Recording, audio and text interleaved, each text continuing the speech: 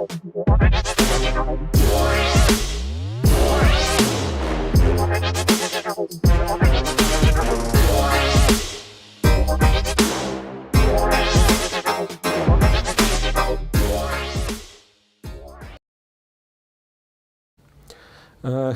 everybody. Well, it's almost 3 p.m. Berlin time, and what it means, next day of Berlin Grand Prix, FIDE World Chess Grand Prix tournament in Berlin 2022 is about to start. Today we'll be talking about the semi-finals. So only 4 players left. Yesterday was a dramatic tie-break. Before that we could witness like a double round-robin qualification. Only 4 players left. Today will be the first classical game of the semi-finals, and please welcome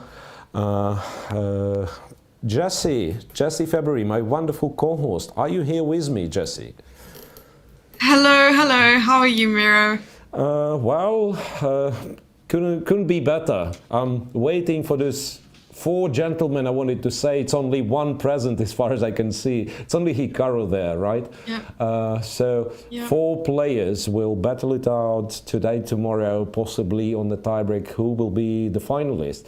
So out of those who are in the semi-final, we might say that both Rapport and Dominguez are a bit of a surprise, right? The way it looked like a couple of days before the end of the qualification, right? We had Wesley So in Dominguez's group clear in the lead, and same like Rapport. Just think of it, going to the last round of double round robin. Rapport was behind 2 guys, and none of those managed to qualify, but it was Richard Rapport himself. So yeah, he came out of nowhere. He was in 3rd, right? At the start of the last round. Yeah, absolutely. So only 20 seconds left. We can see technically we have 3 Americans.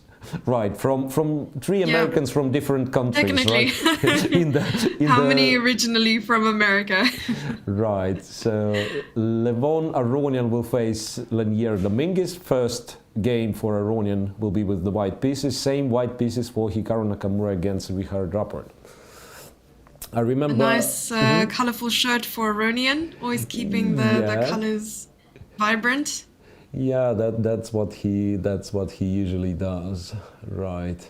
And the first move from Matthias Deutschmann, which means, I believe his family name means the German. The German man.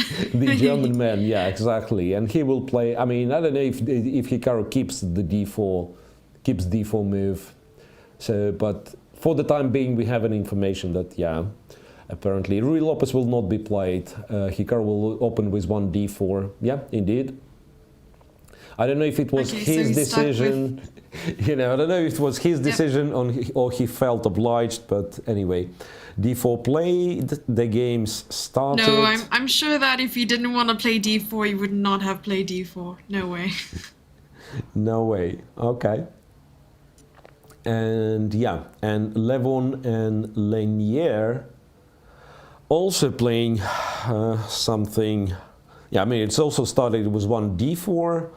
Dominguez went for Queen's Gambit accepted, something that he already played in this tournament. Yeah, he played this against Wesley So yesterday on tiebreak, in the Rapid, didn't he, in the first game? Yeah, absolutely.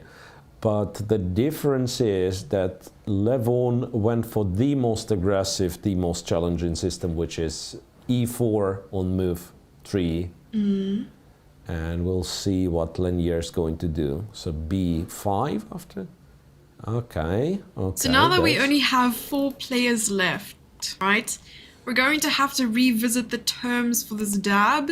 And in addition to that, I would love to know who you're rooting for. I know the commentators are meant to be impartial, but I would still like to know who's a strong favorite for you. Yeah. Strong favorite? No, I don't have kind of strong favorite, but if you would force me to pick whom I want to be the winner, then it's very simple. I'm a pensioner, so I'm rooting for the oldest guy in the tournament, which is left in the tournament. And this is Levon this time, right? So And not only Okay. that, I mean, he's such a sympathetic person, and I know him quite well. And if you remember, I've already mentioned that I've played chess against Levo, and I know, I mean, the way he's playing, always thought he's a wonderful player. Okay, Wow, okay. they're Look playing what really happens. quickly. They're playing very quickly, and also Yeah, E5. not quite an obvious line, I want to say, right? It's not, unless you know it for sure. Unless you know it for sure, you do not play such moves that quickly. Yeah, So, yeah. so I mean, they're believe. on move 10 and both on an hour 33, 34 minutes. Have you seen this before? Of course, many times. Oh. No, I mean, if players know their theory, then it's, you know, it's no surprise. It could, it just inevitably at some point one of them has to stop, right? You can't be like prepared through the entire game. Right. So I like how you avoided the first part of my question altogether. But the terms, I dab believe, thing. of the dab should be, right, so it should be 3 decisive results out of 4. 3 Today. out of 4. How do you Yeah, but feel? I feel pretty safe because we Oh, only sorry, have, not we 3, only have sorry. 2 And there's 4 games. players. There's 2 games. I don't know.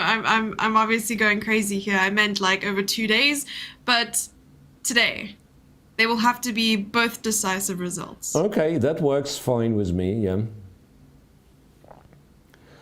Okay. Okay, so we see Hikaru went for Queen's Gambit. I mean, Hikaru and Rapport, because yeah, without Rapport's choice, it wouldn't be Queen's Gambit, because Black had various options, right? But yeah, so Hikaru and Richard. What is going on? Here, I have no clue whatsoever. Something very sharp is played. That's I'm sure. That's I'm sure, and I believe both players know what they're doing. We could try to have a little chat about that. After 3 e4, Dominguez has played b5, which is, I believe, a theory nowadays, but once again something very, very sharp.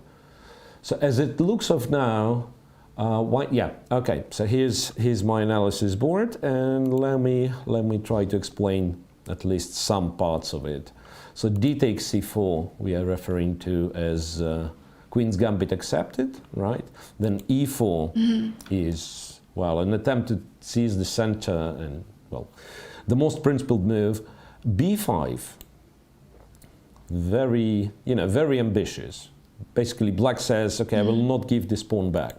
a4, c6, ab5, cb5, knight c3. And it was considered to be problematic for Black, this position, which we currently do not have on the screen. Okay. Okay. Right, so after knight c3, Black has difficulties protecting the b5 pawn, because a6 doesn't really protect it. White can still take on b5, right? The a pawn is pinned. Queen b6 was played. Knight d5, queen b7, bishop f4. And here, if you have 2 amateurs playing, you would think, okay, it went terribly wrong for Black. There is no way to stop knight c7, and perhaps Black just did something silly. Black plays e5. Once again, looks like a desperate attempt not to resign, right? Just giving a pawn for free. But in fact, yeah, now the difference is that the bishop has access to b4, right? He plays knight d7, and here White simply can't go after the rook, because bishop b4 wins the game for Black. You can't, I mean, you will have to block with the queen, because king e2 leads to a checkmate in 1 after queen e4. So therefore this e5, bishop e5, knight d7 keeps Black well, in the game, and not only that, but keeps Black kind of fighting for initiative. White moves the bishop away. Still, knight c7 is a threat, but Dominguez ignores it, goes knight f6, knight c7, king d8, knight xa8, and now I believe queen e4 check was played. Oops, it's a lot of moves quickly. Queen e4 check. Giving away the back on 4 and confused how compensation here development. Assuming that after a move like bishop to b4, can you hear me properly? By the way, I can hear you now. Yeah, it was something with connection apparently, but I can hear you now. Yes, I wasn't also able to hear you too well. So I was mentioning after a move like bishop to b4, the king would go to f2. So black would have a lead in development, or maybe even knight c3, bishop e2. What is your take? I think it's more of a, strangely, it's not more about initiative, but rather kind of positional compensation. So if you think of it this way, black puts the knight on d5, and he has, okay, the knight on d5 is a nice blockading piece, kind of, right? So it's a d4 pawn. I'm not sure if it matters at all. I could take it as far as white would prefer for this pawn not to be there, so at least there'd be an open file against the king, right? So d4 pawn kind of secures black king a little bit.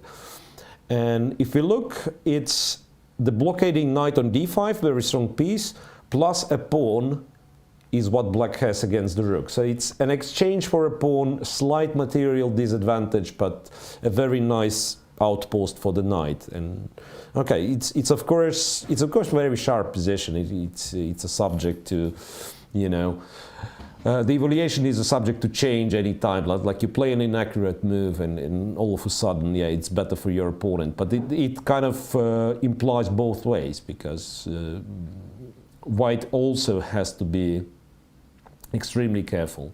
By the way, I'm not sure if knight d5 is the move here. It's just that I'm thinking perhaps bishop b4 only helps white, because white is still too far away from castling. That's what I'm thinking. So maybe he would play king f2 nevertheless. Okay, let's see. Dominguez starts to think here, which is a bit of a surprise, to be honest. So maybe he's trying to recall the line that the critical position, or perhaps it's a new move that Aronian had played f3.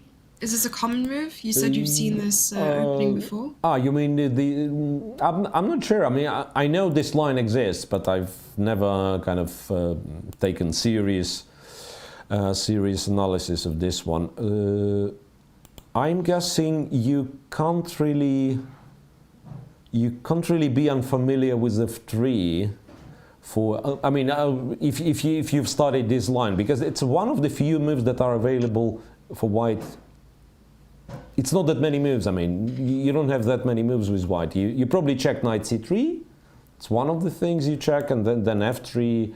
It's kind of looks like should be kind of a second best or something.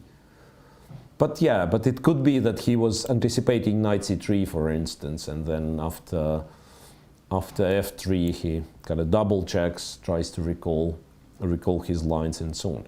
But I'm so glad that this opening line has happened, because at least one of two games is guaranteed to be, you know, is guaranteed to be exciting, guaranteed to be entertaining. Because in the other one, maybe knight b6 is not a bad idea for black. Yeah. The move that Hikaru missed 2 days ago. Speaking of Hikaru and his game against Richard Rapport, I think it's much more quiet, this one. So it's a Carlsbad variation of the Queen's Gambit, right? Queen's Gambit declined, and then white trades on d5. And basically the position we have, let's go through it. It happened via funny moves order, if I may. So black went knight f6 and e6, and usually black does so to prevent white from playing knight c3. Kind of not to prevent, not to prevent. Yeah, not to prevent, but it's kind of considered that the Nimzo is Like a perfectly threat fine. almost. Yeah, like kind of perfectly fine for black. And if you want to fight for advantage, you're supposed to do, I don't know, knight f3 or g3, the Catalan. F3. So if you play knight c3, black theoretically should be happy to play the Nimzo. But Rapport says, okay, you are not scared, so I will not do it. And he went d5 nevertheless, right? He went d5 nevertheless. C takes, E takes, bishop g5, c6. That's some reverse psychology right there. Yeah, and there is more to it because, I mean, it's a little bit surprising to see. Yeah, I mean, all that is kind of a modern theory, including knight h5, bishop e7, queen e7. But now it's considered to be sort of advantageous for white, this specific moves order, so that he can put the knight on e2. I think that's kind of a main drawback of playing d5 here. Because if we would compare, let's say, me as white, I'm scared of the Nimzo, so I'm playing knight f3, and then after d5, I don't know, taking, playing knight c3, and we could get the same position, bishop g5, bishop e7, queen e2, knight h5, right? Capture here, e3, knight d7. E3, so yeah. the only difference would be the knight's on f3 and the bishop's on f1. But that's a very substantial difference because now I can't play bishop d3, knight f4 is going to happen. Oh, not that right. I So maybe long yeah, I mean, I cast? can, yeah. I can play bishop d3, knight f4 castle, that's fine, but I will have to allow the bishop trade, right? And what they do, that's still a theoretical line, what they do, they castle long here in this position. They castle long and it goes on and on. Right. In our I mean, game, we know what the green circles are and the red circles, but what are the purple or blue circles around the pieces when you move them? when it says Yeah, blue. That's an unusual move because if I'm Maybe it's theory or something. Look, if I'm targeting the other, maybe theory, I don't know. So when it highlights the blue squares, yeah, maybe theory or something. Okay. Anyway, so now he can still castle long if he wishes to do so. He can play knight e2 and castle short, and still doesn't matter what he do. It doesn't matter what he'll do. It's still a very solid position for black, and honestly. Yeah, Hikaru might put some pressure, but objectively it has to be around equal. So maybe a wise choice by Rapport because he was yesterday. He mentioned himself that he was not expecting, first of all, to make it to the semifinals, right? After a loss to Wojtaszek, and he said that now after this tiebreak, yesterday's tiebreak, I'm very tired and so far have no expectations, right? So one would think with white, white. Felt the same way, so it's interesting. Yeah. I wouldn't be surprised with their sort of motivation and no expectations that they both make it to the final and play it off. I mean, imagine both of them were to play in the final and one of them are going to win and barely thought they would make it to the semifinals. It's quite interesting that it's possible. And also, with this narrative that I'm not motivated, I'm tired, and so on and so on. If one of them would have had white pieces, I would expect him to go for kind of a quiet draw. Just to ensure yourself an extra semi-day off. Sort of, but they're both playing with black, so they have no choice. They have to play, right? And that kind of makes it interesting. That kind of makes it interesting. So instead of, say, being white and going for some strategic draw, they are forced to play. And in Dominguez's case, it's a very sharp position. Dominguez's case, it's a very sharp position. He actually did play a move that I was thinking about, which was knight d5. And white has played bishop g5 check. I guess he's trying to provoke f6 so that the f6 square, I'm almost sure the bishop has to go back to d2. And then There's a little bit of drama. There's a little bit of drama. Chat mentioned that about a year ago. This is only what Chat has sort of said. I don't know how true it is. But they're mentioning they're rooting for Richard because Nakamura said he doesn't belong in the top 20, and here they are paired against each other. So I think this is a definite result we need to keep an eye on, because maybe Richard knows this and he's out for revenge. Okay, I don't know. I mean, all these chess dramas, or rather most of chess dramas, they're kind of made up, honestly. I mean, sometimes I'm just laughing, I mean, looking at those Twitter wars and stuff like that, because... Yes, it's for the entertainment, you know. Okay, so what I was saying, yeah, bishop g5 is an attempt to kind of provoke f6, so that after bishop d2 the f6 square won't be available for black knight. But I'm thinking, with white being as undeveloped as he is, can black actually allow himself to play bishop e7 to trade one piece? And then if bishop e7, king to e7 happens, maybe black will be fast enough to play rook e8, king f8, kind of artificial castle. Right, because I'm still not sure if if it's that easy for white to establish the pieces coordination.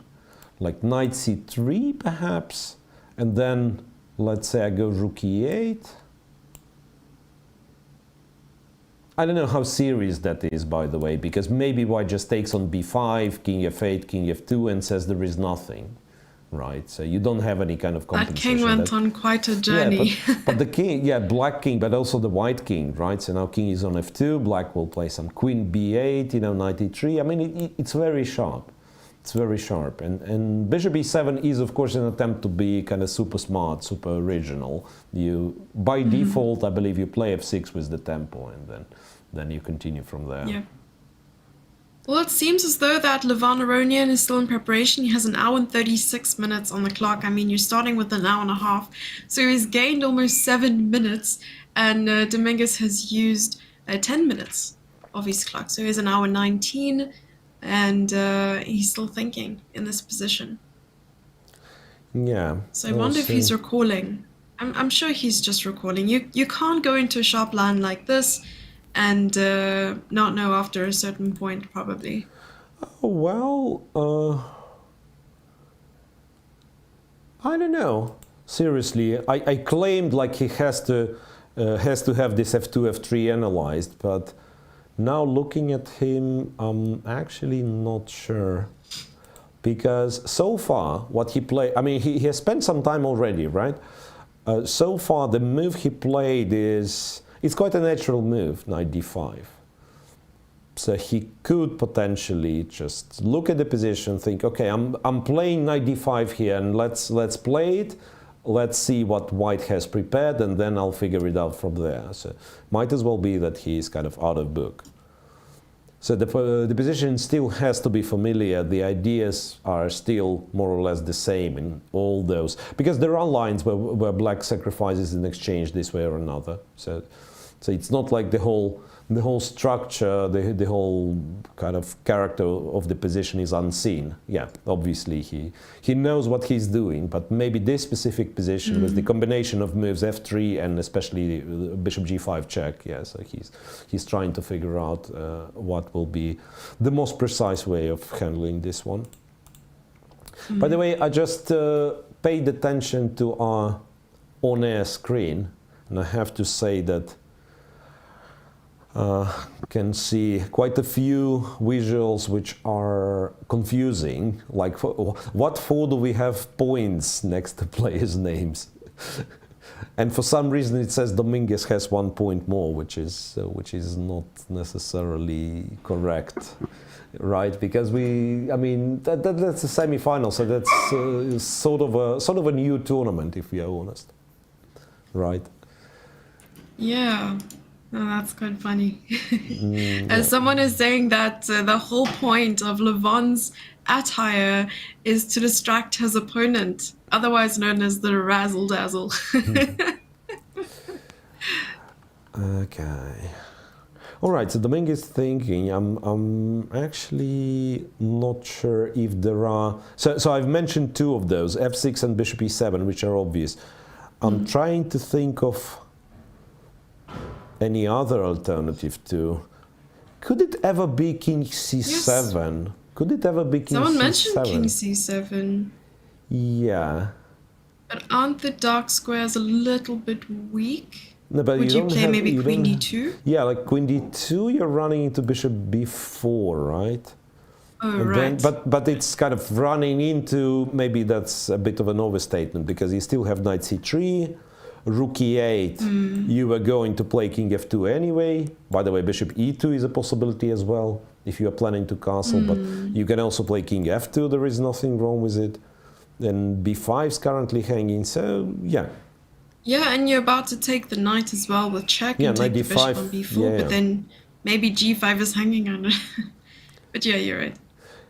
Yeah, so that's tricky. Yeah, I think f6 should be the move, and then the other knight goes. If it can't go to f6, it will go to b6, right? So f6, I presume bishop d2, most likely, and then you go knight b6, or maybe start with bishop d6, knight c3, and then you go knight b6 or something. But yeah, but you'll have to decide what you do against knight c3, of course. Because b5 is attacked, and also the knight on d5 is kind of challenged a bit. So we're still waiting on a move after bishop to g5. Yeah, but I like g5. f6 because you're gaining a tempo, you can develop the bishop next move, and perhaps just self-castle, as you mentioned, putting the rook on e8, king e7, king f8, and so on. Yeah, rook and then e8, asking. king f2, but then it's a bit of a problem to find the next move, to be honest, because it's quite a bit of a direct threat, right? The b5 pawn's hanging, but Yep. I so far couldn't spot any comfortable way of protecting it. So king f2, and it's like, I was going to sort of ask if Yeah. the knight on d5 offers that compensation for the exchange. I mean, I'm still sort of wondering how would you handle being the exchange down? I think there was a point I asked that question and the call actually cut and I couldn't hear your response. But I assumed it was something along the line of activity or good position for pieces and so on. Yeah, I think it's just that if you can keep the knight on d5, it should be, yeah, the knight on d5 plus the structure, like the c4 pawn restricts the f1 bishop and so on. So right, so it's not all that much about the material disadvantage that black has, right? So if he can. If he can establish the pieces kind of coordination, right? If he can say go knight b6 in the position that we are looking at, and the knights are traded on d5, I think black actually does more than fine. So his main problem would be the king on d8, right? Once again, if he's in time for an artificial castle, probably he does more than okay. Yeah, they're saying that the live ratings are pretty crazy at the moment. Someone from chat mentioned if Aronian wins today, Caruana will drop all the way to 5th spot in the world. And I think that's still fantastic. That's amazing because he's currently in 4th. So the question is it sort of unusual since he's been in 2nd for so long? Yeah, but you know who has been in 2nd for longer than Caruana? Levon Aronian. Levon Aronian was for a very, very long time 2nd in the world. I mean, so people tend to forget. Yeah, because he's been around for a very long time, and at some point in his career he was number 2, and for some quite not to give away his age too much. Quite extended period. I was right? surprised. I was surprised when you said that Dominguez. Well, Aronian is the oldest. Yeah. And so Dominguez is younger than him. Yeah, absolutely. By a lot? Levon is, well, I can't tell exactly, but Levon is supposedly turns 40 this year. And Dominguez, I don't know, I would estimate like he's 35 question mark, something like that. Okay, question mark.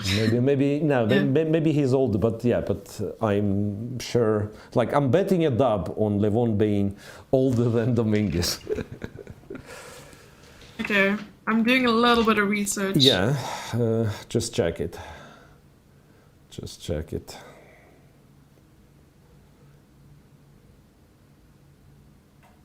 Okay, still no move from linear. Interesting. Still no move from linear. Okay, so as I said, we have quite a few things that are off on our screen, but something that is kind of right and needs to be mentioned is names of the sponsors, right? So it's Kaspersky, cybersecurity partner of World Chess and FIDE. It's Algorand, which is a blockchain partner, and also FIDE Online Arena, the official gaming platform where you can get ratings, official ratings, and also arena titles recognized by FIDE. And I believe we have what's called the discount code, or what's that, the promo code for signing up to FIDE Online Arena, which should at some point appear on your screen. It was GP 2022, if I'm not mistaken. 25% off the subscription, right? Yeah, GP 2022. And I mean, if you were planning to do so anyway, perhaps that's a good time to subscribe. You will get access to all the playing features, and I believe some masterclasses and so on and so on. Right. So while Dominguez is still thinking, I've attended some of those masterclasses. I really enjoy them, and they're sort of like and just to update you guys. They're only a year apart, or I think less than a year apart. 1982, 1983. Yeah. Okay. So Dominguez is this 83 generation. It's actually quite interesting that 1983, it's very often, that like we have a year that a lot of chess players born at the same year. So 83 is Ponomarev, Grishuk, Dominguez, Bakrov, Pavel Ulyanov. So all those were at some point of their career, they were in the top 10, for instance.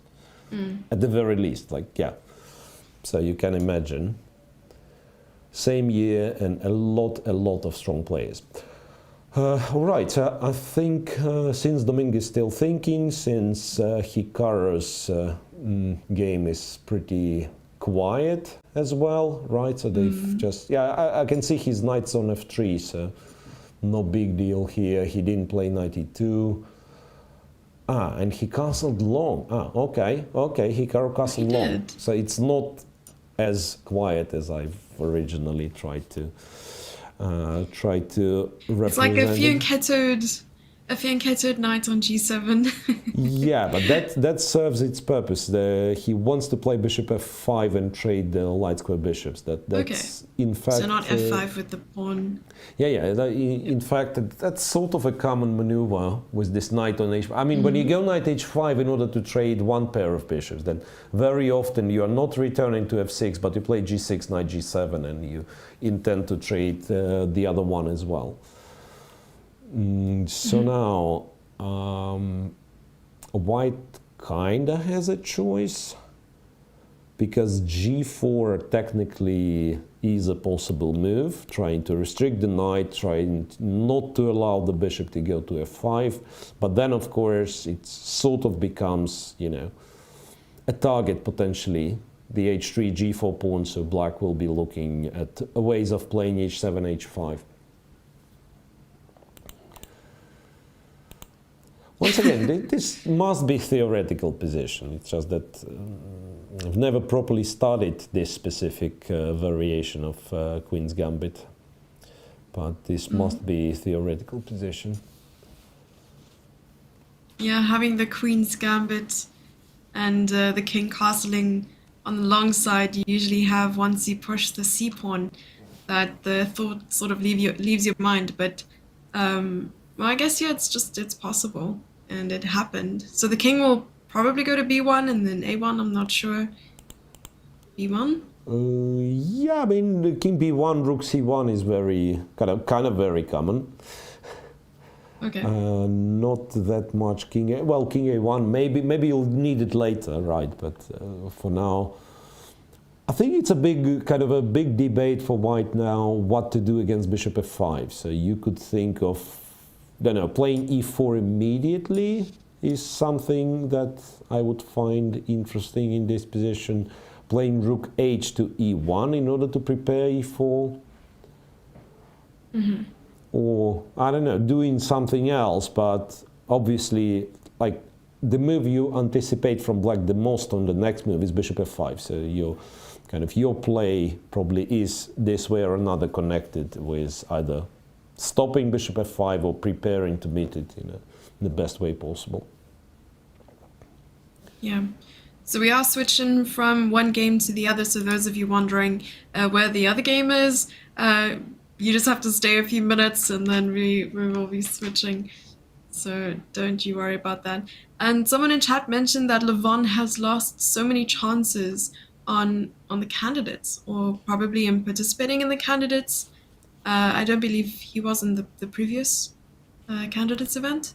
No, but before that, no, he didn't play the one in what it was called Yekaterinburg, right? I mean the last candidates. He didn't qualify, but before that, he has played in like perhaps 5 consecutive ones, and it would be, I think, more or less the same scenario for all of them. He would start very well. And 2-3 tournaments, I'm sure he would be leading after the first half, and then he would fall apart. I mean, it would turn tournament into disaster. He never.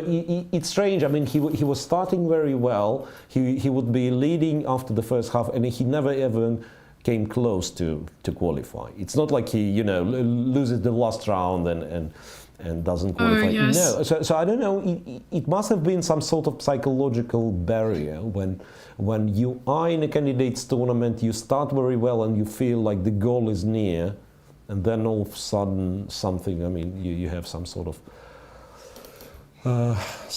a mental blockade. I don't know. So I don't know what happens, but you could compare. Like, for instance, one of the candidates that I was commentating was Moscow candidates 2016. The one that Karyakin has won and went to play Magnus. Yep. 16 or possibly it was 15 and 16 was the match. Yeah, maybe. Yeah. All right, and once again, Levon started very well and then ended up. I'm not sure even taking the second spot. I think he kind of faded into the middle of the pack. Well, there is another question from chat for Miro, just asking you about your personal experiences playing against the 4 semi-finalists.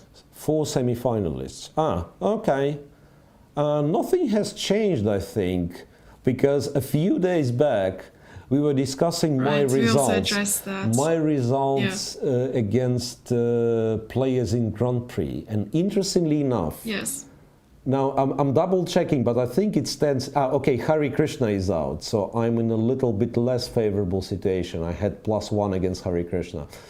But still, like most of the guys who are playing there, I've played, and so there is Levon, which is my kind of nemesis. I only once won a game against Levon in the rapid chess with black. The same tiebreak that I've eventually lost to him, and I'm trailing like -3 in classical chess against Levon without a single win. Then It's funny you should say he's also the nicest person here. Okay, then I beat Hikaru once, and I beat Rapport once. So, but with Rapport, it's a little bit tricky to say because I was the moment we've played the game, I was kind of a huge ELO favorite. He was still kind of young. He was around 2,500. I had almost 2,700 rating back then. So it was. Oh wow! It would be a bit unfair to say like a bit Richard Rapport when he was at his peak, right? He was kind of a rising. There were a lot of talks like how talented he is, but he wasn't yet that kind of that strong. And with Hikaru, yeah, I'm sort of proud a little bit, because the moment I won, he already would be higher rated than myself. So that was a pleasant victory, but it doesn't change the reality. He's a much better chess player, of course. It's just that I got a bit lucky. So overall... What is your peak, by the way, if I may ask? What was your peak rating when you played competitively? 2696 on the list, and 2700 live. I mean, I had to stop... I mean, in order to, you know, for 27 to appear on the list, I had to stop in the middle of a tournament, which I didn't. Yes. So sometimes it happens. But yeah. Maybe just stop the count and... yeah, sort of. But, you know, it's a rating. I mean, it's still, it's a very kind of fluctuating thing, right? It's, unless we are talking like records, like Magnus, for instance. Yeah, okay. The peak rating, if it's #1 in the world, that counts. And for the player, I would still not claim that I was like closer to 2700 than 2600. So it would be, I would gain a lot and be in 2680s somewhere there. Then I would lose and I would drop closer to 2600, right? So I believe it'd be fair to say that I used to be like 2650 player. That would be fair. So on a bad day it would be closer to 26. On a good day, close to 27. So Chat says you're still 2700 in our hearts, Miro. Oh, thank you so much, Chat. Thank you so much. Yeah. If only the opening theory would not exist or would not be that boring, then maybe I could compete. Yeah, that was... Was there a touch move controversy between Nakamura and Aronian and the candidates? Moscow candidates. Apparently there was a... Yeah, that's one. There used to be, before the chess streaming thing, before the chess streaming appeared, it used to be the most popular chess video on YouTube with like 1,000 views, something like that. It was me and Alexandra Kostyniuk commentating. They were playing, Aronian was white against Nakamura. They were playing some rook ending, which Aronian had, in which Aronian was a pawn up. He was pressing, Naka was defending. At some point he touched the king, immediately realized that he's lost if he moves the king. And there was a bit of, I don't quite remember all the details. There wasn't really a scandal, but he was hesitating a little bit. So he kind of moved the king, then moved it back, you know, and then finally moved the king, lost the game. So there wasn't really, he wasn't attempting to do something else, right? But I see. You just realized what he had done. It was this awkward moment, right? It was this awkward moment. Yeah. I also remember there was a game I watched because when I was younger, we didn't really have internet at home, and I used the internet when I did have it to download chess videos, like blitz videos and so on. And there was one video that I downloaded where I think it was Hikaru, he promoted to a knight because he thought that no matter what he promoted to, it wouldn't matter. But it did matter at the time. And when he promoted, he realized what he had done was wrong, and he actually lost the game. Oh, well. I don't know which game that was. That's interesting. A while ago.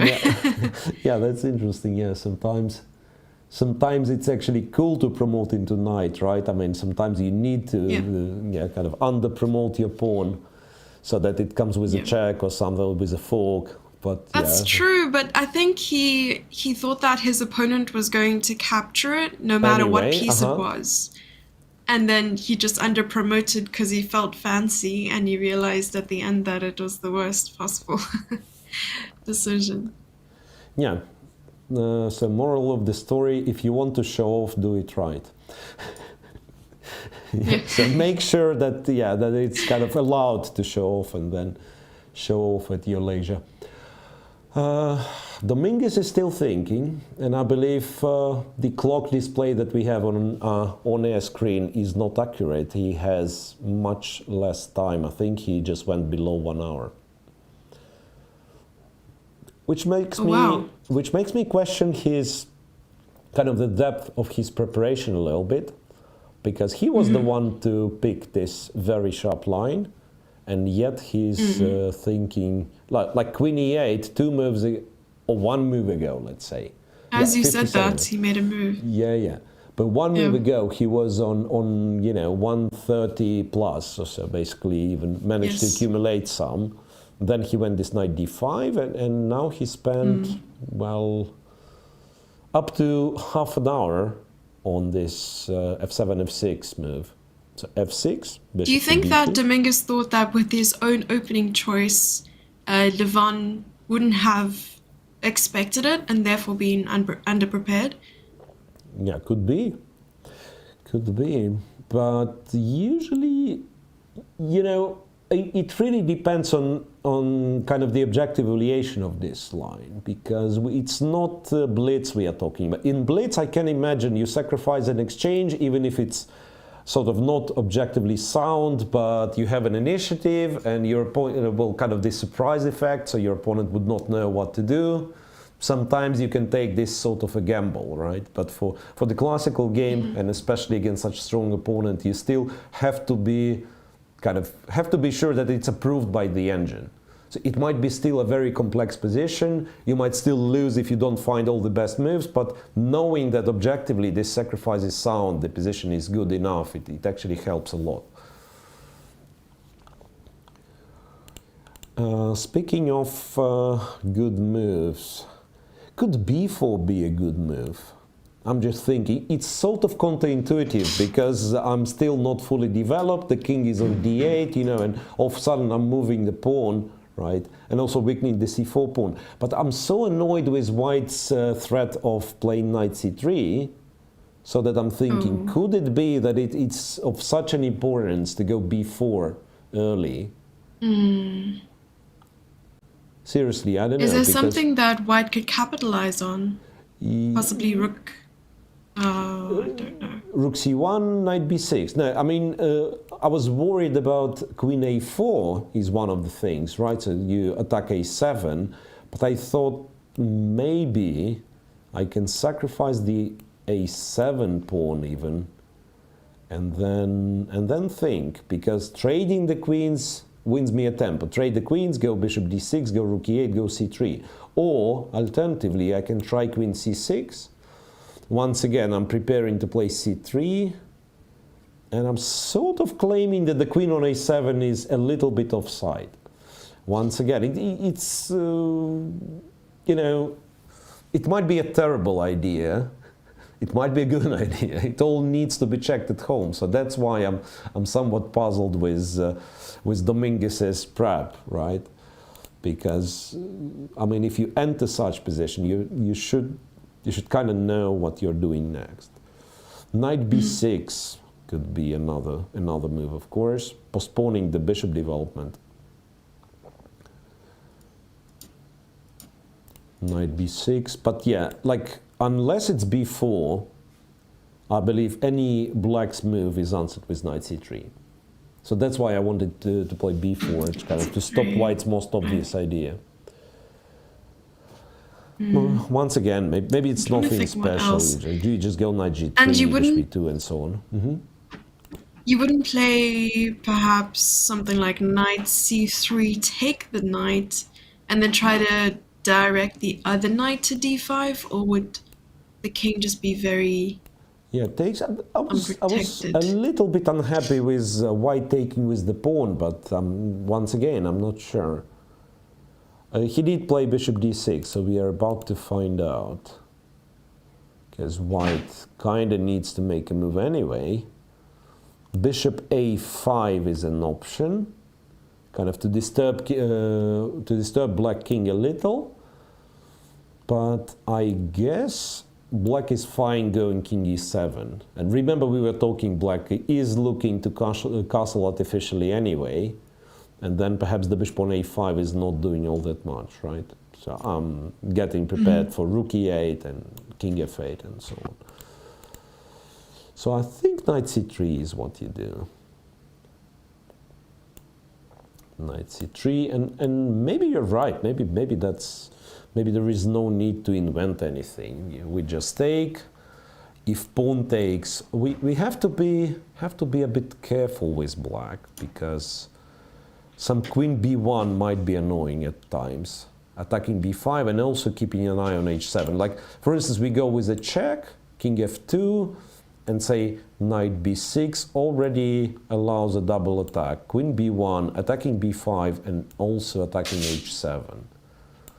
Oh wow. Not that, once again, That'll I be mean, very uncomfortable. I'm not trying to say more than I'm saying. So white wins the pawn this way. I have no clue what's the evaluation gonna be, because maybe black sacrifices the h7 pawn and develops the initiative.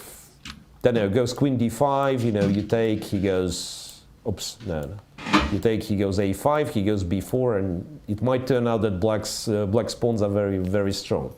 Just I'm speculating what options are in the position without actually knowing the proper evaluation. And now Levon himself starts to think after bishop d6, which might suggest that bishop d6 is not a strongest move. And sometimes, you know, that's a double-edged situation they're in now, currently, judging from the clock. Right, so Dominguez spent more than half an hour, means he doesn't know the exact moves. And on one hand, you do not like to play on your own against opponent's preparation, right? So part of you wants Aronian to think, but on the other, just think of it this way. If he plays a move at tempo, that means that he knows, and that means that the move I've played is a good move, right? Because you only analyze kind of the good moves. You expect to find the refutation of a bad move over the board, right? So basically, you cannot memorize everything.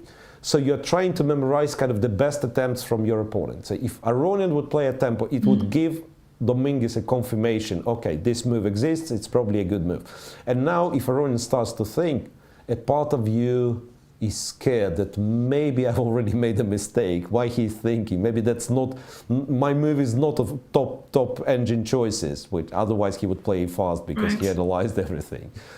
So it's a tricky, so there are two possibilities. Yeah, there is kind of a tricky situation. So the first possibility is that Dominguez has something up his sleeve, and perhaps he does understand the position, and he just wanted to make sure that he was making the right decision. On the other hand, he could also want to be home by Valentine's Day.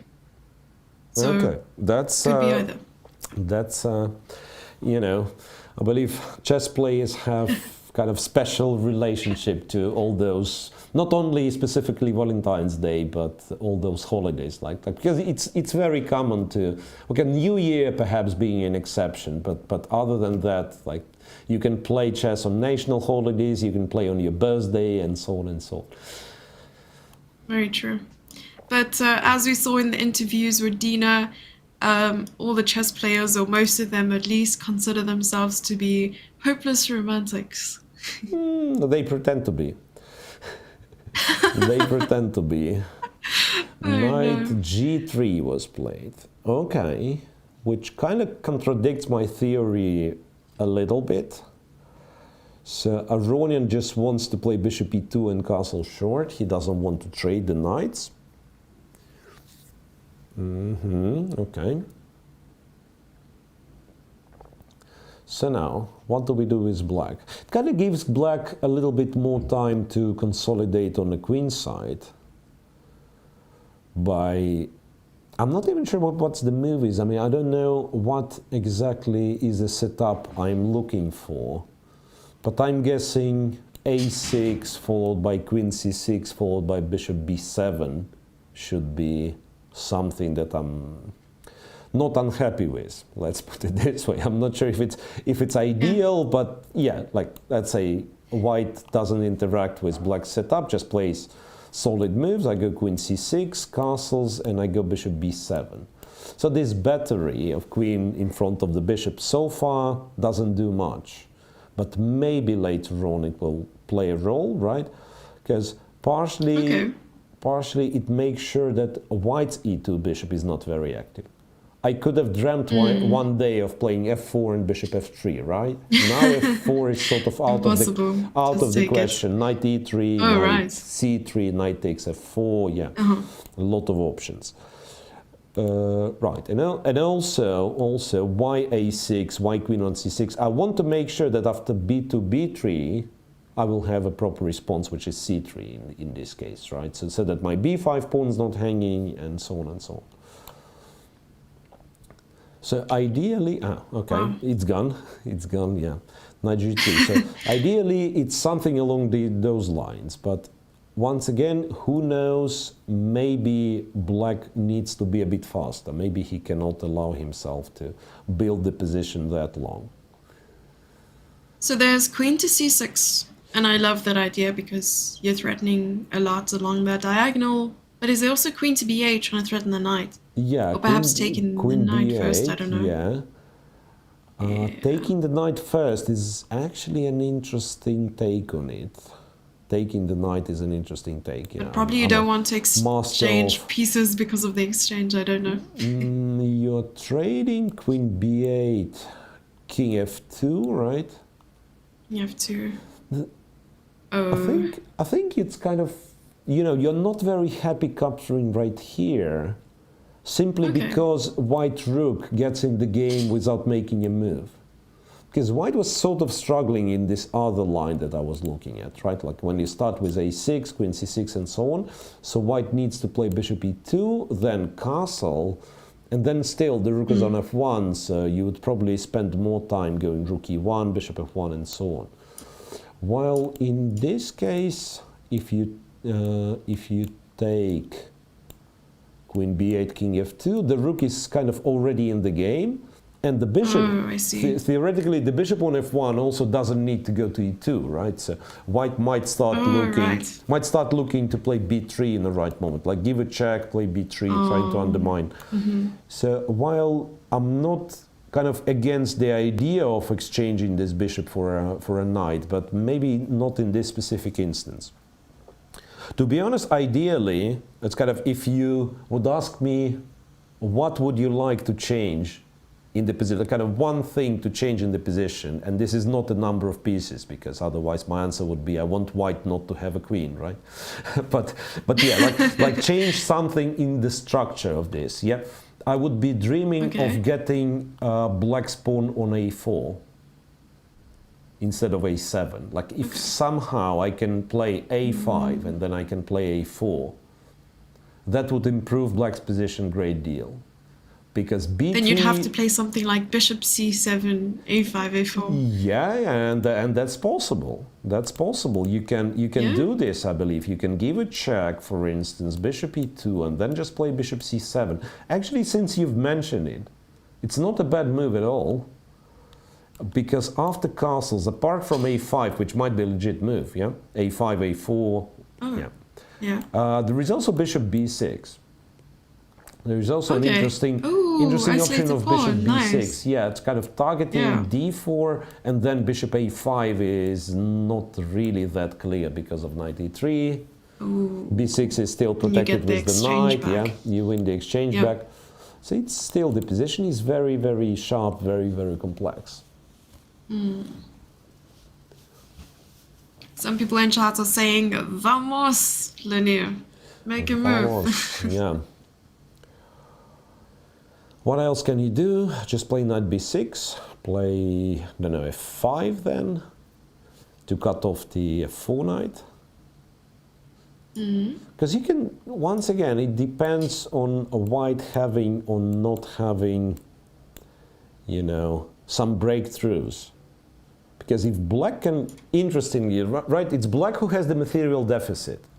And on one hand, you would expect, okay, it's black who's looking to get an initiative, it's black who's under pressure time-wise, chess time-wise, so he needs to develop the initiative quickly. But in fact, I would argue that black is happy with the position as is. If he can slowly build up, right, if he can defend all of his weaknesses, I think he might be better at the end, simply because of how the knight on d5 is such a powerful piece, and the potential of rolling with the queenside pawns.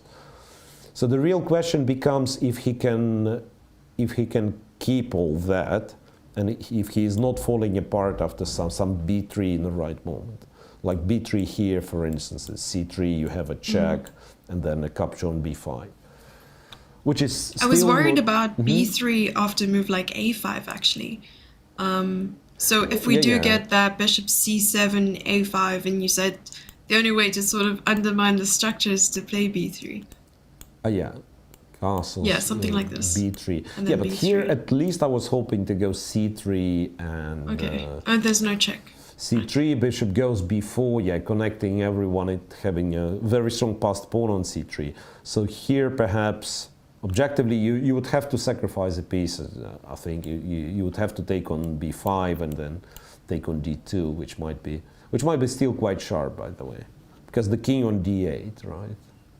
Because the king on D8, because of some B3, B4 potential. So shall we take a look at the other game? Yep. It looks like black got a long castle in, and exactly what you sort of implied with the plan of going rook c1. It just happened.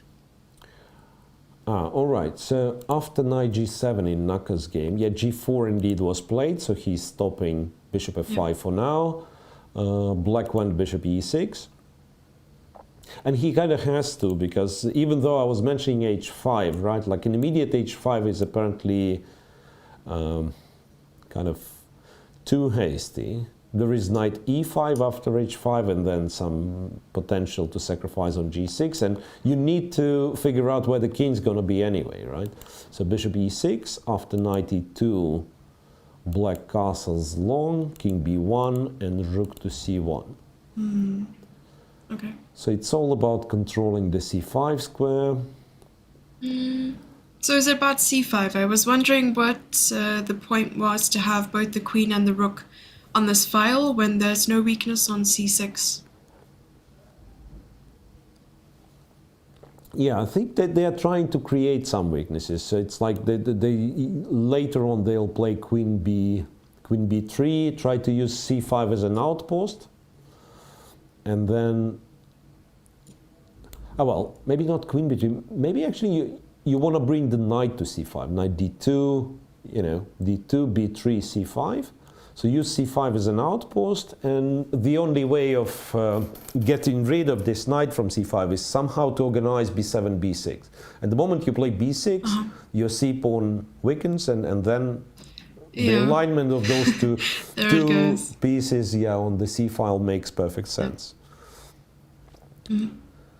Yeah, but that's once again, that's very standard for this line, and usually black kind of finds an antidote to that one.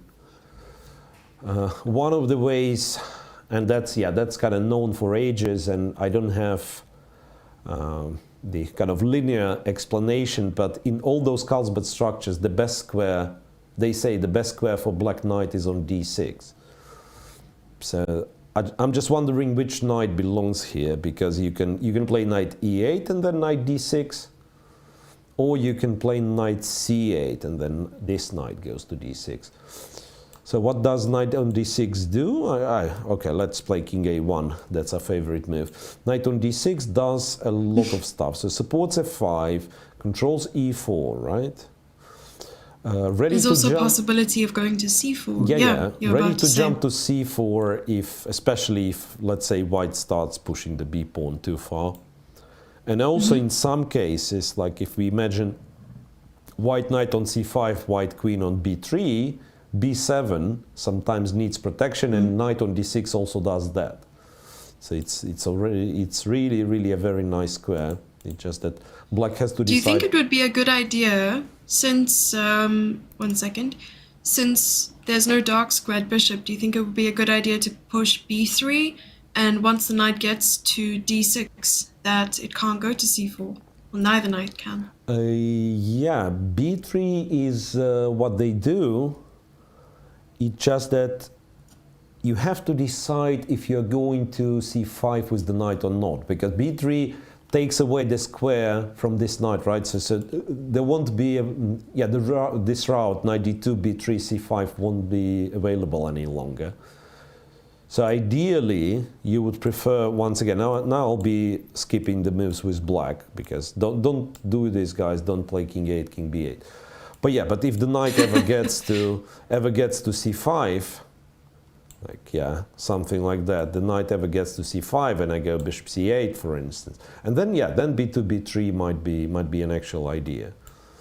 But here I've If misplayed Miro plays it, it must be good. Come on.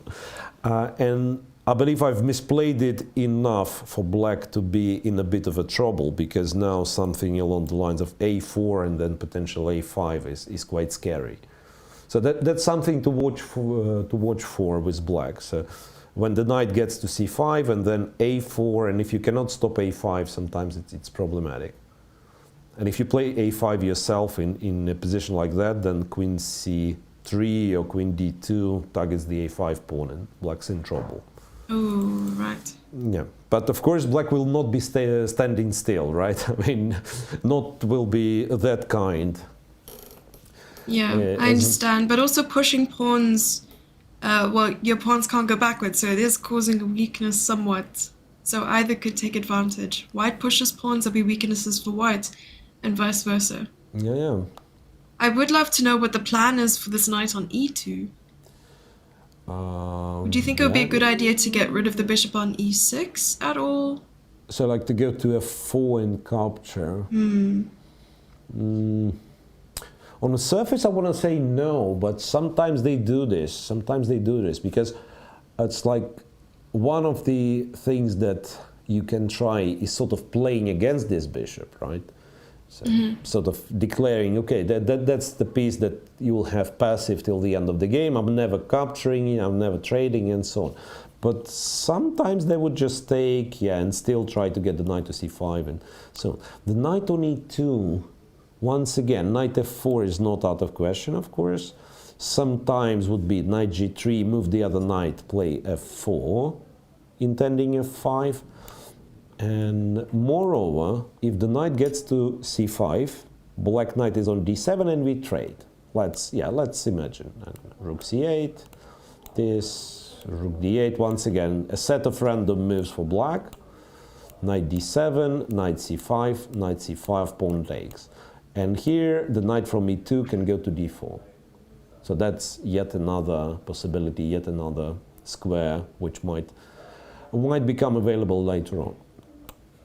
So for now, it's kind of standing ready on e2, and depending on what path the game takes, white's going to decide where the knight's going.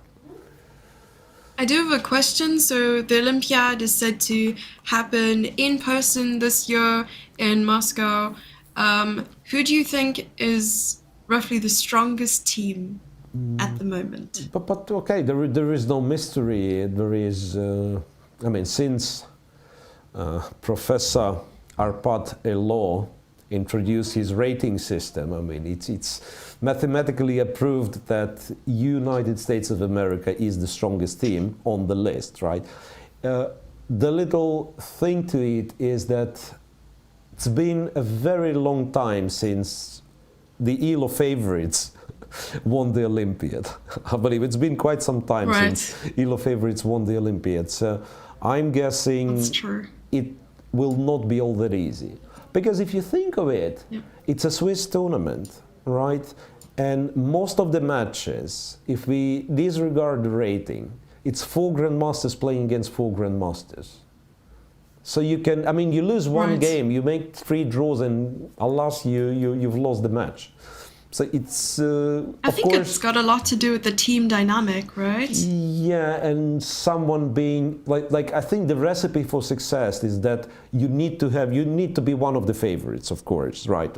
Like you have to have a very high average rating.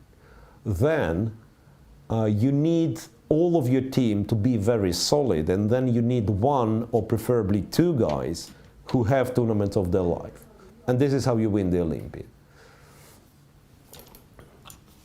Wow.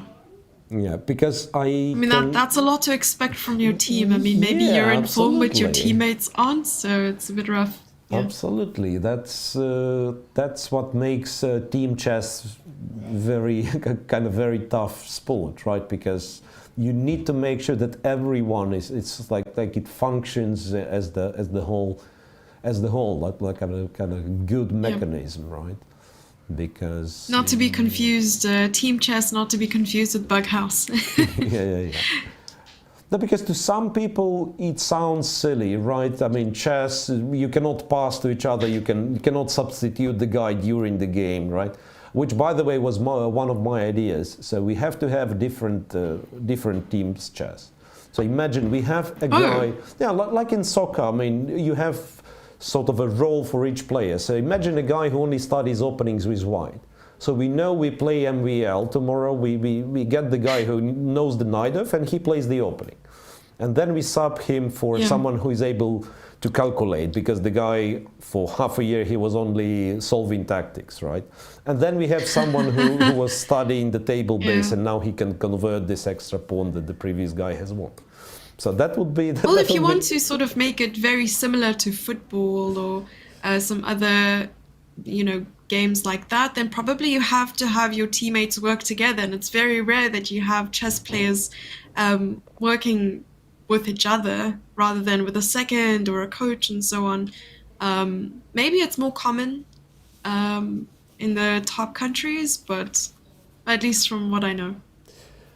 Yeah, I think, but they still, of course, they are, even as the team, they're a bunch of strong grandmasters, which are, apart from team events, they're kind of, most of the time they would be direct rivals, right? Like within the country, and sometimes if your team is that strong as the US team is, as the Russian team is, also on a world level. So it's really hard to expect them to work with each other throughout the year, and therefore they usually have this team gatherings before the big tournaments, which are called what's called the training camps of some sort, where they chess camps, yeah, I like that. That's important for a team bonding, having to be on the same page entering a tournament. I mean, if your team dynamic is off, chances are, no matter how strong you are, I don't know, anything can happen. Yeah, And I've often found that when I was at school, we often had team events where our chess team would outperform all the rest when we spent every sort of free moment together, hanging out, communicating, working together, and so on. So it really helps when you get along with your teammates. yeah, absolutely.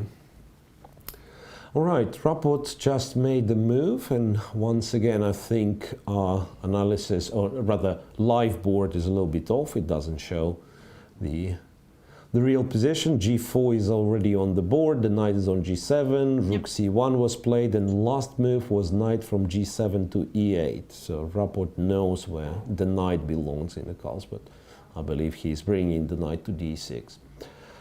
With all that being said, I think we've done a good job, Jesse, covering first hour of the semifinals. So let's once again remind our viewers that that's a first game of semifinal. Tomorrow will be the second game, and ask our technical staff to switch to one of the videos, sponsors videos that we have, and maybe have a little break so that we will come back and continue with the semifinals. Sounds good. Yep.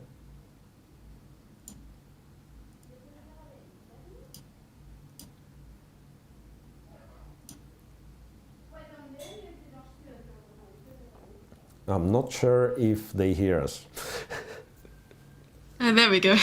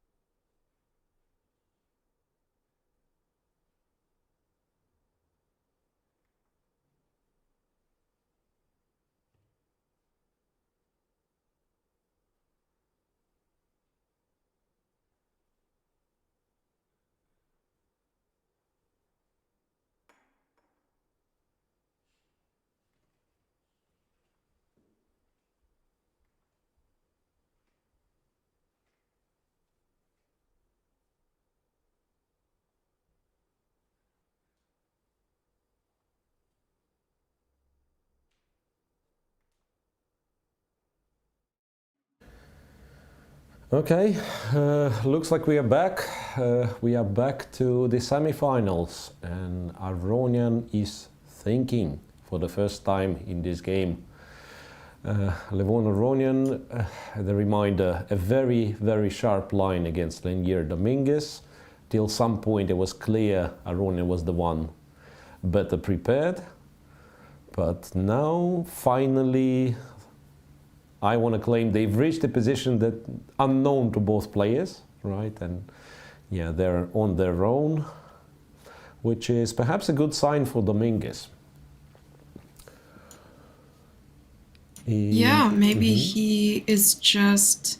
Well, I mean, Aronian does have... Wait, how much time does he have? An hour and 25 minutes versus Dominguez is 33 minutes, so almost an hour ahead on time. So maybe he just feels comfortable spending time in this position, but as you said, they've sort of reached a position where they're thinking on their own. And he played Bishop C7. I'm very happy to see that. Play Bishop C7, not necessarily with the idea to play A5 because the queen is on B8 already, but quite possibly Bishop B6. Yeah, no, okay. You're fine. You're fine. Yeah, it's like nice sporting this Bishop C7 idea. Seriously, A5, by the way, is also kind of an option, and then if White takes, you trade, go Queen B6, attack D4 anyway. So that's. Still nice to always have that option there. Yeah. All right. In the other game, no big developments. Just one move. Knight E2 to F4 was played by Nakamura, so we can leave it aside for now. Rook to E1. Rook to E1, bringing the rook to the open file. So maybe Rook E1, Bishop F1 is what he's planning. Because it's really hard to force black to leave the E file, right? So he might as well just trade. So we'll see. So far, I think black does okay in this position. Not sure if I'm ready to claim black is better, but I like Dominguez's position. The situation on the clock is, of course, a little bit worrisome.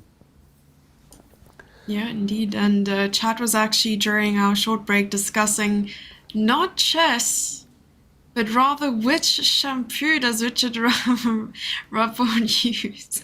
That's a very important piece of information, but I currently have no access to this. For his luscious locks that apparently makes him look like a very fluffy golden retriever. Fluffy. It's a funny word, fluffy. Let's talk about chess, Jesse. I have a request to talk about chess. Do you have? I mean, you're a chess streamer, right? So you're a new generation, and you play 2D chess much more than 3D chess. But do you have a chess set at home? Unfortunately. Do you have a chess set at home? I have several chess sets. If I had to count the number, yeah, probably. And mostly because I also store some chess sets that they use for tournaments here at my home. So probably more than 20 or 30 chess sets. That's impressive. But of my own, maybe 15. I've never had, I mean, not only concurrent, but I'm afraid I haven't had consecutive, like in my life, 15 chess sets, which is a shame, right? Yeah. Well, I can tell you why. I think in total, maybe I've purchased 1 or 2 of them myself. The rest have been as gifts from neighbors, at chess tournaments, from the parents of students I've coached. Possibly even a prize at a tournament, they gift you a chess set. So it's a combination of things, and over the 17 years that I've been playing, which is kind of sad to say because I should be a lot stronger than I am right now, I've definitely accumulated a lot more than just some small trinkets. So I'm happy. Yeah. And do you know that the pieces our players are playing, right? It's World Chess's design of, known kind of form, Staunton chess, right? I mean, that's a chess set that we all use. But then This was specifically designed as Staunton was taken as the basis, and it was specifically designed for the World Championships and Grand Prix series, right? And here next to me in the studio, I have the same World Chess Championship set, which says Academy Edition. Oh wow! Yeah, it's a little bit. Where do I get one of those? It's a little bit of promo. I believe you can buy from the shop. Or maybe, as you're doing such a wonderful job, maybe I'll reserve one for you, and then whenever we meet, or maybe kind of send Please it, do. you know. It says designed by Daniel Wheel Pentagrams, especially, I mean, I believe a special thing. Plastic. That's really this cool. one. I will be in Moscow in July, At the August. Olympiad. Okay. For the So Olympiad. this is when you're. I'll be there. That's when you are getting yours. Okay, so that's a plastic one, but that's also quite convenient. Comes with the board and so on and so on. If you're interested, you can check on World Chess webpage. And then there's a little really special, which I had no idea existed. I wonder how it's called, something like a pocket chess set of some sort. And I've learned that it was designed with the help of no one else but Daniel Dubov, one of the participants. Oh, wow. Or rather was inspired by his complaint that there is no traveling chess sets nowadays. I believe we all know the famous photo of Bobby Fischer analyzing something on his pocket chess set With the pocket, in the New York subway, right? Well, I believe it was New York subway, and I even have the sweatshirt with this photo in print, right? And he was doing so on the special chess set, at kind of a small magnetic board and magnetic pieces, and that one is one of those. It's kind of a modern take, and I've just checked it. It's really luxurious. Luxurious. leather board, which is not very often that you have. I mean, usually made of paper and stuff. Magnetic, I'm assuming. And magnetic pieces. Let me check. Okay, very small ones. I'm not opening those, but yeah, like really tiny. Yeah, That's really tiny. cool. But the thing is, you can analyze. So nowadays, it sounds a little weird, right? It sounds a little weird because you can seemingly always do so on your mobile phone or stuff. But yeah, that's a very nice thingy to have. I mean, I like the touch of of real pieces. Awesome. So where can they find it once again? I believe on World Chess website, and there is. You click on the on the thing that says shop, and then you check, and it should be there. And yeah, to confess, I think after Moscow candidates, I've got myself the kind of the real McCoy chess set, the one that they're playing. It was damn it was damn expensive, but that's a nice chess set. Yeah. I can imagine, but the design of the pieces, there was a point where the camera was zooming in on the pieces, so we could admire the design. It's quite original, with the bishop and the knight usually being the most sort of, what I could see, very different from what I have. I think the king as well, right? The king as well. A king, yes. Ooh, there we go. Yeah, because Staunton king has kind of more pronounced cross on the crown, right? And then since we chess community are so diverse in terms of, I don't know, gender, religion, and so on, I believe this cross might be unacceptable for some, and therefore it was changed a little bit, but that's only a speculation. I mean, I have no idea. Oh, I see. Well, there is a question from chat. Do you play any other games, or other than chess, at least? Other than chess, I mean, what kind of question is that? Because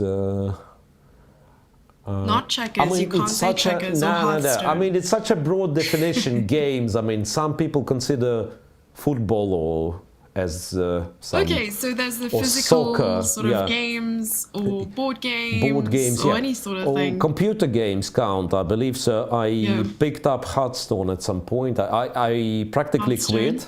I practically quit, at least competitive. I mean, I Rage do. quit? No, Or- I not see. rage quit. It's just that I found it to be quite time consuming, and with my Oh. currently with things that I'm doing, it's like no time for video gaming. But yeah, but that's a nice game. Then at some point in my life, I was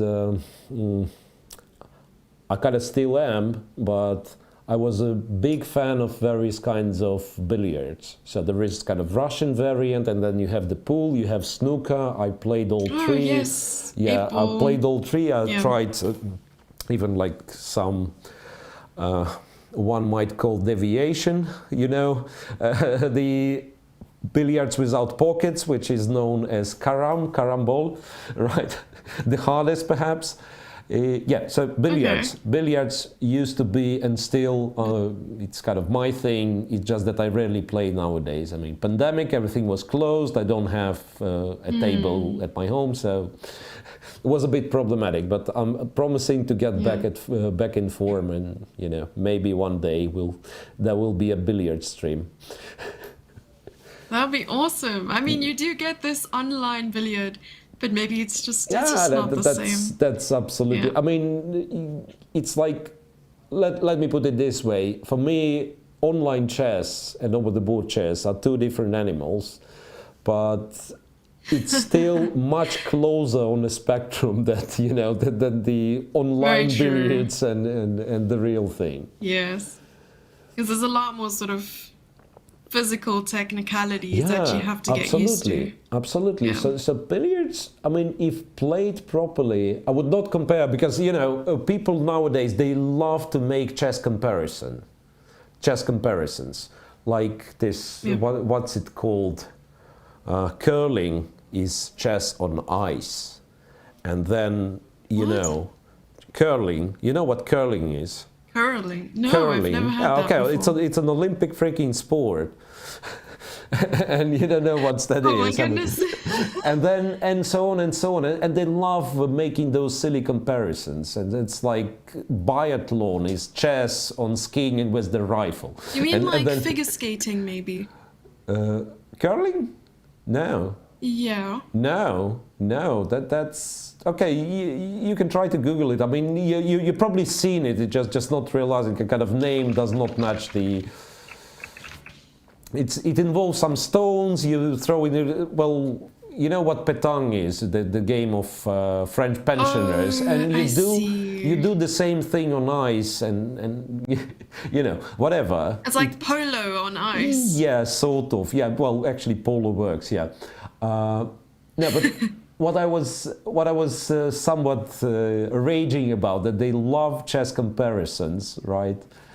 And billiards, some people compare to kind of chess, where you actually have to have the technique to play the move that you found, sort of. Well, it's not as complex as chess, but still, I mean, it's not only that you have to see the right move, because sometimes you pocket the ball, but you do not make the position, kind of the positional shot, so that you don't have the continuation, and that would equal bad move, even though you've you pocketed the object ball, right? Mm-hmm. So you also have to have the technique. You found a shot, and then you have to execute it perfectly. So that of course separates online billiards. When you can always be perfect, you just have to find the trajectory and press the button, right?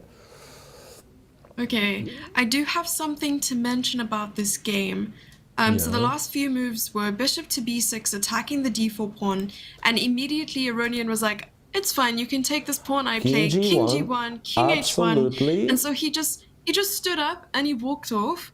And now Dominguez is obviously thinking he has 23 minutes on the clock. I mean, an hour down. He just played the move. Jesse. He just played the move, knight to e5. Yes, using the fact that's what that I was about to get to. Yeah, I wasn't so sure if it's knight e5. I kind of sneaked a peek at what the correct move was after king g1, but the engine really liked queen e5, for instance. Queen e5, oh, that's brilliant. Yeah. Queen e5 in order to take the e5 pawn with the queen, to make sure that if the bishop leaves from d2, queens are getting exchanged. And I don't usually brag all that often, but if you remember when you asked me about the compensation and I was telling how much I like black's knight on d5, which blocks the d pawn, I think I said that it's quite probable that white would prefer this pawn not to be there. And then we have an illustration that after king b6 he goes king g1, so you can take it with a check, but then it opens all the files, right, against the black king. Bishop d4, king h1, and then bishop a5 is already a threat, right? So but where does this knight go? What is the point of the knight being on e5? Knight e5, to c6 perhaps, attack d4 c6. with another knight. Okay. And it might be not about, I'm just thinking, like the knight on c6 is good anyway, right? It attacks d4, but there is more to it because it also supports a5. a5, a4 are all the idea, right, that we were discussing previously. So he went knight e5. I don't think he's planning knight d3, even though I had a little debate with myself if knight d3 could possibly be the move. But no, I think, king h1 is played. You need to play king h1 anyway. And I think knight c6. But for this, c6. For this there is still a question of b2, b3, I have to say. It might be an unpleasant question. Because now c3 runs into bishop b5 and the knight on c6 is hanging. Would you perhaps ignore that and just capture? So go here, like capture on d4. Oh, is bishop takes... I'm just looking at this, I don't know much. So bishop takes d4, bishop f2, and you're threatening the rook and also... Wait a second. After knight c6, but after b3. You go here, b3, and bishop takes d4. Yeah, maybe. It's just that with the king in the center, I don't think I care all that much about the exchange. I probably take on c4, and then bishop a1 loses to cd5 for now, and then two pieces are hanging. So I think that's the least that black wants. I think he has to avoid such things. I'm wondering if knight c6 is not a move at all. Could it be that he's planning something else, like knight g6 to f4? Who knows? Maybe it's still not too late. No, it is too late to take on d4, right? Because now bishop a5 at white wins either the bishop on d4 or the knight on d5. Oh, I see. I'm actually not sure, because when he played knight e5, he's done it. There was some sign of confidence in his, it's the way he moved the piece, and I thought maybe he's happy with his position, and then we as the commentators have to believe him. But now I'm looking at it, and honestly, I don't like what I see. Maybe queen e5 was really the way to go, and then with knight on e5, like, you cannot take on d4. The knight is attacked after king h1, so not sure. And once again, unless you have some crazily strong out-of-this-world move after knight c6, which by the way was played, after knight 6 and b3, because I don't see the answer to b3, to be honest. b3, and what do you do? So b3, and what my impression is here, that taking the increment into account, he has roughly 30 minutes to make 20 moves, or maybe 18 moves. So not necessarily a time trouble just yet, but of course, we could talk about some serious time deficit. Alrighty, so, but once again, it seems to be so forcing, at least from the logic of this game. Like, if white doesn't play b3 now, he's dropping the d4 pawn, and then he'll never play b3, right? Because If I'm allowed, I'm taking on d4 with the knight. I'm stopping b3 move. So white's I guess white's just forced to play b3. Doesn't matter if it's good or not. b3, and then seriously, I don't know what's the move. Don't know what's the move for black. e3.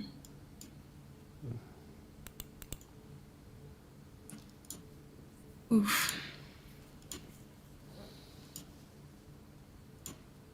I think I'm going to withhold the engine evaluation. Unless you really want to know, you can ask. I do want to know.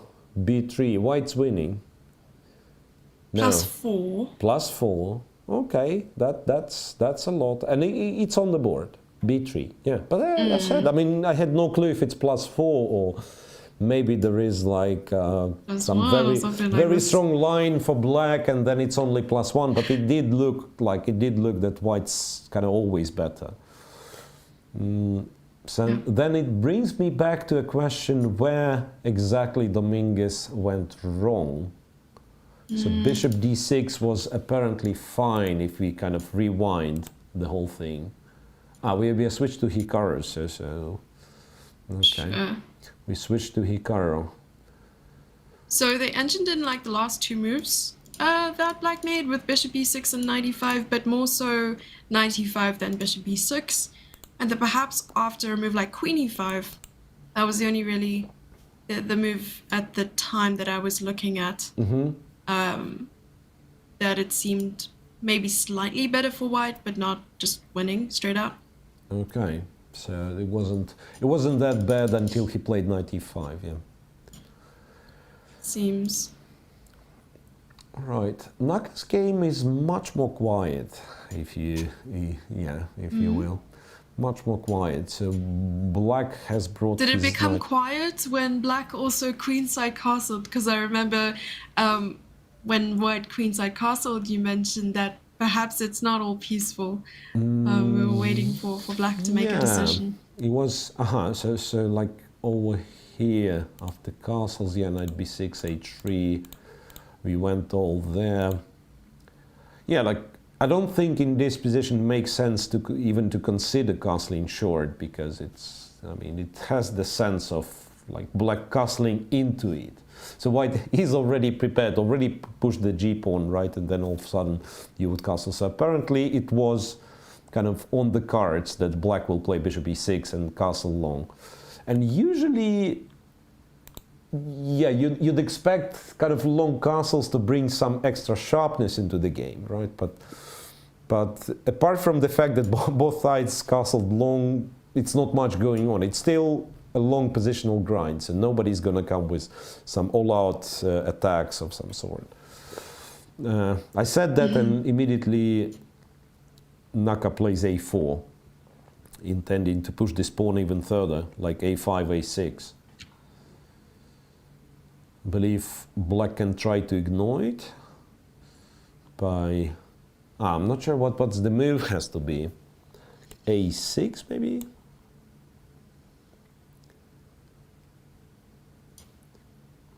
So my point is, if black, say, plays bishop c8, simply moving the bishop away so it cannot be traded, then yeah, like a5 happens, and well, knight c4 is still a move, right? So the point was like b3? Yeah, b3, knight a3, right? b3 is awkward. Oh, sorry, before this. b3, so yeah, like I b3, agree. a5. I agree. Yeah, this Yeah. And then b3, and yeah, you're actually, yeah, you're doing it right. Rook e8, for instance, and I mean, just want to highlight white's positional idea. a5, knight d7, and a6. Okay. And it kind of breaks the and there's structure, the right? power. Because c6 is weak, so it kind of breaks the structure for black. I Interestingly, suppose the bishop is on c8, so Yeah. he's still holding on because after he takes. yeah, you either take bishop with takes the and yeah, maybe but there's I mean the resulting pawn structure is kind of somewhat damaged, right, for black. So you'd rather prefer to have like an option of playing b6 and later on c5, and then a6 might be weak, but you cannot play b6 here. Oh. You're simply dropping a pawn, right? Or alternatively, you should play a6, so that if white goes a5, you move the knight away, and at least there is no breakthrough. In this instance, I was wondering if knight d7 and you're throwing fuel to the fire, maybe just taking on d5 with the knight, and you have like a check on c7, so only if knight d7.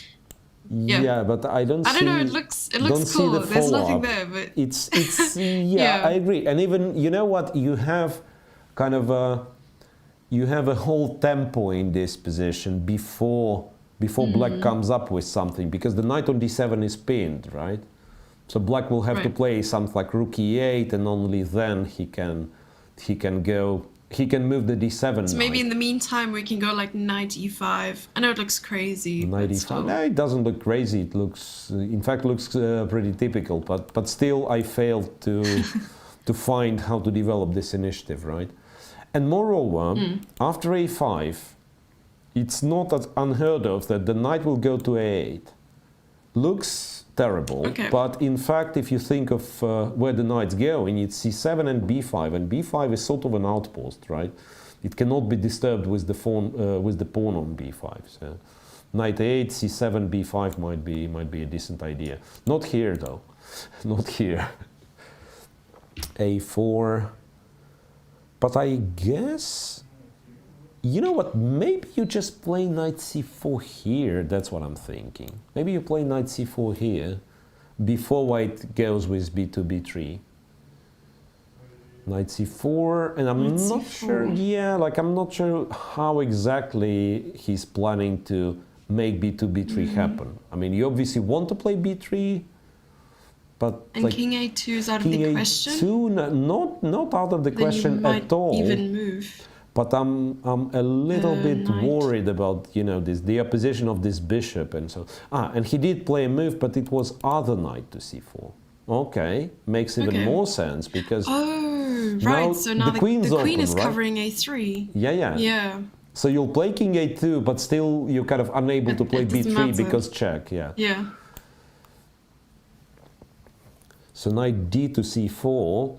And then, if he's not disturbed at all, he might follow it up with queen b4, a5, you know. Queen b4 already targets the a4 pawn, so white has to do something immediately. I think that if Limian continued to play the way he's playing against these top players, he might be a strong contender against Magnus, I think. I know it's early days, but still. I think with this confidence, it's very possible. Yeah, we'll see. Okay, so knight d to c4. I'm not even sure what white's supposed to do. I mean, you can probably trade. Okay, maybe that's not a bad version. Trading here. So now if the queen takes, queen is off the diagonal, right? So maybe I have a hope of going king a2 and kind of playing b3 later on. If you take, you think because of this? Oh, but king a2 and what if the queen goes back? You actually go back, right? You actually go back, and still there is no b3. And you still want to play queen b4. Yeah, I'm not sure. I'm not very happy with how it looks for white, to be honest. I'm just kind of looking for various options. Yeah, maybe capture here, queen e6, and who knows. I was hoping for knight d2, but then you win a pawn. You just trade on d2 and capture a4 pawn, right? So maybe trade on e6, trade here, go knight d2, but who said white's better here? Not better at all. Yeah, I believe that black's perfectly fine in this case. Okay, and Hikaru's even slightly behind on the clock, right? 40 minutes against 48, not a dramatic difference, but, you know, something to be slightly worried about. Because usually he's very fast, right? Hikaru, I mean, we all know how fast he can be. Yes. Somehow the engine still likes king a2. king a2, and So perhaps with your idea of after taking queen the bishop. b4, after queen b4, what does it do? Maybe queen b3? I don't know. Let's see. Queen b3, is it possible? Kinda is possible, right? One would think that a4 pawn is lost, but then white has b2, b3 attacking both knights.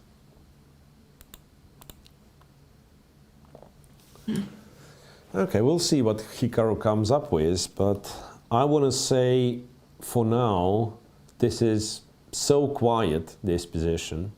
So the only way we can make it entertaining is by artificially creating some tension. But why would we do this if we have another game where everything is about to, you know, to blow up in the center, and also according to the engine, and we believe the engine, we trust the engine most of the times, right? Aron has close to decisive advantage. Never trust the machines. Why? No, we do trust the machines. How was it? Someone has called it like kind of our silicon overlords, which know Silicon. the silicon overlords, knowing the objective truth about a game of chess.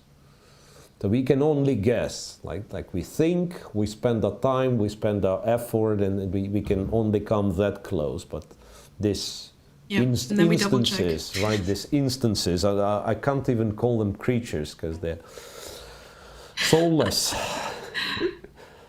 These instances, they know somehow, and we've created it, Jesse. Just think of it, how horrifying it sounds. We've created it to obey. I don't know. Then it's gonna take over. No, but seriously, like when they started to work on kind of first chess programs, it felt like, you know, kindergarten. Okay, let's teach the machine to play some chess. How bad can it be, right? I think that was, what was it, Deep Blue? No, Deep Blue was already quite strong. I believe they've started like as soon as, you know, human beings discovered computers. It was very high for some reason. It was very high on list of priorities. I think they started like 1970s, something like this. Oh my goodness. Yeah, but first computers were like, they were really bad. They were really bad. They were trying. Yeah. They didn't go to the Russian chess school. Computers? Yeah, well, they did. They did. Eventually, they kind of consumed all the chess wisdom available. All right, so we still have Naka on the camera, but the position I have on analysis board is Dominguez's against Aronian. So b3 was played, and then he went c3. And I'm really puzzled, to be honest, because he's going for this position. Maybe not realizing how bad it is. Because I wouldn't realize myself until you've told me that it's like +4 for white, right? I would think, yeah, apparently the things are not going all that well, but still I have the c pawn alive, right? And I might now play some sort of queen f4, like bring more pieces in, and hopefully I'll have enough compensation. But yeah, knowing that it's +4 kind of ruins all the fun, right? Knight You don't know that anymore? No, I'm joking. Yeah, okay. Look, knight d4, like I was thinking. Knight d4, bishop e8. But then I'm not sure what to do, because king e8, probably there is quite a few moves, like bishop f2 looks attractive and so on. But even like straight up bishop takes c3 wins this pawn, right? Because knight c3, queen e1 check, double attack, and I'll capture the knight. Oh, I see. Yeah, that's...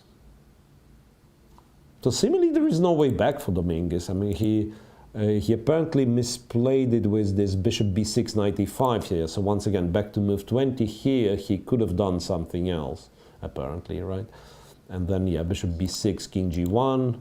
And last... It doesn't even seem like major moves or blunders or anything like that, really. Yeah.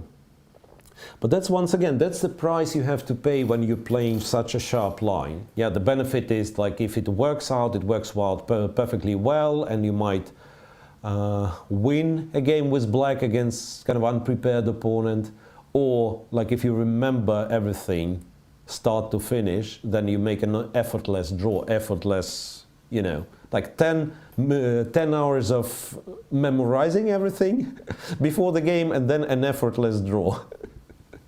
So not really effortless, right? But when it's a pretty draw, but still. Yeah, but when it backfires badly, because exactly as you said, you make a couple of moves, not necessarily understanding what's wrong with those, and when you realize, it's already too late. Because, like, too late, and if we think of the other semi-final, you know, like, imagine Rapport forgets the opening line in this Carlsbad, right? He forgets the opening line and he plays an unprecise move. So something terrible would happen. Instead of 0-0-0, evaluation would show 0.1 or 0.2. So you cannot really misplay the Queen's Gambit declined unless you blunder a rook, right? And here, who wouldn't know? Yeah, but knight e5 seemed like a nice move, a nice tactical trick. After king h1, it turns out you're lost. So that's a really painful experience with these sharp lines. So once again, an hour difference. 15 minutes. Yeah, an hour difference on the clock. Yeah, about to say as well. Once again, an hour difference on the clock, and yeah, now it's clear that he's unhappy.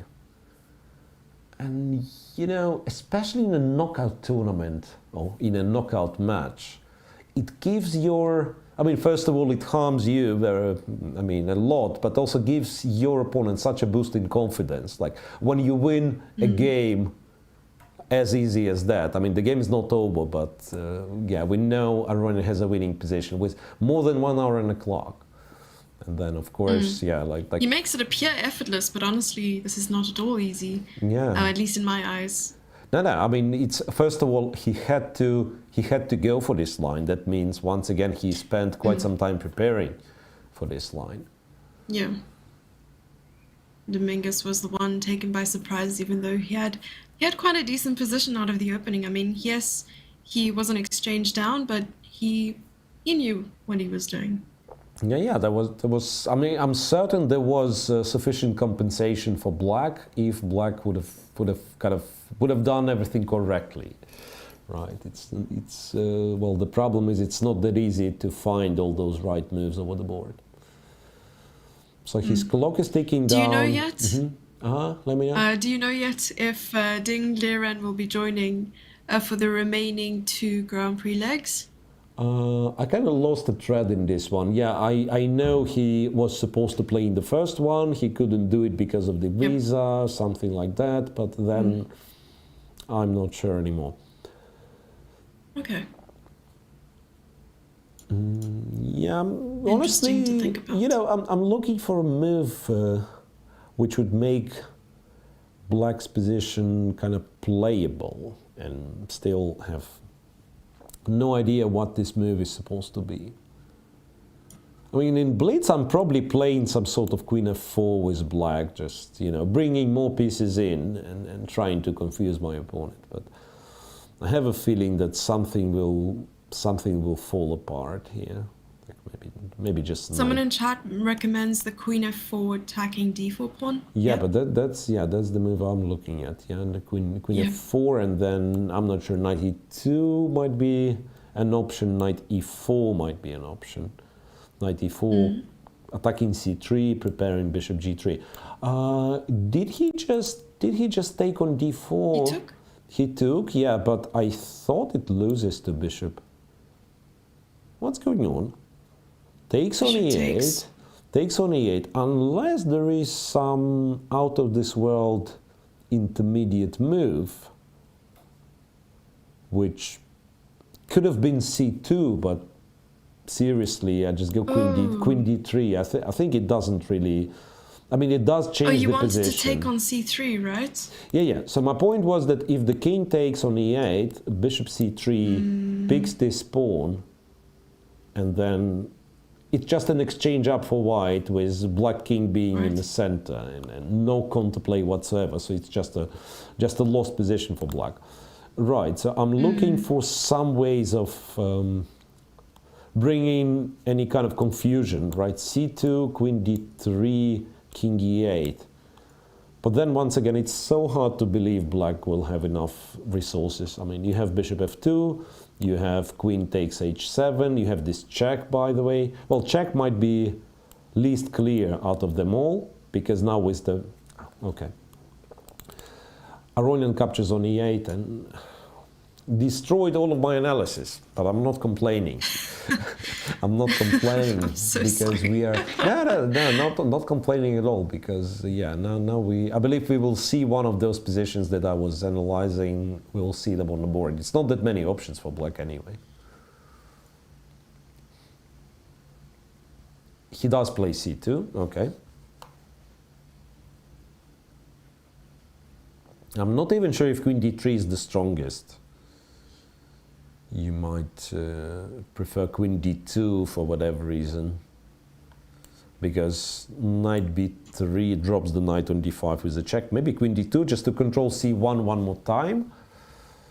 I presume this is taken, and then bishop f2 once again. And on knight b3 I have check with one of the pieces. I mean, I have rook e1 check and then queen takes c2. Yeah, I think black's position is just kind of falling apart. If we forget a little bit about how exciting it looked in the opening and just look at the current position. White is an exchange up. The c2 pawn, with all due respect, is not promoting. And white also has more active pieces. White's pieces are more active, as simple as that. The queen is still on b8, right?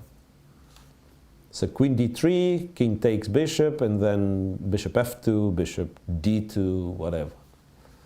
Should be enough.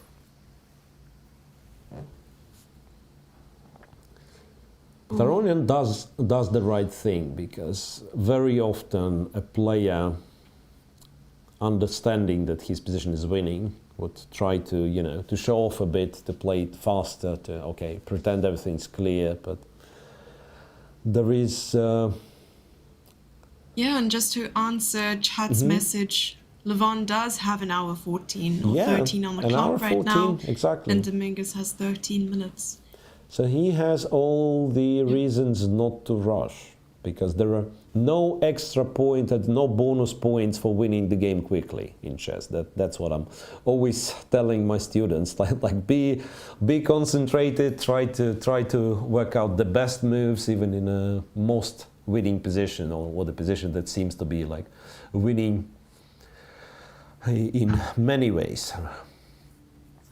That's a very dangerous mindset when you think, yeah, I can win this position with any moves that I'm playing. Yeah, that's typically where things go wrong.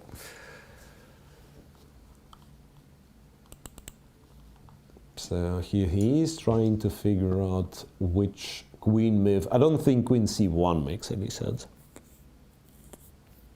But out of the two, queen d2, queen d3, both work, and Aronian will probably look to establish which one is a stronger move.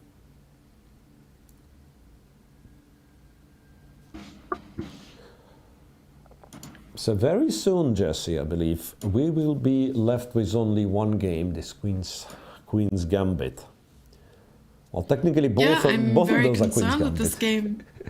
Yeah? Yeah, but I'm so concerned that this game will end soon, and if we happen to take a break at any point, that it does finish. And I know we want to catch the end because of how exciting this game has been.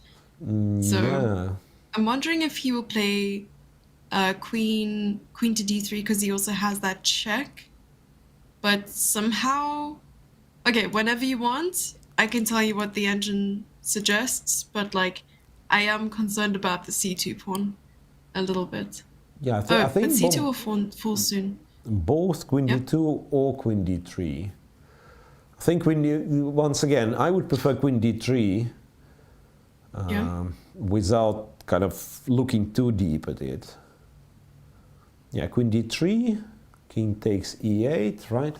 I believe that's That is what the engine should like. King e8, and then who knows? Bishop, even bishop d2 might be the move.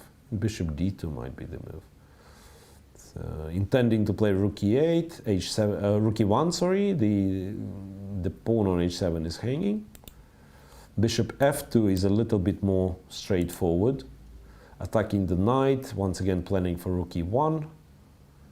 And I'm not sure what black's supposed to do. I mean, I can always have some intermediate check of some sort, right? Like queen e4 to knight f4 to knight b4. Maybe this is what you do. Like you go queen e5. Abusing the fact that rook e1 doesn't work, you take it and promote a new queen. Right. Maybe that's the kind of partial solution, so that you would keep the game going for some time. Maybe that's why Levon is thinking. Yeah, So let me ask you, what's Engine's take on this one? Alrighty, so Plus queen 5. d3, as you Queen mentioned. d3, plus 5. No? Best move. Yeah. Plus 5. Okay, it could be. I don't have maximum, stockfish, move depth here. So then, if queen to e5, it does look scary, but somehow Engine suggests bishop to a4, just bringing the bishop back, then being an entire rook up. Yeah. No, I thought after queen d3, black was supposed to take. Oh, taking first. Yeah, to take, Right. and then if, say, bishop f2 or bishop d2, then maybe queen Or bishop e5. f2, then queen Bishop e5. f2, and then queen e5, yeah. Rook c1 isn't bad. Rook c1. Yeah, right. And then you'll take on d4, take on c2 anyway. Yeah. Yeah. That's. I mean, it's fair enough. showing +3, but then it like changes a lot. So I'm still trusting that it's. Well, yeah, interesting. very Yeah, in much this winning. position, it's actually not entirely clear to me. Like, what does it mean? I mean, which direction the evaluation is going to shift when it gets deeper? Because sometimes you can predict, like in those.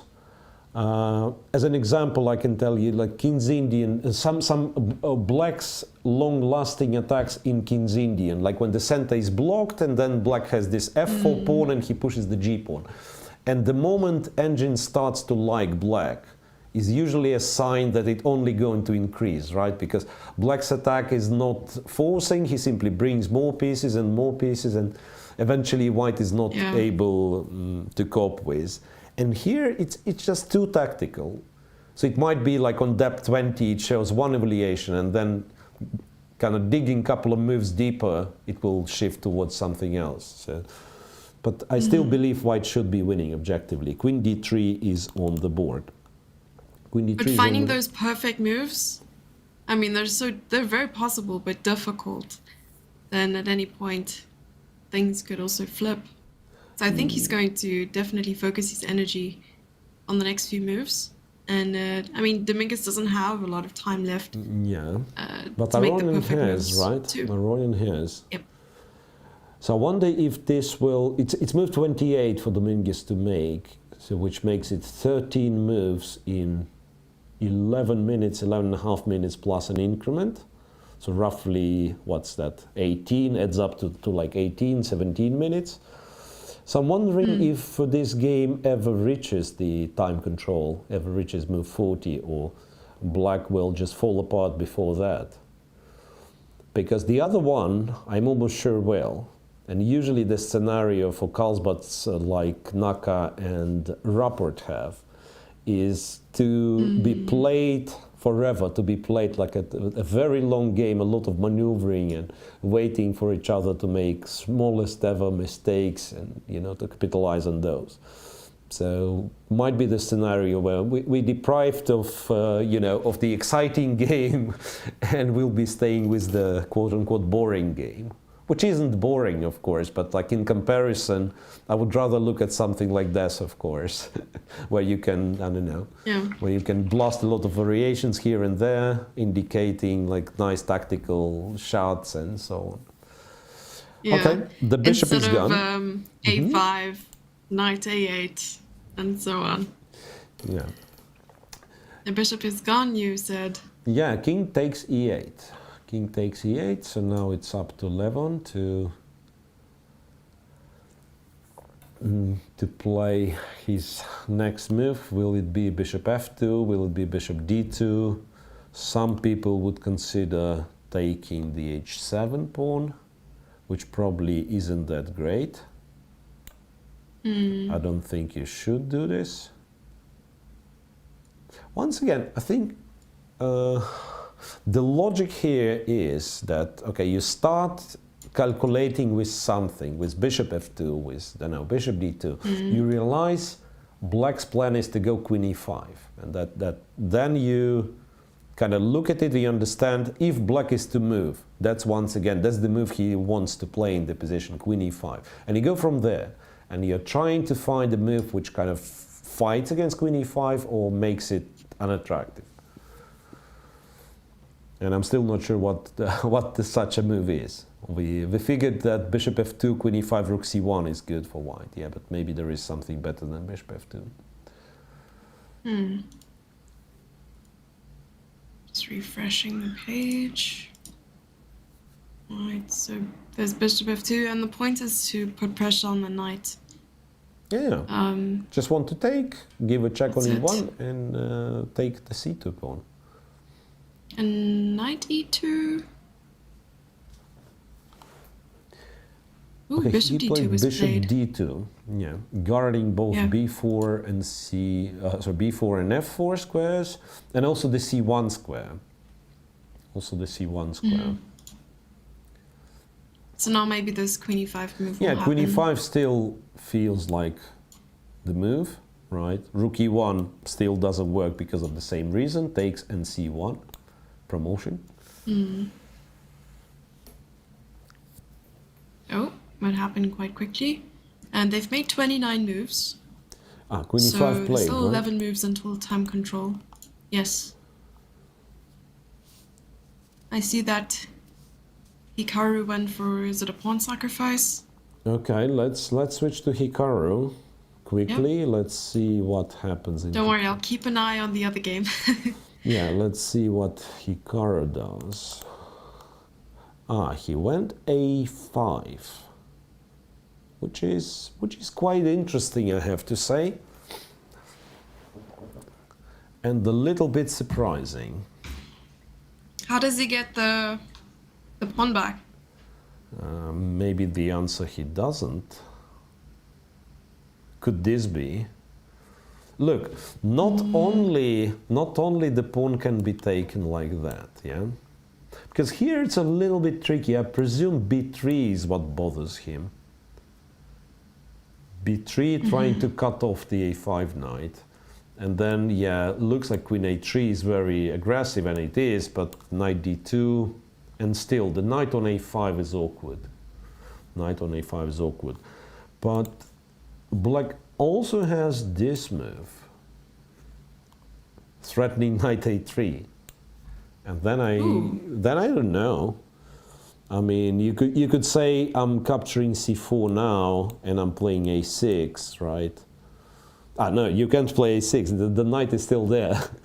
that was funny. I thought I've exchanged the knight on c4, so no threat anymore. But the knight is back to c4. Yeah, but right? it's there. So I'm still losing this stupid pawn. Yeah. Okay. Oh, But the then- pawn is not stupid. Very important pawn. Yeah, it's a very important pawn, but it's gone, no? And I do like queen b4, to be honest. Do like queen b4. Is he planning queen c3 then? Okay, so that I'm taking, he takes knight a5, and maybe still b3, maybe that's the point. Ooh. Maybe that's the point. Like, I don't like black returning back, because then it's just a pawn down, right? I mean, you could kind of take on his, or maybe start with knight e5. And, I mean, you're threatening taking on e6, going knight f7, so black has to react somehow, and then maybe, who knows, maybe b4 and win the pawn. But maybe it's not that bad for white at all. But at least it's some action, right? So disregard what I was saying about long maneuvering and so on. That the crisis is there. It's already on the board. It will be seen next few moves. Like either black just wins this pawn, he's a pawn up and much better, or Hikaru has everything under control. And actually, this queen c3 move after queen b4 was absolutely accurate. Queen b4 is on the board, by the way. Queen b4, Ooh. queen c3. Yeah, I'm thinking maybe black doesn't have to trade himself. Maybe he has to capture on a5 with the queen. Maybe that's a better version. Quite possibly that's a better version. Queen c3 was played.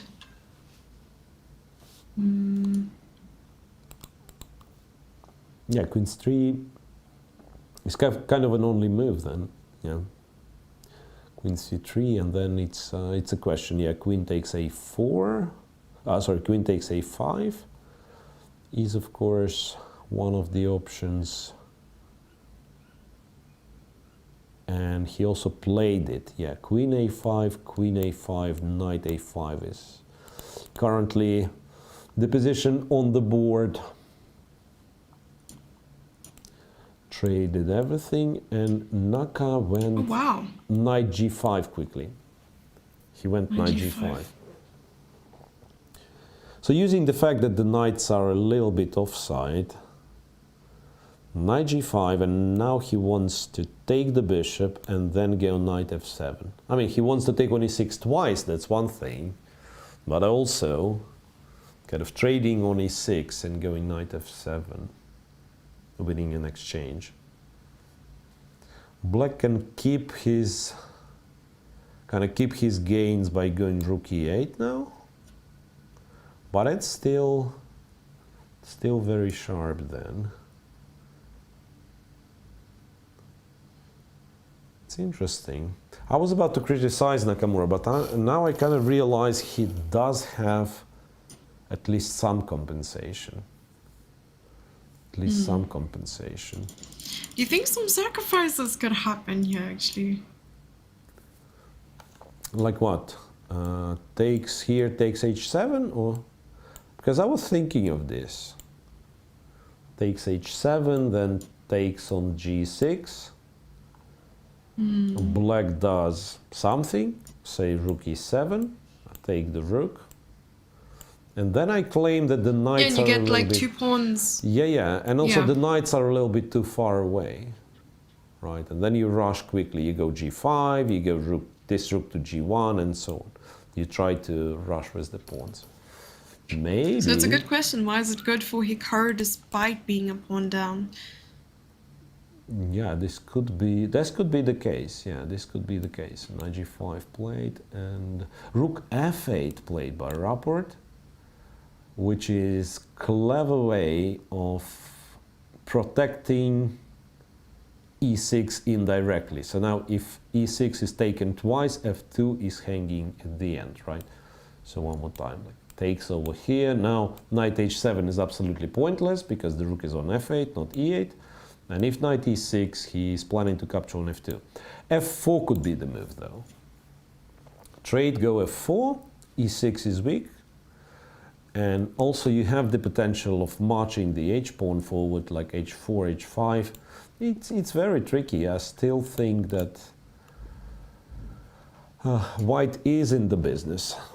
Unlike Dominguez's case where he is just lost, right? Hikaru might be a pawn down, but he's in the game.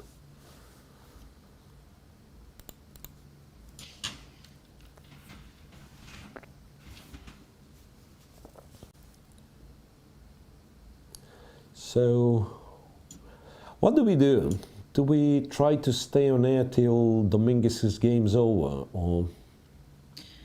I think we can grab a quick break, and I think the game will still continue for a bit. Yeah, because we were excited about Dominguez's time trouble, but yeah, Aronin has plenty of time. Look, Aronin has plenty of time. I've been caught up in this, like one guy, and very often it would be Grishuk. You know, he would have even less than Dominguez has now. Like Grishik would have 2 minutes. And then you think, Yeah. okay, but that's a time trouble, so I have to stay on. I cannot go for a break, right? But then his opponent would have more than an hour and the position would be messy. So it's only logical to expect his opponent to think, right? So now we are in this situation with Aronian. So I think it will be fairly justified if we go on a break, so some up to 10 minutes, and then we'll be back with 2 games of the I will quickly share semi-final. something that, believe it or not, the Nakamura's game is a slightly more decisive, as per the evaluation. And he just took on g6, so maybe we come back to this after a short break, yeah? Yeah. He found an amazing tactic, it seems, yeah. We will discuss it after the break, yeah. Okay. Sounds good.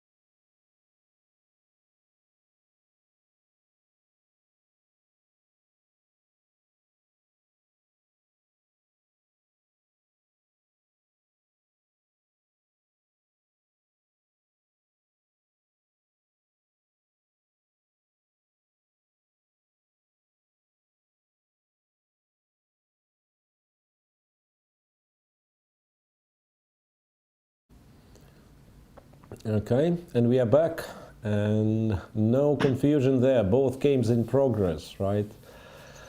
And Jesse, honestly, I feel like I have to ask you to check once again with the engine, because it feels like it's no longer as winning as it used to be for Aronian. Maybe it's just, you know, maybe just confusion. Maybe I don't see the plan that he has, but he has given a couple of checks. He, I don't know, brought the rook to c1, but he didn't progress all that much in terms of winning the c pawn. It's still there, and it's still threatening. It's still there. Yeah, so actually after his bishop d2 move, and I think he continued with rook c1, which was, it was natural. It went to about 0.5. So... Not +5. Yeah, 0.5. so he actually dropped quite a bit of his advantage, it seems. And now it's back up to +4. And now it's back up to +4. Okay. Yeah. Okay. But then we need an explanation on this one, because after, I don't know, king g6 seems to be like the move you would play. Yeah. And there is some tactic with f4, which is not... e8 maybe? Not that easy to comprehend, but yeah, f4, and if the queen takes, then queen e8, bishop e3. Not sure. Right, yeah. Queen e8, bishop e3. Queen e8, king f6. Knight h5. Oh my goodness gracious. Yeah, so if he takes... it's a check, and king f6, knight h5. Okay, if king g5, bishop e3. Yeah. All right. Wow. So king g6 perhaps is the worst out of all the options. Yeah, but king f6 loses to f4 the same way, with knight h5 being an idea. So what's left? I don't know, king g8 perhaps. But then once again, king g8. Still f4. So f4 in fact is a powerful idea.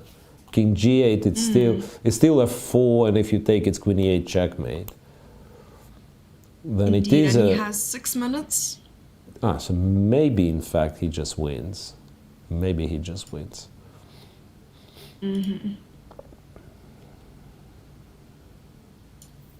I would hate to miss the end of this game.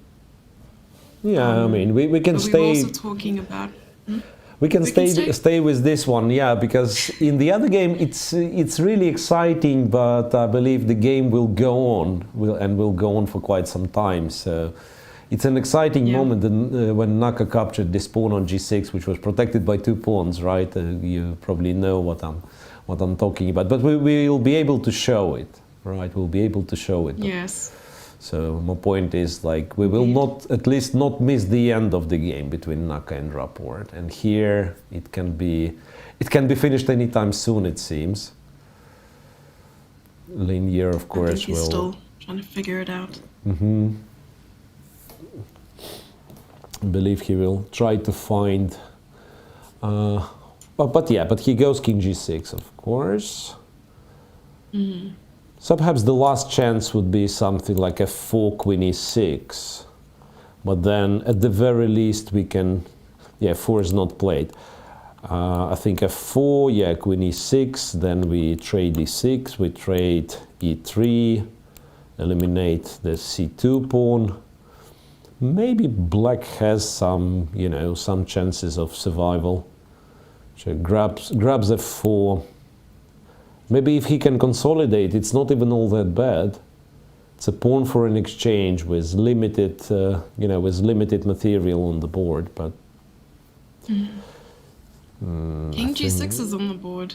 Yeah, king g6 on the board. Yeah, so we are waiting for f4 to be found by Aronian, and it doesn't take him that much time to play f4.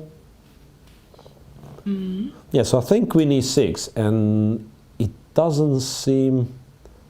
I mean, white doesn't seem to have anything much better than just trading on e3, winning the pawn. So, in fact, the game might prolong, might go for some time.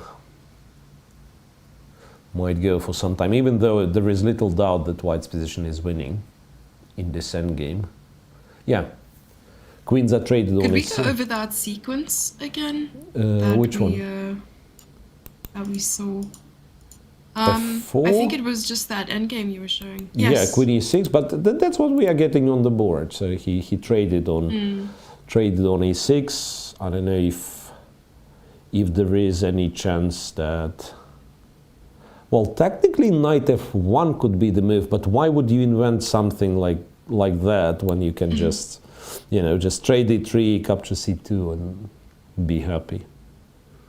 What about saving f4? But how you do it? Knight Because you e2, would sort of you want to mean? keep as many pawns as Knight possible. e2.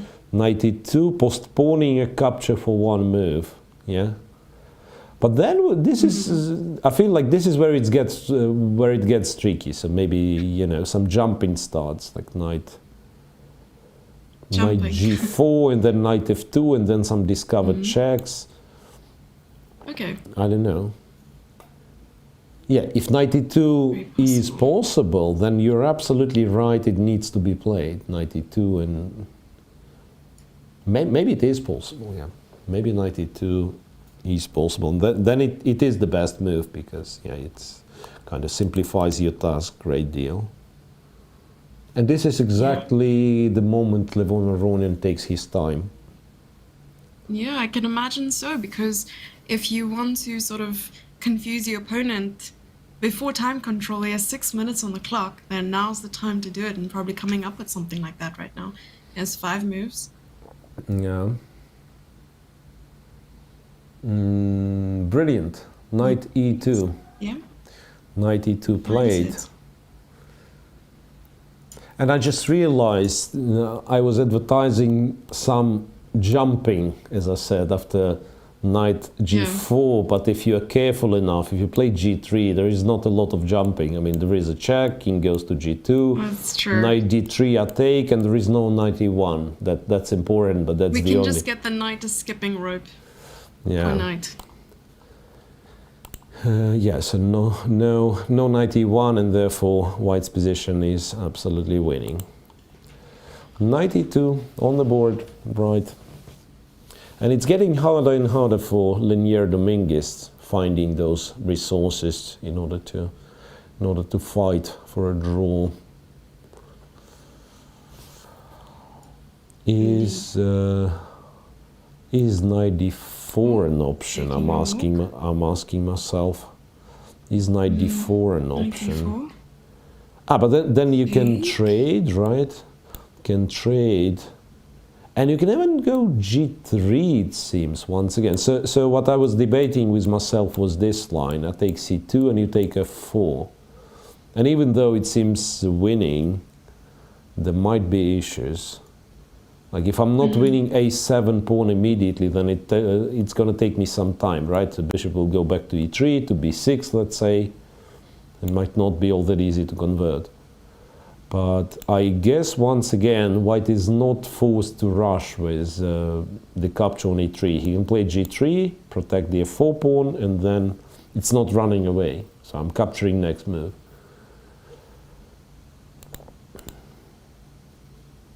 Yeah. So I feel like Lenier... No, both games are still going on. Yeah. Lenier will play... That's a close-up. will play... some moves, will play some moves on, but the game seems to be decided, really. Maybe he's not entirely convinced. Maybe he felt like he came back a bit in the game earlier, because in the middle game it was sort of messy and you don't really know what's happening, in the moment. He has his time and he's taking his 3 minutes after 92. Yeah, but I don't know. I mean, I don't know how good am I at face reading, reading into face of Lenier Dominguez. But he doesn't seem to be believing that position offers something. You know, sometimes you can see a player in a time trouble. The position is complex, but you can see visibly that he's hoping to find something. Like he's fully invested in the position. Sort of, and he's looking with great tension to find the resource. And now, by the way he looks, he doesn't seem to believe there is something in the position. Yeah, and the time is running away as well.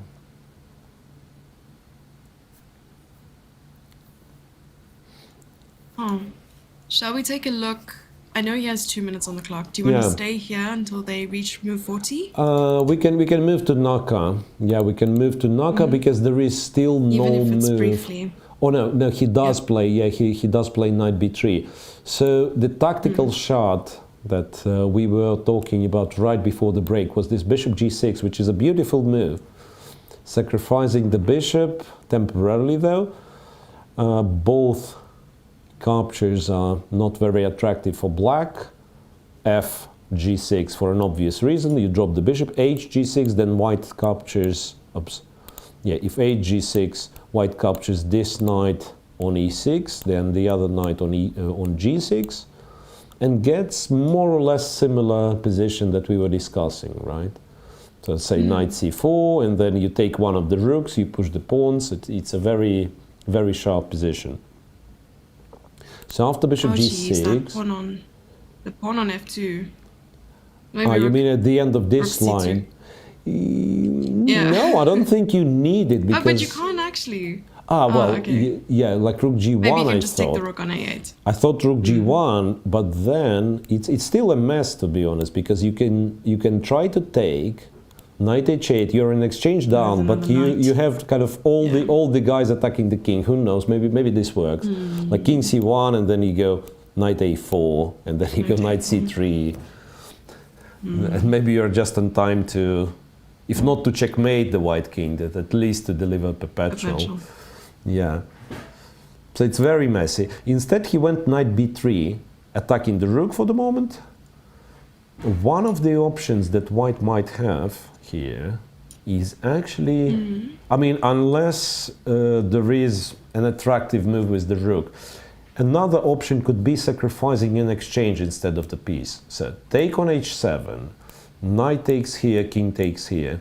We are exchanged down for the pawn, right? But I think those pieces, even though they seem to be hanging in the air, I don't see the way for black to win material, right? And then if I'm allowed to play on, I'll move the bishop away, and then I still have this dangerous h-pawn. So it will be, once again, a very unbalanced position here. Very, very unbalanced position. So they've managed to create like a lot of tension, a lot of confusion, basically out of nothing. It's all started with Naka's a5, which in hindsight was a very interesting move. I thought it was kind of semi-bluff or semi-blunder, you know, but it was a very interesting move. It all started with the Queen's Gambit.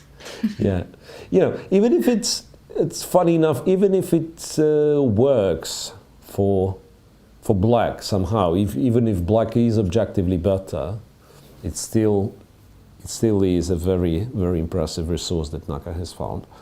Knight takes e6. Okay, so now if pawn takes, what happens? What happens? Rook is hanging. You take on bishop is maybe hanging. h7. I don't know. Maybe still take on h7.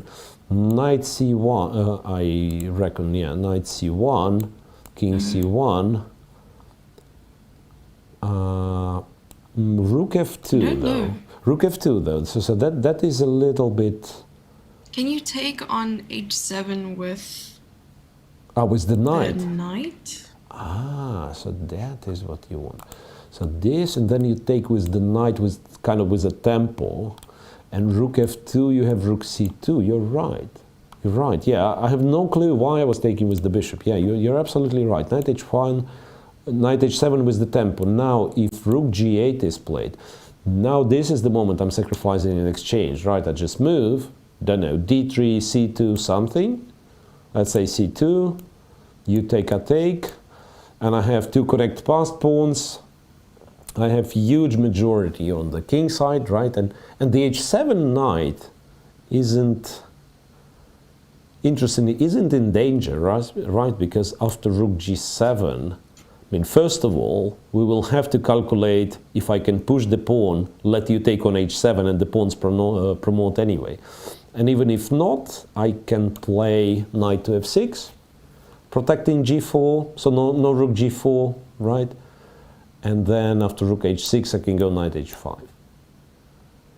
And I believe if white guards everything, and starts pushing the pawns, he's much better. He's probably winning. And yeah, your prediction is on the board. So he captured e6 and then he captured h7. Now it's yeah.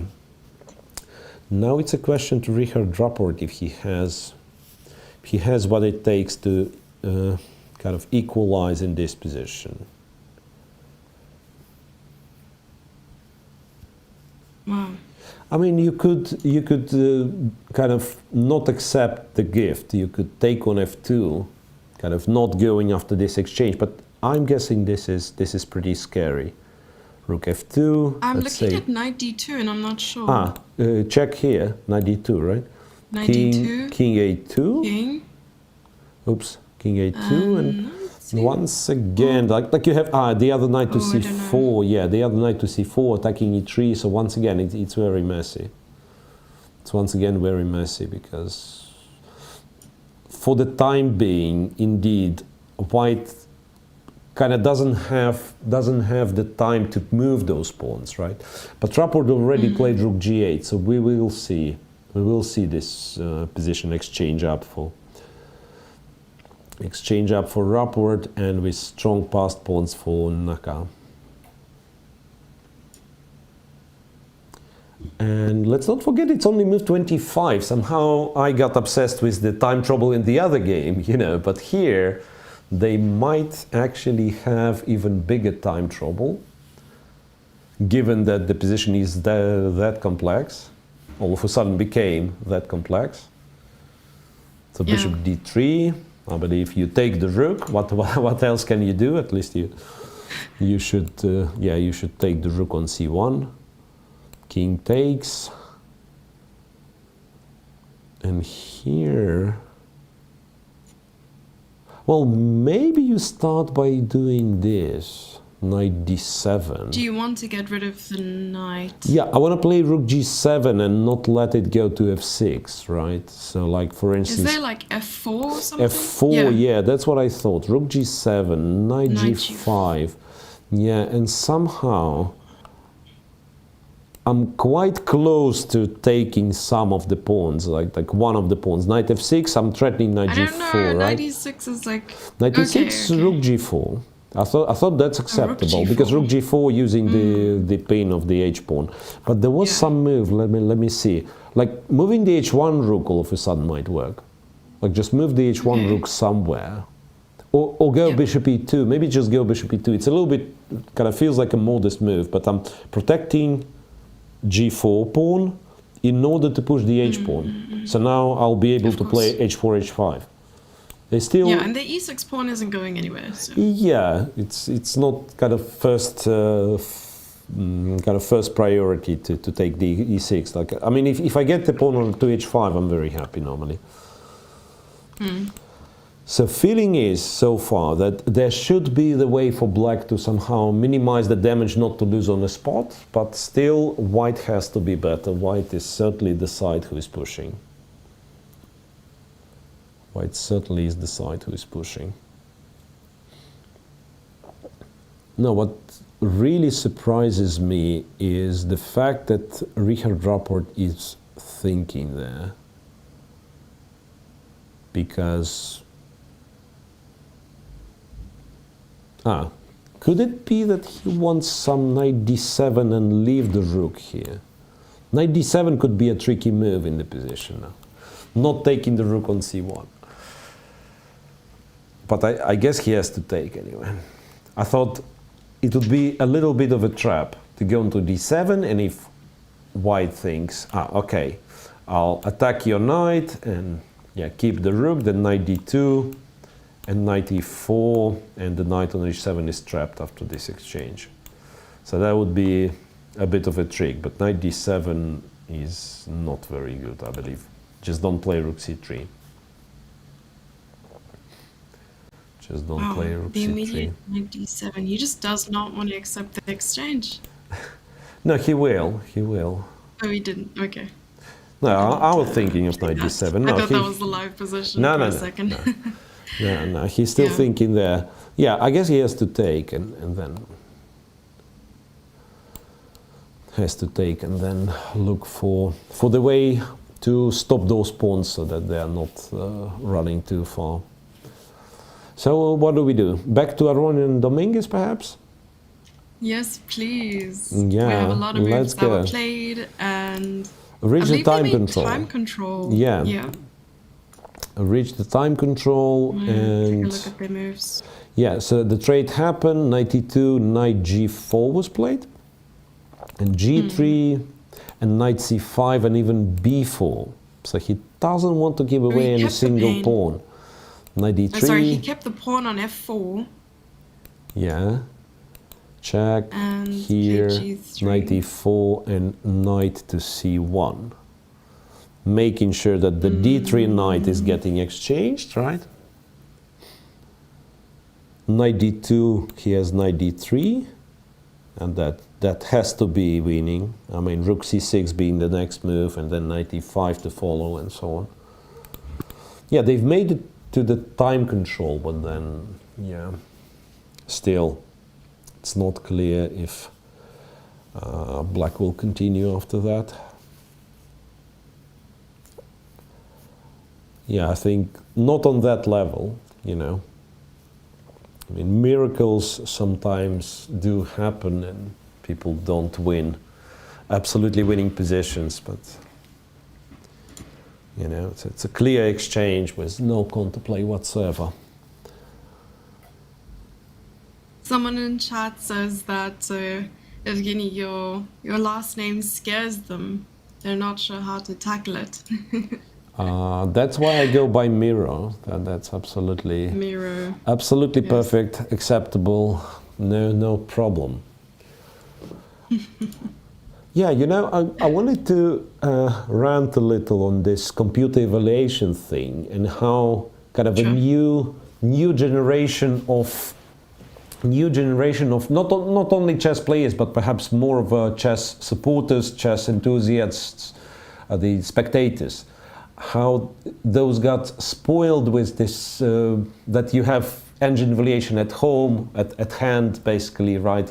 Anytime you watch a chess game, you can open it on your smartphone and see what the engine suggests, because we tend to underappreciate how deep chess players, I mean, kind of delve into position and what beauties sometimes they find. Yeah, of course, yeah, computer plays better than a human, and in the same way as the racing car is faster than the runners, right? But still, yeah, and that was it. So Lenier made it to the time control, just to resign right after. Aronian continues his way to the final. Yeah. Congratulations, and Lenier will have to try to level the score with black tomorrow, which won't be an easy task. Yeah. Sorry, he'll have white. Like no, confusion. Yeah, he'll have white. I do have a question for you. If you had any sort of questions for Aronian, what would it be? What would it be? Regarding this tournament, or how does he like it in? Really? How does he like it in the U.S.? Because I know I've been to St. Louis when he was there, not yet living there, but playing the tournament, and we actually went out together, and you know, that's to being together to the St. Louis club and so on. But one thing is visiting, right? The other thing, kind of living there. So I really wonder how he. Well, I've heard some things about it. I've heard that other than the chess, that there's not like too much to do, but I also know St. Louis is up and coming, right? There's a lot of construction and things like that. Well, it's a nice city, in fact. I mean, there are some cultural sites. There is a beautiful museum in St. Louis, pardon, not a chess museum. I mean, I've just got overridden. My thoughts got overridden with the Chess Hall of Fame, but I mean Fine Art Museum. And yeah, if you're a baseball type of person, you can support the local baseball team. You know, so I believe it's kind of a usual American life. And that's exactly what I'm curious to know, if he enjoys it or not. Okay. And any questions that might spark a funny answer, perhaps? Funny answer. I mean, any question you ask him might spark a funny answer. That's Levon Aronen we are talking about. Actually, I just realized it's not only we are talking about two American players. These are neighbors. I believe they are living not that far from each other because they're living, but they're both living in St. Louis, and I believe like all of those top chess players who are living in St. Louis, they are living in the same neighborhood. So Fabi, for instance, like last time I visited, Lenier was living like 50 meters from the chess club, or 100 meters, right? Even though they don't use meters in the US, and Fabi was living like 7-8 minutes walking distance. Much so they all sort of visit each other. It's it's like this little magnet, this St. Louis Chess Club, and everything, all the chess life, all the chess players kind of gathers together around it. Like the hotel chess players are staying, it's also walking distance, like during this Sinkfield Cups. Yeah, it's a beautiful hotel, and it takes you, don't know, less than 10 minutes to walk to the tournament hall, to the chess club. All right, so we are getting ready for an interview. 2700. Yeah. Okay, Bowman. Yeah, sorry. We are getting ready for an interview with Aronen and Dominguez. Meanwhile, Rapport is thinking. He captured the rook on c1, and then he's trying to figure out what to do next. It's still a very, very complex position, of course.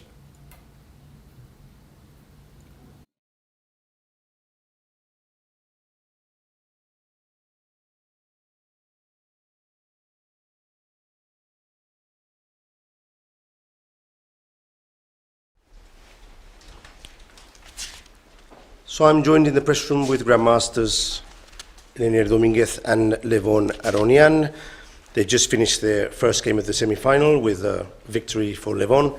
Levon, tell us, you played the opening so fast that it almost seemed that you knew this position would come on the board. So what's your secret, Levon? You can never guarantee that you will get a certain position on the board, but since Lenier employs this opening, which is, I think, very interesting for black, I thought that there is a probability that this might happen. And then I've prepared a little bit. I cannot say my knowledge is too much about this position, but I knew it's playable, it's interesting, and it's a difficult position for humans to play, and it requires immense pressure. And I had this feeling after difficult tie break, and it would have been maybe my chance because I would maybe surprise Lenier. Okay, Lenier, obviously a very complicated game, full of twists and turns. What went wrong for you today, Lenier? Yeah, well, it's obviously very, very difficult position to play in practice. I thought I was thinking about different possibilities, but I probably took too much time, and at some point I blundered it. I cannot really take on d4 with my bishop c7 b6 maneuver, because then my king will be very weak, even if I'm up 2 pawns or something. After bishop takes d4, king h1, bishop f2 was my original idea, but then I think knight e4 and yes, bishop e1, and it's looks not great for black. So I had not so much time at that point, and I decided to play this knight e5, knight c6, but then b3 is very strong. So I think, all in all, of course, difficult game. I felt that I had, of course, some interesting chances, but the way I played is just not good. Okay. I'd like to ask you many more questions, But tomorrow you have the second game, and I understand completely that it's not appropriate for me to ask certain questions, taking into account tomorrow you said you have the second game, so I'll leave it for now, and hopefully tomorrow I can ask you a few more questions after the game. Thank you.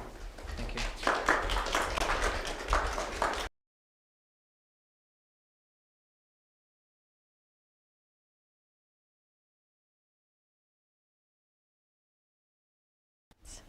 Levon, as Gary Kasparov said in 2019, the chess world is a better place when Levon Aronian is playing well. Congratulations on your win today.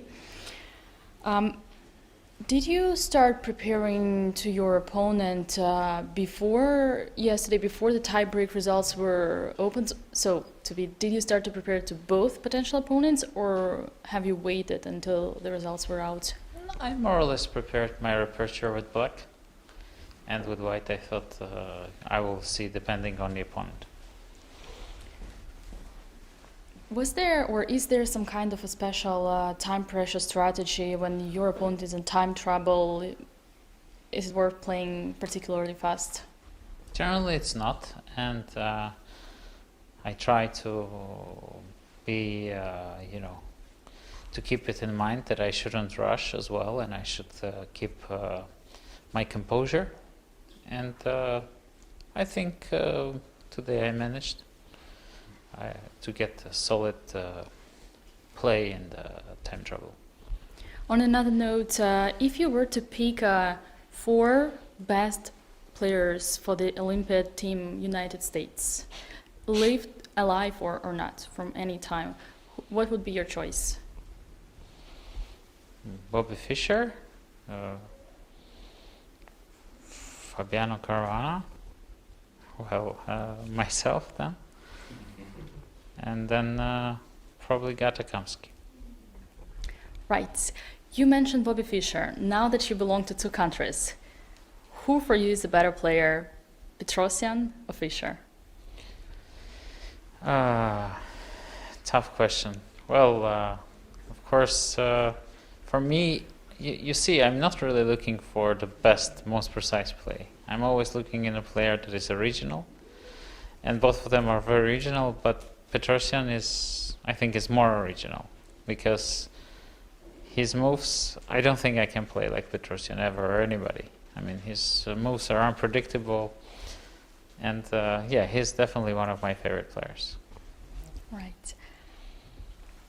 We have already discussed it with several players. What's your take on Hikaru Sotobi retirement from the professional chess? I think Hikaru is doing a great job by promoting chess, and I am a big fan of him generally, because I cannot do it. I don't think I can be there and talk constantly and watch a game of some players that are not very good and comment on it. That's a tough job. That's a really tough job, So I really think that's a great effort he's doing in popularizing chess all over the world. And generally, I think when such a strong player is retiring, we've seen semi-retiring. We've seen in the example of Kamsky.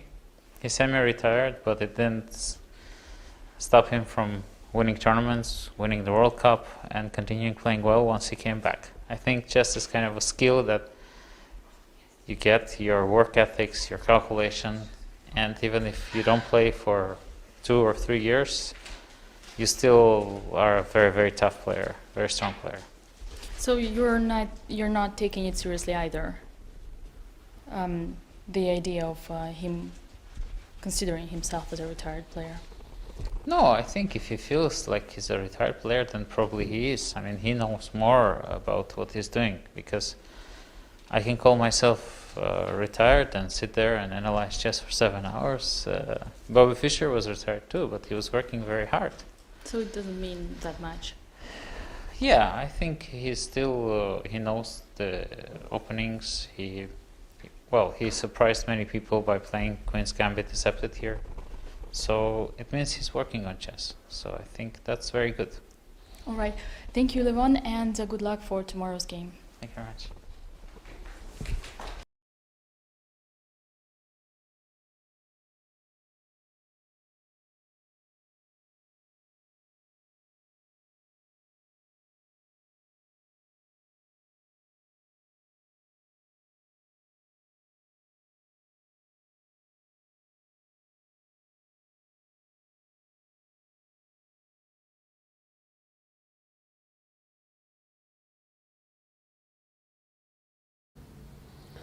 Okay, so that was interview with quite happy Levon Aronian, it seems. Right, still some job to do tomorrow, but of course he's a big favorite to become one of the finalists, right, after today's win. In the second game, it's far less obvious who's going to, who's going to be the second finalist. And let's not forget, it's only day one we are talking about. So, How is your evaluation of this position since we saw it last? I do want to see what happens, so I'm watching your analysis board right now. so Rook G7 was played, right? And I think that was one of the moves that we thought was possible. But I've completely ignored the option of, here I thought Rook H6, Knight H5, something like that. Completely ignored the option of black returning the exchange. And that's exactly what happened. So Rook to G7, Rook to F7, G5, and he captured the knight, and he went Rook F8. So he's more or less guaranteed to win the pawn back. And it will be equal material, and white's only kind of chance for an advantage would be this H passed pawn. So I think that's about the time white starts moving it forward. So H4, I presume, you take, and then it's H5. And if I've calculated right, you have no time to take on F2, because then H6, Rook goes back H7, and the H7 pawn is protected. So after Rook F8, white wins with Rook G1. So with this out of the way, you can't really capture F2, but what you can do, you can go to H6 and then bring the knight to F6 via D7, and I think black's perfectly fine in this line. I think black's perfectly fine. So knight from F6 will attack the H5 pawn, and then you can march your king to D6. So I think it'd be around equal, in fact. Yeah, I think white also maybe has the opportunity to bring the king to the king side. Yeah. And try something there. Oh, you mean like not start with the H pawn, but immediately go King D2, King D2? No, I like the starting with the H pawn. Maybe get it to H4, H5 because it's on a light Rook square. H6, and then as well. Then maybe bring the king as well, knight D7, but then this knight F6, let's say bishop G6, right? Bishop. And keep it as is, And that's probably somewhere here, like we sorry, Rook F8, and it jumped back, So one more time. Now I will unclick receiving moves, and we could analyze this position a little bit. Okay, I should have probably started with King D2, but doesn't matter. This, and something like King C7, And then King F3? we'll have. Is it possible? I don't know. You mean like king running forward? So king gets to F4. Yeah, if king gets to F4, I'm in trouble. If king gets to F4, I'm in trouble. Yeah, you're absolutely now right. it's king F3. Now it's king F3 King and D6. And now you can stop E5 by playing. Yeah, I'm one tempo short, exactly. And if king gets to G5, that's game. It's over. That's game. So it's not equal at all. Hang on. Shall I try to play knight D7 then? So that after H5 I take on F6 with the knight, and after H6... Okay, never mind. Apparently it was bad because Rapport captured on F6. H5 is on the board, Rook H6, and yes, Naka should probably play King D2. Yeah, he probably sees this king march. Yeah, but since you've mentioned it, I also kind of realized how dangerous it can be. You could try to push a E5 here, but it gives white extra passed pawns, right? So you go bishop F5, you go F4, and it's not only this specific position, but I think kind of a general sort of rule of thumb. A rule of thumb is that when you have the bishop against your opponent's knights, the more pawn structure is kind of disbalanced, not symmetrical, but vice versa. Like each side's having passed pawns, or like you have a lot of pawns on the king side, I have a lot of pawns on the queen side. So usually it's beneficial for the bishop, which is kind of a long range piece. It can easily switch from one flank to the other. Like, for instance, to illustrate that, imagine like black starts creating a passed pawn on the queen side. I get my bishop to d1. It seems passive square, but it protects the h5 pawn, and at the same time it, let's say, stops the a4 pawn, right? So it's bishop tends to be superior overnight when it's kind of when it gets to play on both flanks, right? King to c7. Ah, okay. The king is also coming. Maybe that's the point. Maybe you need the king faster. Maybe you cannot afford losing tempi on knight d7, knight f6. Do right? you think maybe after king e2? Yeah, king he e2 is goes played, king f6. king d6, and now you play f4. I don't know if that's good. King here. Right. So now king f3. Apparently he's on time. King f3. Yeah. Maybe he's on time. e5. How is he on time though? Not clear. You can do this. Bishop g6.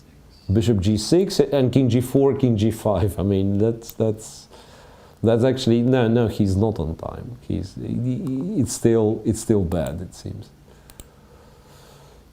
He did go king d6. Yeah, f4 you were curious about. Yeah, f4 is possible. I guess. Now I'm on time with this, right?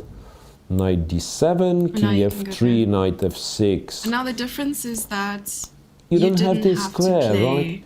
You don't have this square, right? Okay. You don't have this square. Now f5 is an option, right? Okay, black does. Oops.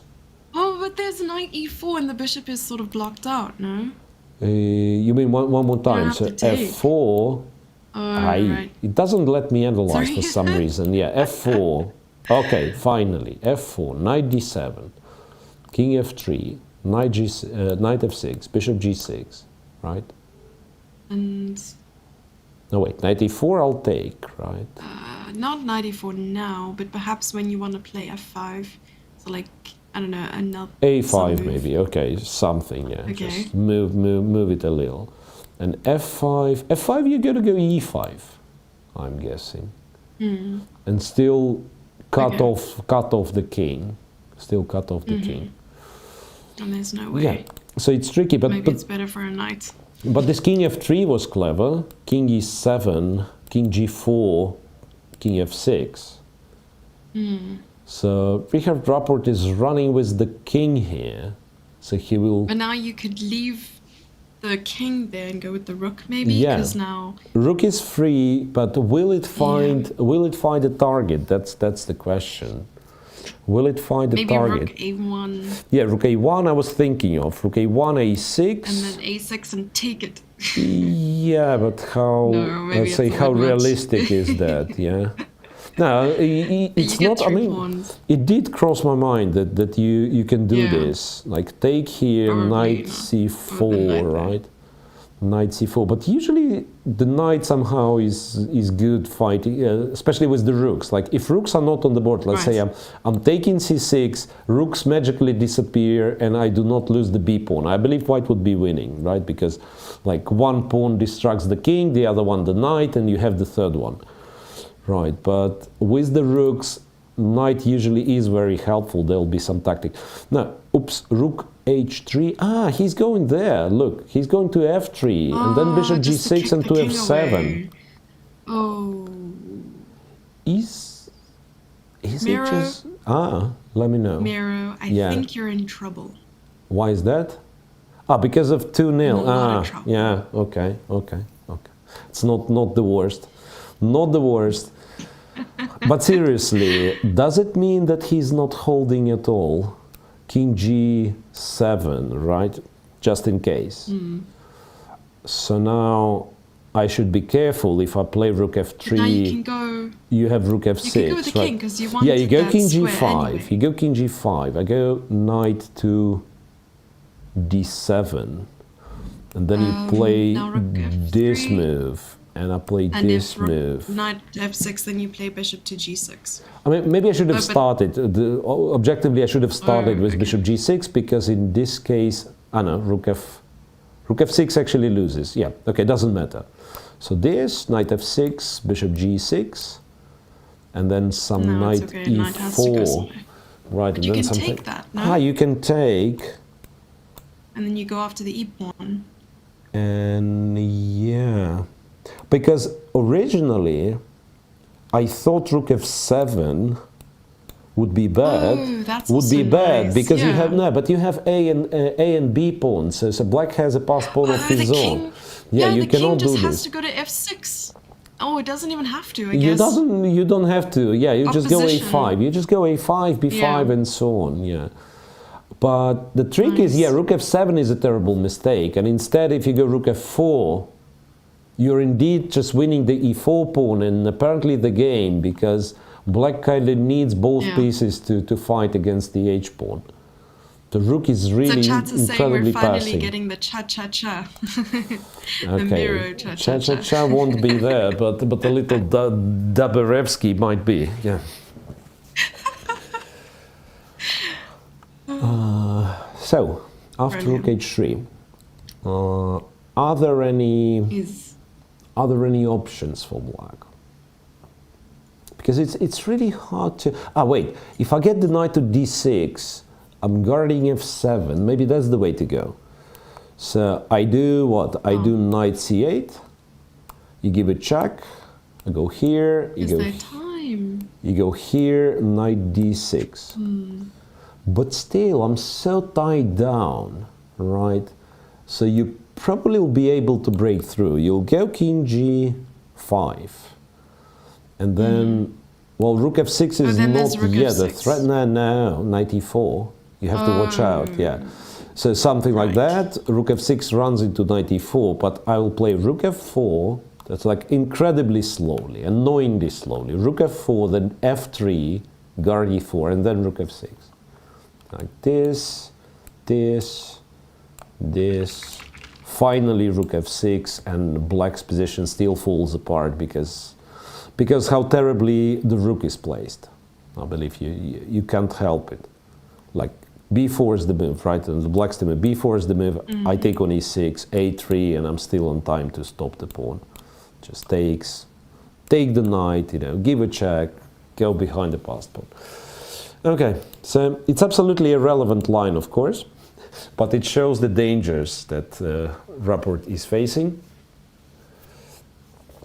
And yeah, he'd better find a move now, because if They haven't even there is reached a time move, I mean. control. There are move. Yep. They have 7 moves only and 8 minutes on the clock for Rapport, so there's a little bit of time. I guess you The play. sad thing is the rook is tied down to the h file, so you Yeah, can't even go back. exactly. Well, maybe I don't know if that's even a plan to like go king g7, king h8. Oh, but King g7, king I mean, g5, king- yeah, and then once again, I mean, Oh, yes, so you it's kind can't of really do anything. you end up playing rook don't have h8, which is rook h8, which you don't Yeah. like. It's like because then you can just push the pawn anyway. yeah, he goes h6. He goes h6, and you are not making it to h8, right? You're not making it to h8. Yeah, it does seem to be critical, really. And Naka deserves the praise, I believe, for finding this. It's kind of identifying it from afar, so that would be a very promising endgame. Because honestly, when I realized that black equalizes the material, I actually thought black is doing fine. But then this king march happened. King d2 and e2, and it's a very straightforward line. So I believe if you delve deep in the position, you can calculate it from afar, but still, it's impressive. Yeah. Rook h3, and it seems black cannot hold it. Yeah, there are only limited options. It's the a pawn, the knight, or the king. Okay, let us try it again. So knight Is he goes. taking a nap? Knight goes, right? Let's say we give a check. King goes. We go to g5. Knight f6. Hey, he used one Oops. of your ideas. Knight c8, Sorry, yeah. but a bad one, no? But a bad one. It's an idea nonetheless. So a check followed by bishop g6 if you want to be precise, right? I'm debating with myself. I mean, how good or how bad black's chances of survival would be if he captures, in fact. He'd have, no, I mean, it's probably lost. It's for sure lost. It requires some technique, but should be lost. Okay, check, king g7. Just my point was that if you are not sure you'll win it after bishop g6, you might actually have an alternative with king g5. Because now knight d6, bishop g6 transposes, and if knight e7 trying to stop bishop g6, then I believe black sooner or later gets into zugzwang. But he does play bishop g6, yeah. He does play bishop g6, which is kind of more direct way. Now knight e7 is not possible. Knight d6 seems to be the only move unless you want to take on g6. It looks like the two-square rule with the knight being on the d file and the bishop being on the g file, that the bishop is actually stopping the knight from making any maneuvers forward. Yeah. So after knight to d6, king g5? King g5, yeah. And that's the line that we've discussed, right? So rook f6 on the next move would be a little bit silly, but playing rook f4 first and then f3 and then eventually rook f6 apparently wins the game. Okay, some maneuver. Yeah, knight d6 played. I think they reached time control. I know they're one move away from time control. One move away, yeah. I'm wondering what Hikaru is thinking about. Is there any alternative to king g5? Or could it be that he's not very happy with this endgame? I mean, and by this endgame I mean knight e4 check. That's the only reason you might be unhappy with this line. It's kind of king g5, knight e4 check. The rook endgame that we've considered to be very good for white, right? Not the pawn endgame, but the rook endgame after rook f4.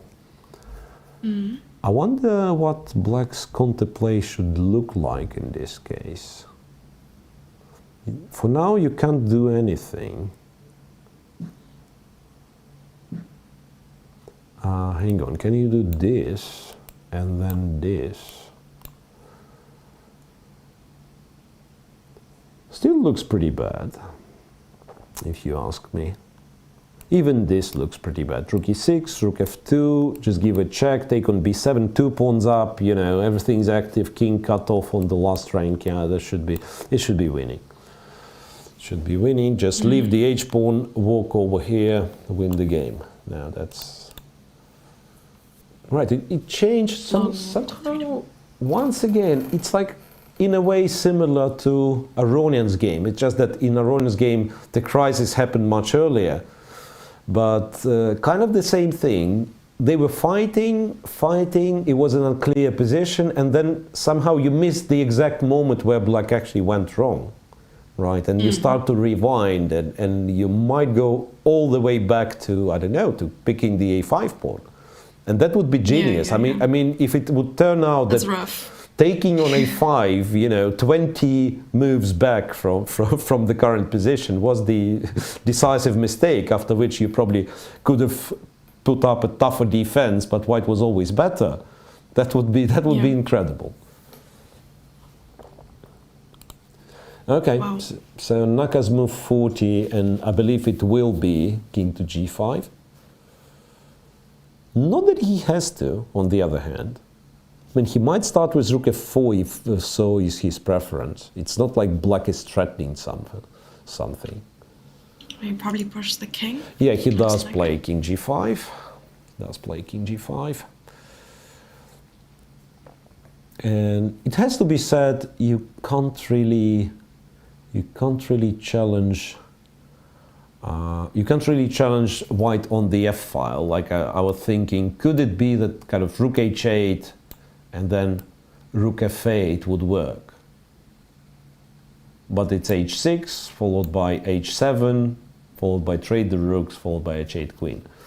By the way, just to mention, there was a funny tactic here. Like if you don't play rook f4 but rook f6.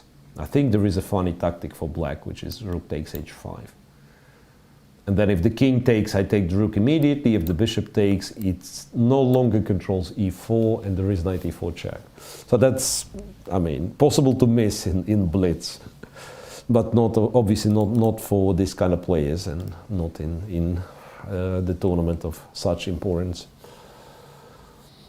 So last move for Richard Rapport to make to get an increment of half an hour, so making it closer and closer to the, I mean, basically they've made it to the time control. The thing, however, is it's a rough position nonetheless.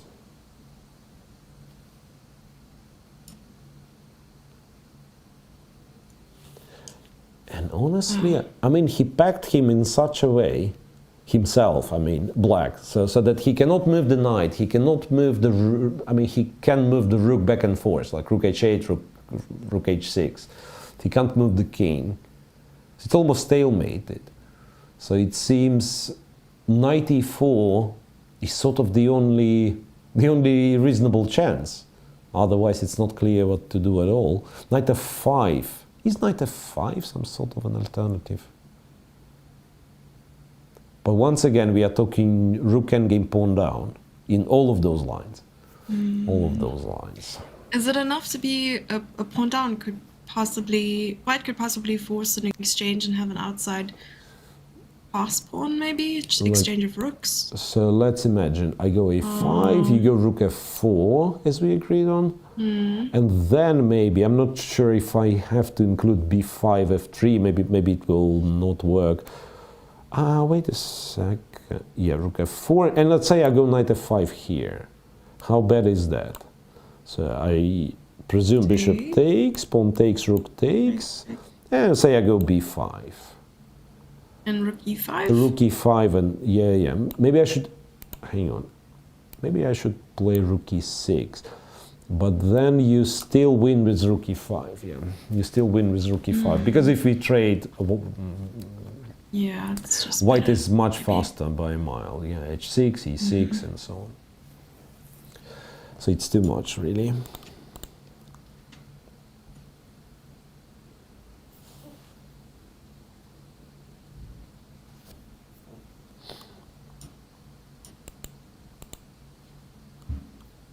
Okay, so let's wait for Richard to decide on his move 40.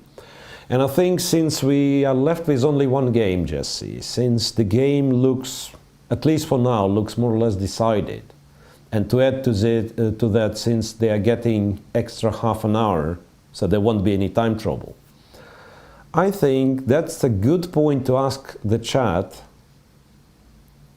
to provide us with some form of entertainment. Like anything goes, like questions, suggestions, this, that, some memories of the past, but yeah, let's...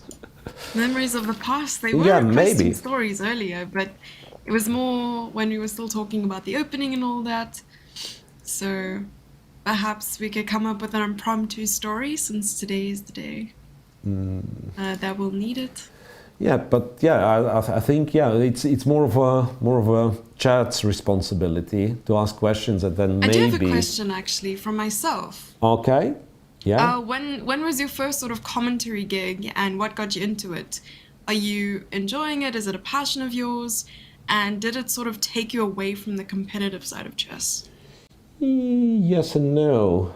I mean, answering the last part of it, right? So it was kind of all combined, because I've started coaching even before that, before the commentary, and I think it's more or less known. I mean, you start working with someone even on a high level, and still it kind of fades away your own maybe not understanding, not knowledge of the game, but kind of playing ability, right? So it was a shift at some point, kind of to coaching and commentating from playing competitive chess, but.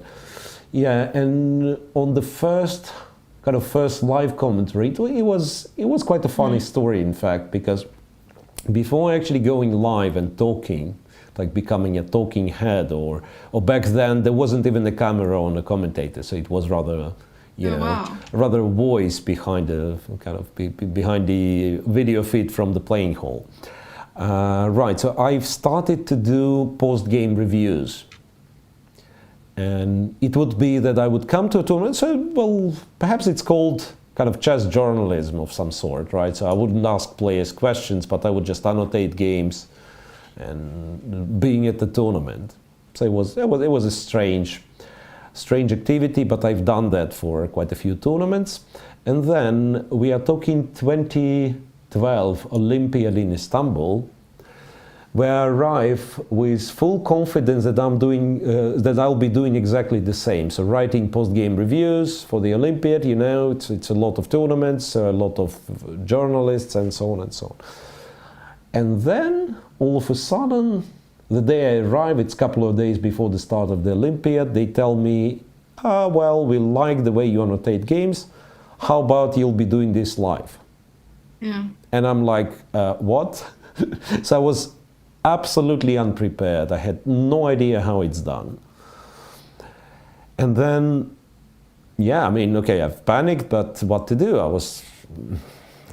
Back then, I wasn't as bold. So nowadays, probably if you'd offer me doing something that we had no previous agreement, I would probably be, I don't know, won't be that accommodating, maybe I would would not accept it. But back then I thought, yeah, okay, I mean, I'm still there already. I felt a little bit tricked, but since I'm still there, let's try it. At least it sounds interesting. Yeah. Yeah, and Something the only, new.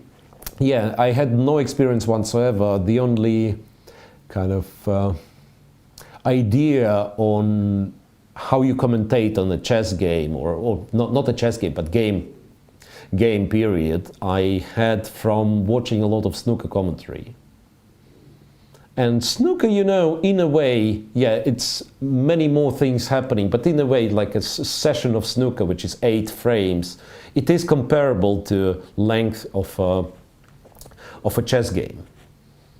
So, and I would think of the pace, you know, the rhythm those commentators would take. They would not go with, you know, American way of trying to make things exciting even though they are not. So that they would be very, so you know, British commentators are very, you know, classy and stylish. That's what I'm aspiring to be. I'm not. No, I'm not claiming I am. But yeah, and yeah, it sounded very well on paper. And speaking of paper, I've prepared for my first ever coverage, my first ever broadcast. I've prepared like 3-4 pieces of paper with what I thought important information that I'd be throwing in during the first day. Guess what? I ran out of this information after 2 minutes of the broadcast. Oh, no. And yeah, I just goodness. shouted it, yeah, blah, blah, blah, that many teams, you know, the highest rating is. And yeah, and first day lasted for like 5 hours. So Oh my I was terrified. I felt like, okay, this is the worst thing I've done in my life. I'm ashamed and so on.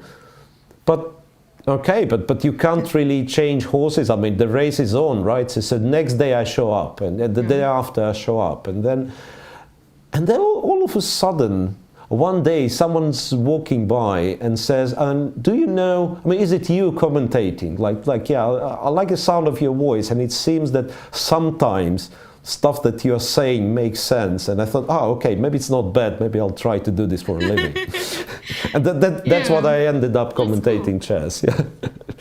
It's a great story. I like that. Yeah. So really, I still can claim that I was tricked into it, even though I like it. Obviously, you can tell. Yeah. Sometimes it's getting over me when it's like 7 hours and nothing to talk very about. rare. You know. Yeah. But It's most rare of the you time. have the positive trickery. Yeah, but most of the time it's like I like it, and yeah, that's currently perhaps my most enjoyable involvement in chess, right? I do not like playing chess. I mean, it's a bold statement on air, but I no longer like to play chess.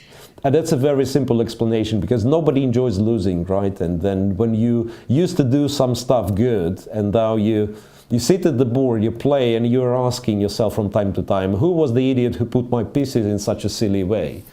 And that's yourself. I mean, it's very annoying.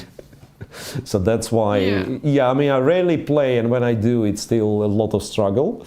Then coaching, well, it sometimes pays well, but I would not say that it's something that I'm enjoying a great deal. Apart from working with world's very best, but then once again, you have to be the coach, kind of professional coach all the time. Otherwise, there's always going to be someone who is more up to date than yourself.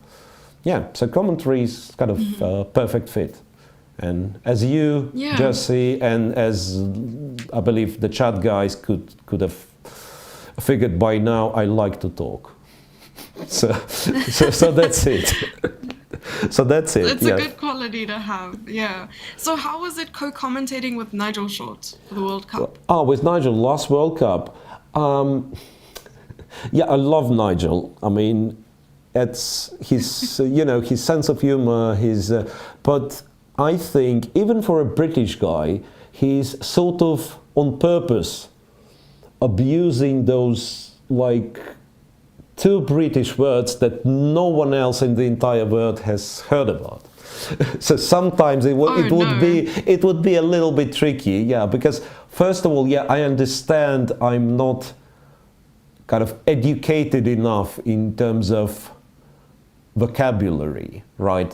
Sort of, well, on a everyday level, I feel pretty much equipped, right? And sometimes on some specific topics. But if we are talking, I don't know, rock music or BBC or this or that, and all that during the chess broadcast, sometimes you feel like a little bit lost. But but other than that, that's one of the best duos I've ever had. So can't complain. That's cool. Can't complain. That's good to hear. Oh, what was those British words? Is one of the phrases cup of tea? I can explain that. No, not, what's it called? No, I mean, the phrases, even if you don't know, at least you know, all the words sound familiar, right? So you can figure it out or ask, what does it mean? Like, and for that, I've actually done some stuff. So I was trying to pick up some Cockney, for instance, not the pronunciation, but the slang. So you would not be surprised me great deal with those. No, he was using, like, imagine someone opening the encyclopedia and looking for the longest, for the most confusing words, and then using it during the chess broadcast. I mean, this type of word that half of British people would not understand, because they are too clever. The words, that is. Words, that is, No, I mean, Nigel, obviously, you know him. He's very well read, and he likes to, to throw in those kind of high society words sometimes. We're seeing a finished game on screen right now. But that's the first semi-final, which is already over. I'm just wondering why. Just to show that our players are left alone in the tournament hall, right? So nobody's come to rescue. Oh, they're all alone. Nobody's going to come to rescue Richard Rapport from this terrible endgame. From this terrible endgame. We're here for you, Richard. What's the situation on the clock? I'm wondering. Because our coverage says he lost on time, which hopefully isn't the case. No. I think after they got the time control, reach time control, it obviously updated. So I'm not too sure. Yeah. Okay, we could try to figure it out. It's move 41. Naka, from what I can see, has 30. No, I cannot see. Naka's clock is visible, right? It says 39, I think. If it's 39. 39 for Naka. 39, right? Nah, but that's a wrong board. So that means I heard there's Has to have 31 like maybe. no, not 31, but it has to have less, right? Because it's 23. 20. I think there's 2 digits. There's 22 or something. Yeah, it could be like 22, 23, something. Okay, so that's the position. I think we've discussed it a lot already. Okay, let me try. Let me try something once again. We are pushing the pawn, and Yes. then f3 happens. Oh, but I've tried it, right? I've tried it. Yeah, b5, rook f6. That's the problem. Because I was thinking if white tries to push away the knight, goes e4 and then e5 and then tries to go to f7, then black might be on time with a counterplay of his own. No, he goes after e4 goes b4, after e5 can go to f5, and when you take everything he goes a3, and funny enough, the rook on f5 is kind of locked there. So at least white's not winning immediately. And he might be still winning after some silly move like king h4, a2, check, and stop the pawn, but at least not winning immediately. But yeah, but that line is irrelevant because after b5, white's gonna go rook f6. And then take the e6 pawn and then win the game. So I don't we'll know. know for sure after he makes a move I don't know how much time really. they have. I don't know really if black has enough, you know, kind of enough counterplay here, or any sort of counterplay. In fact, looks terribly bad if you ask me. Ooh. Wow. No, rapport is not crying, chat. Rook h8. I'm thinking about f3 and rook. I'd say rook a8 we go.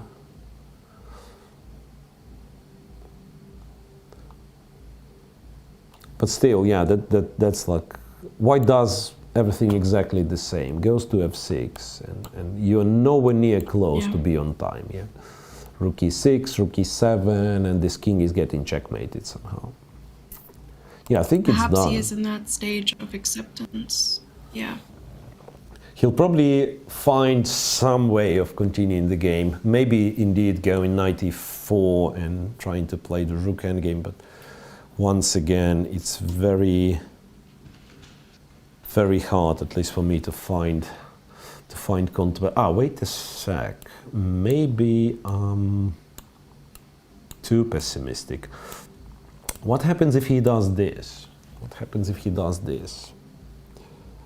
And coming back to f4. Yeah, f4, check on f5. Oh, sorry, I meant King rook goes, f4. rook f4. But I wasn't sure that this is winning, to be honest. Takes here. I guess king takes, right? And then a4. Right. And you'll have to run King e5 maybe. king e5, b5, but you're not on time to take, right? No, you actually had to play king e4 and then b5, king d3, so that you are stopping the pawns. Okay. And then he goes king Yeah. h6. And, well, I it don't doesn't really know. doesn't look winning at all. Maybe f. Oh yeah. Yeah, it doesn't look winning at all because f4, f. I don't know. f4 I'll take. No. Now the only thing that could work for you would be something like getting the king to b4 and then playing e4 d5, but that's way too long of a line to kind of to work. So what I'm thinking, rook f4 perhaps is so not the that move best. is actually really bad. Yeah. No, I think but f4 with the pawn is. f4. Yeah, I agree yeah. with you. f4 check. Yeah. Oops. 4 check, king g4. But then I don't know what's next. Dropping e6 b5. doesn't really inspire that much, yeah? Rook b5, yeah, so we could actually get some sort of a race here, right? Maybe it's not as simple, in fact. Maybe it's not as simple. White's pawn up, but black's a pawn will be running fast as well. Yeah, this could be a bit tense, this one. This could be a bit tense. So maybe that's the way. Doesn't matter if it's good or not for black. Maybe that's the only way that he still has some chances. Maybe that's the way that he still has some chances, because otherwise, like all the other tries I had, we ended up with rook being on h6, like black being totally passive and in absolutely lost position. So that's perhaps the only. And if he wants to do it, Jesse, he has to play it now, right? Because next move is f3 and he won't have such an option. Speaking of which, knight e4. What happens if I go here? And then f3 and then return to kind of, I don't want to give you even this rook endgame, right?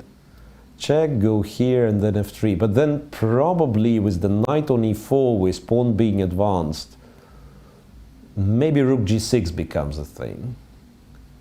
So I'll be down exchange for a pawn and maybe have some counterplay with on the queen side with those advanced pawns. So that's once again, that's choosing between options for white after knight e4. Richard's still thinking on move 41, therefore we have clocks not updated. Yeah, so we have the audience requesting to see a bigger camera of the players, a full screen one, so we could also maybe try to decipher how much time they have left. Yeah. Speaking of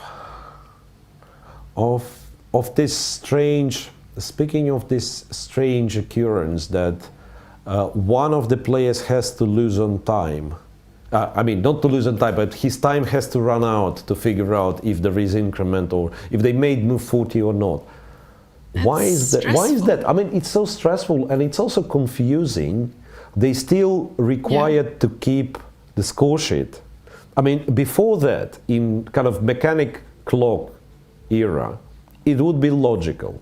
Because there was no increment, at some point, if you are in a terrible time trouble, you would stop writing down the moves, and then you would know how many moves made, right? Now you are requested, you have 30 seconds increment, you're requested to keep the score sheet, so you would not miss the moment when you've made 40 moves, right? That's true, yeah. So then it's sort That's of why you sort of double check. Yeah, because sometimes you skip a line or something. Yeah, I understand, but it's sort of confusing. And moreover, in some tournaments, or rather with some clock, I mean, this modern electronic clock, with some clock it would add automatically as soon as it kind of has the inner exactly. I prefer moves that. counter. Yeah. And then you may move 40 and it immediately add it, whatever it is. 30 minutes in this case. And in some instances, you really have to run out of your first time control time, and then only then the increment comes, the addition comes. I mean. But you're still feeling really stressed because you don't know. And and you think, okay, am I an idiot, right? Am I an idiot? Maybe I just kind of written the same move twice, and then it would make me lose. And then it's an extra pressure on you, and then sometimes you make a hasty move number 41, and then you make a mistake right after you are kind of out of danger of losing on time. Yeah, so that's, I mean, I understand it can be done this way or another. Maybe it's intentional pressure on the players, but then I believe all the organizers have to come to an agreement, and it shouldn't be this way and that way depending on tournament. So just come to some sort of agreement, do it all the time the same way. So basically that's it. Yeah. Oh, he made a move. He did make a move, and I don't see the knight on. Oh well, he did go knight e4, I guess, right? Yeah, knight's on e4. Yeah. Yes, at least we figured out this one correctly, so that he. And the clocks have updated as well. Not for Nakamura, still waiting for his 41st move. And we have 13 minutes on the clock. Do we believe it's 13 minutes left only? It updated from 0, so I'm assuming it's the updated time. I could be wrong. Oh yes, 14 minutes. Yeah, so it is correct. Naka captures, And we're seeing a Naka capture. captures And there we go. fast, There's an which updated is time of Nakamura as well. 38 minutes. captures fast.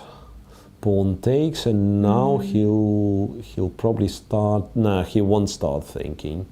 He'll just take the pawn. Maybe take first and then think. Or maybe he's Yeah. trying to find another way. But yeah, but basically this is what you call, I believe, the process of elimination. So you are not really Yeah. trying to calculate rook takes e4 till the end. You're asking what's my alternative to rook take e4. And if you understand other moves do not make any kind of sense, right? So you won't play b3 here, you won't move the king backward. And then you realize, okay, let's That's true, take you this would pawn. wait, because black also has something. Yeah. I mean, you just Black realize, also okay, has something, I don't know if I'm winning this game or not, but if I'm winning, it requires me to take on e4 right now. And later on, you'll figure out what to do. Yeah, rook f6. Yeah, that's correct. That's kind of the only chance to activate the rook. Otherwise, it just falls apart, everything. Indeed, so he has a pawn up, but it's a decisive pawn in this rook ending. What happens if Nakamura plays rook e5 here? Rook e5. Oh, but then he just takes on He'll f2. take never f2. mind. Yeah, he'll take f2. No, rook So he'll f5, pick up you two know, pawns instead you know of one. what? Honestly, rook e5 is sort of an attractive move because you want to stop rook f5 check, yeah? But the fact that you are Yeah, you dropping missed the this f2 pawn. pawn is just a little bit too much. Just a little bit too Yeah. much. Yeah, so I think f4 is needed. Even though He'll you play can it. see Naka is thinking. But yeah, he'll end up playing Ooh, f4. that's a dangerous thing to have. Because it's rook f4 that I saw, but I'm pretty sure he won't play that. But wait a second, Compi was saying something about this rook equalizes. f4, takes and Yeah. pawn takes. Could this be an idea? B5. Yeah, like b5, f5. H. No, H- not moving the okay. h pawn. Yeah, f5, king takes. Can this be winning? I'm asking myself. So you run with No the a idea. pawn. I have to run I don't back. think the f pawn is far enough. Okay, never mind. f4 He played. did play it. f4 played, and Yeah, if f4 played, that means rook f4 would he's not going work. for the b2. Okay, so now it's a check. This. And Well, then maybe rook b5. technically, king f7 is also a move. Okay. but Because just point X, I being- actually don't know. Look, point being h6, you still H6. have that. Attack the Yep. pawn. If king protects it, you still Can't even have go there. Just check again. check yeah. and back. Right, so h7, So rook maybe h6. Maybe king f7 is what he's planning. Maybe king f7 is what Okay. he's... Yeah, check on f5, king g4 obviously, and then king f7. And it all depends on white being or not being able to win with rook e5. So if rook e5 wins, then it means black cannot go king f7 and he has to play rook b5. Yeah. If it doesn't, then it's probably just a draw. So we absolutely have to check rook e5. Rook e5. Rook e5 takes. Once again, I have no clue whatsoever why this pawn. Don't ask me. Maybe maybe the other pawn and just win the race, and then you go f5. Win the race with this. Yeah. Okay, and then take and play e6. Assume he captures Take. Yeah. a4, e6, No, e6 would check. and then h6. There's no way to stop and it. you go here, and then Nice. h7, and you go Oh into. my Yeah, we are gosh. faster. Yeah, we are Oh, faster. then you take it. Yeah. We are faster. And then you have that diagonal at least. No, but So you came back. yeah, let's see. Rook f5, king g4 played, right? Yeah. Oh, the king g4 was played King now. g4 yeah. played, and apparently king f7 just loses straight up to this idea of. So rook b5. Yeah. Okay. Rook b5. That seems to be a chance. Seems to be a chance. There it is. There's still a lot of stuff to try for white, and namely two moves. You can take on e6, or if we are sure that rook e5 wins, I mean, the result in the endgame is 1 for white after rook e5. You might as well go rook e5 now, and after rook takes b2, you could take on a5. But Hikaru... No, he's thinking. I thought he quickly played something, but he's thinking.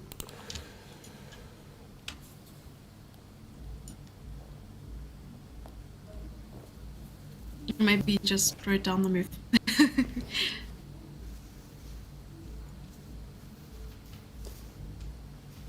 Okay.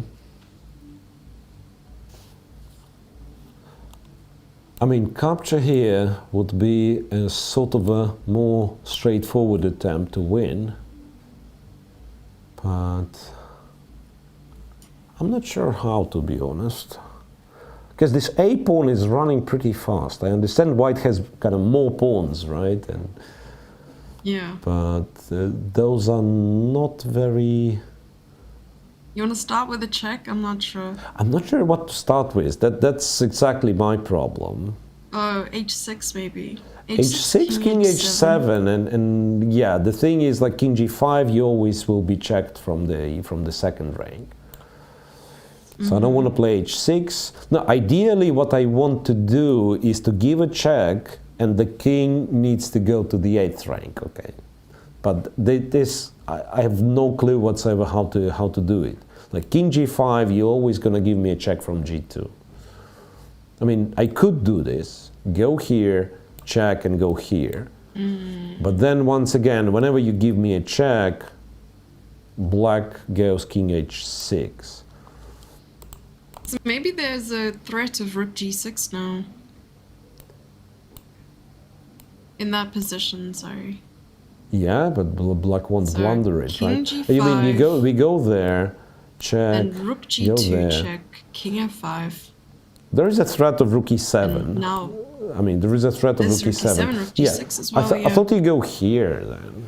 I thought you go here. Okay. And And then I mean, let's check. I'm not sure like what pawn white has to run with. Like what's your favorite pawn to promote? Because it surely can't be h pawn. H pawn is not promoting, so it has to be one of those, right? Like for instance, It's check. Harry the h pawn. Nah, but Harry can't really. I mean, it gets to h6, and that's about it. King e6. I was thinking to push to the f guy, but then you know, rook e2 or rook b3, 4. But also this has to be checked. I mean, the a pawn running. So it's a mess. It's not as straightforward as I've originally thought. And the feeling is like it still has to be somehow winning for white, but it's far from trivial. It's far from trivial. And Hikaru's actually still thinking, which kind of brings me to the idea that maybe he's considering rook e5, rook takes b2, rook takes a5 as an alternative. But he's one pawn up, he only has the h-passed pawn, but if checks are given, like check on g2 or something, he'll go to e4, and maybe that's a chance. Maybe that's a chance. Once again, if white has kind of a straightforward win, it has to be rook takes e6. If he doesn't, on the other hand, if say rook e6, you calculate it deep, and you understand black has just enough pawn to play. Then you go rook e5, and you try to quote-unquote play this position, even though it might be drawish, but at least kind of offers more confusion, because after rook e6, rook b2, it's very, very forcing. He captures, yeah, rook e6. For Richard, there is absolutely no way, no reason to hesitate. He has to take the b2 pawn. Now, surprise, surprise, starts with a4. Oh wow. Starts with a4, making an argument that you can't yet go to the 5th rank. Huh. Okay. That's interesting. So I wonder if it's a clever This- move or why. So maybe, you know, maybe that's. I mean, it's obviously a fancy move, but if it's a good move, it remains to be seen. Because f5, f6. What happens if I'm trying to be faster? So I go f5, I go f6. yeah, King that's what I was f7. thinking. Maybe just pushing. But yeah, but I'm never faster. Rook d6. It's already a3, right? It's already on a3. And also this rook is much more active, so it can stop the h-pawn So if it's maybe you have to go getting to the too far. back rank and then like stop the pawn that way. with white. But how do I do this? Like rook g6? King h7 perhaps. Yeah, this a4 is the clever try. This a4 is the clever try. Hikaru says he's not impressed. Goes rook e7. Okay, king h6 I reckon.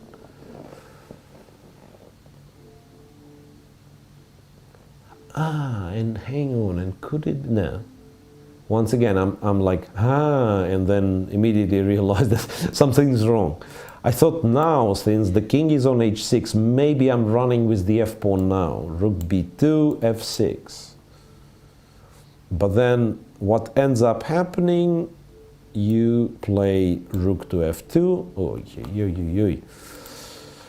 So one more time. King h6, f5, take the pawn, f6, rook f2. Once again, I'm not convinced it's winning. Because f7, white's not threatening anything. I can go as far as... B7! Oh, that's true. As far as... on the other hand, yeah, I do threaten to take on b7. And b5...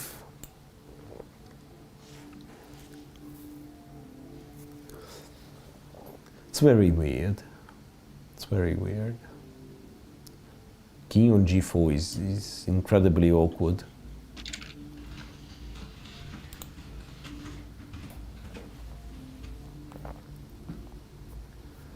So maybe that's our moment as the commentators to try to cheat a little and check, Jesse, what the engine It's says. plus 5.7. Plus 5. It's brilliant. That Yes. means white's winning. Yes. I was waiting for you to ask. I was patiently just being Yeah, like, okay. yeah. It means white's winning, but it doesn't really, honestly, it doesn't really help us, much. right? Because during... Yeah. So what the engine... Yeah, that kind of what the engine move is. Because... No, because... the engine suggests going to rook e8, trying to put the rook behind the pawn if necessary. yeah, And then, of to- course, just trying to push the f-pawn then. And at least F-pawn, your rook E-pawn, isn't and so on. stuck on the 7th rank. Yeah. Yeah, that makes sense, yeah. So rook e8, put the rook behind, yeah? And then you stop these Something like guys. You stop these guys and then you move f and e pawns, perhaps. All right, makes sense. Maybe. And then Make- if the rook ever checks on g2, you have king f5, and the king Yeah, can't yeah. take on h5 because it's mate. Yeah, that's correct. That's correct. Check, king f5. Yeah. And you He can't doesn't take even on need to. h5. He doesn't even need to take on h5, right? It's just that black pawns are not running anywhere, and this pawn Yeah. goes. Yeah, and this pawn goes. Yeah, what I wanted to say that sometimes, once again, the evaluation, which is +5 or whatever, it only means that there is like a very long line, very long sequence of moves, like precise moves for the stronger side that wins, and all the rest might not be winning. And during the game, I believe Nakamura, he does understand that his position, I mean, winning or with good chances to win, but still you have to find all those moves. That's sometimes the problem. Because we were discussing with, I think with a few people, but what I remember for sure was Peter Swidler, so that, I mean, on the subject of cheating, you know, there've been a lot of controversies. It's like a long time ago, even pre-pandemic, pre-online chess. And we were discussing, like on the very top level, you don't actually have to give the move to the players, but just give him a hint that this is a critical position, I mean, not saying verbally, but imagine like he's playing and I'm in a tournament hall and I have a special gesture, I don't know, touching my eyebrows, and then it means that this is a critical position and now you have the way to get an advantage. And for those very top players, that would be enough. I mean, it would not always work. Right. Sometimes he would miss, but just the fact that you have this information, so now basically you're trying to solve a study, right? So you're not playing the game any longer. There is a way to an advantage, decisive advantage. That's a huge benefit. But in endgames like this, even if you know it's winning, so what's then? I mean, you have to calculate What to do? what to do. Yeah, I know it's winning, but how? Yeah. But Hikaru's about to show us, I guess. Please, can we have bigger cams? Please, please, please. No, we don't have a camera on this one, regrettably. We had it on the other game, but not on this one, for some reason. We do have that There we one, go. though. We do have that one, Yeah, though. this is what I meant. Now I'm happy. For the other game, there was the other one with you know, with angles to the players, but not here, regrettably. But this is perfect. Mhm. This is what we wanted. Yeah, you know, maybe He's busy looking. after all, it's not that confusing. You know what? Maybe he doesn't necessarily need rook e8. By the way, he just played it. He could have gone rook e5, and that would be more or less the same thing. Rook e5, if the pawn is taken, you go to a5, and quite possibly would be the same thing. But yeah, rook e8, okay, rook takes He's b2, rook check on h8.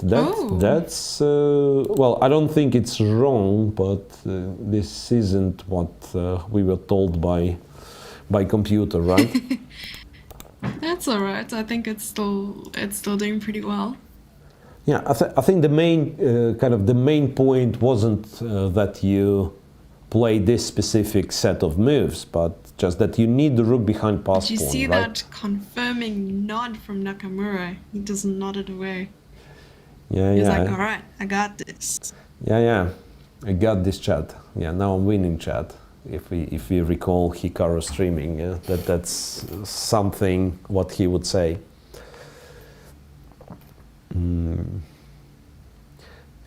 chat would spam emojis all the time.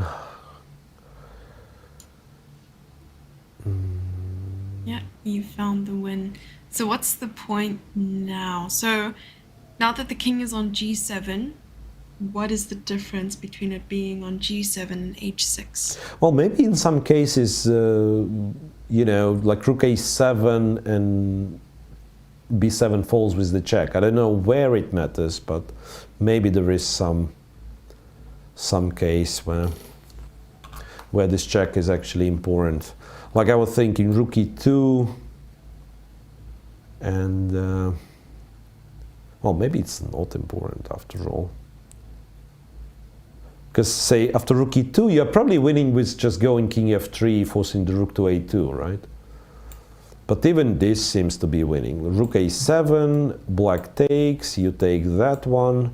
After king h6, you go rook b6. And if a3, you also collect this guy, and you go to a6.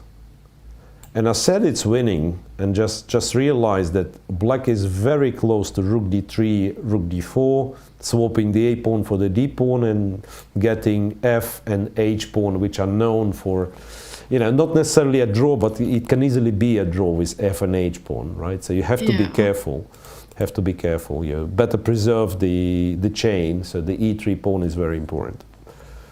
The e3 Yeah, pawn and is very the important. main question here is Hikaru an endgame guru? Well, I don't know if Guru. if he can, you know, be called an endgame guru, but he's capable of calculating lines, and very often in this kind of endgames, right? So it's not specific theoretical position we are talking about that you either know or you do not. It's more of a let's calculate who is faster in this race, and that's what Hikaru is very good at. So I believe he'll manage.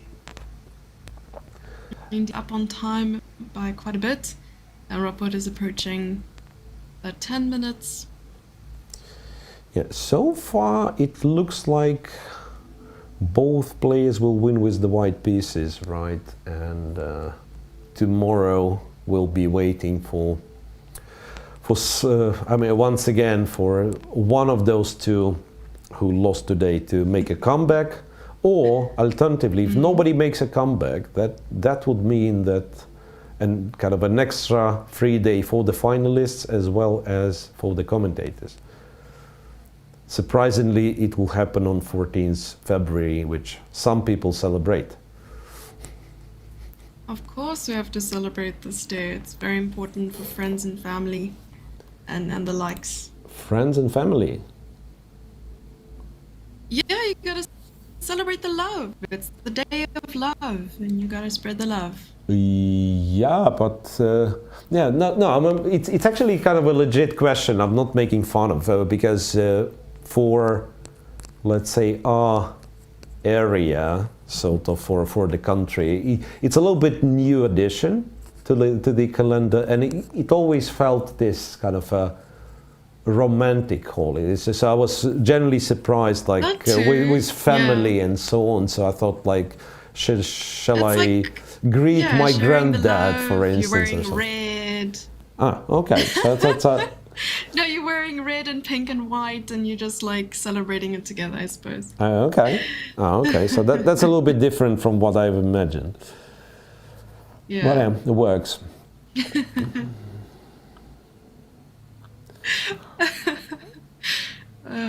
Chat is making fun of me. Chat is ready to make fun. That's why they're here. That's why they're here.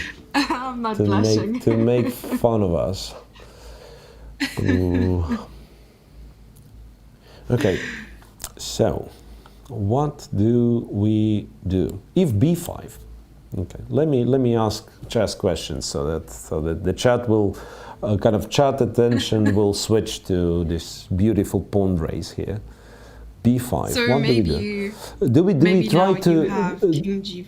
do we try to run, or because King G5, I don't necessarily understand how it helps if I give a check. You put the king on F5, okay, and what? And say Rook A2, so that I want to rush with maybe the B Rook pawn. A6 now. You want more pawns? I'm not sure. I'm not sure. I mean, at some point, Yeah. it's quality what matters, not quantity, because now you won't be able to stop those, right? B2, and he has. I mean, I'm still not entirely convinced, but he has two more moves to make, A3 and Rook A1, and black is like winning the rook, yeah? So King G5, for instance, or maybe H6 to start with. Yeah, after B2 you play H6 first, that'd be clever. King G5, A3, we give a check and white actually wins. King on the 8th rank, keep forgetting. I'm keep sorry. forgetting. No, it's All these live moves. all these live moves. Who need those? B5, by the way. Yeah. So now we'll see Hikaru's take on this one. What he thinks has to be done. Mm-hmm. He's nodding. He's calculating. He's like drawing the arrows in his head. He's known for his arrows. Yeah. So one more time, what was it? King G5, King F5 is what we thought was one of the ways, perhaps, right? Maybe just move the E pawn on the other, yeah? Like E4, E5. Strangely, black has two connected passed pawns, but then kind of not running anywhere. He's got the cat jam going on. E4, yeah. It's just that some people prefer to play E4 on move 1, not move 51. But apparently it's still strong. Yeah. 51 That's a good e4. one. No, but seriously, there was obviously that 99% of my jokes, they are stolen from someone.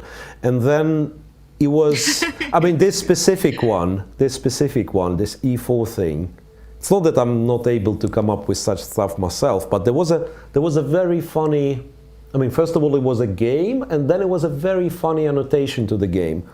If chat is interested, I mean, but I cannot provide you with further information. It was Kramnik against Karyakin for sure.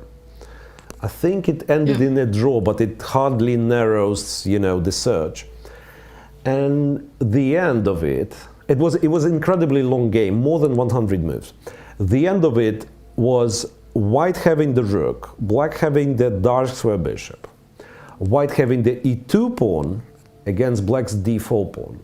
That's it. King somewhere, nobody can take each other's pawn immediately, so they would be playing this position. And the funny part was that at some point there was the line, some variation, that Kramnik was winning if he would have gone for this line and would play e2, e4 on move number 100 plus. And that would be the latest e2, e4 ever. And then obviously in those annotations there was a lot of fun about, like, you preserve the pawn on e2 for more than 100 moves to eventually play e2, e4 with decisive effect. All right. So e4 played, rook a2, so Rapport is trying to do what I was trying to do. So rook to a2 in order to push the b pawn forward, but as we've already figured out, black is not on time with that. So white apparently can... Some would say that this is still theory.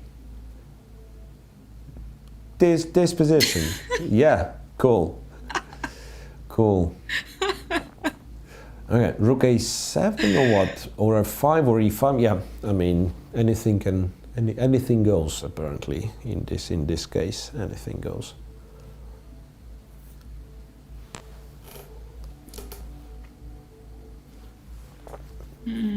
Deep think dive. Yep. So I'm gonna check on my side as well what it's looking like.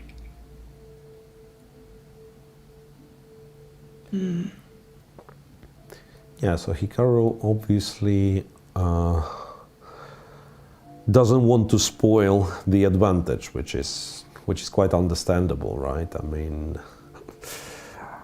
he went all the way to the semi-final. Now he is about to win game 1, and he almost let it slip against Yesipenko in the last round of round robins, right? It was up to Yesipenko to convert.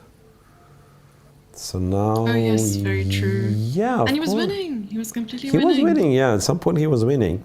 So now, yeah, there is such... I mean, I don't know if it translates well, but there is such saying that when you get lucky in one of the chess games, right, and especially in a tournament in round robin or something, and then they say, like...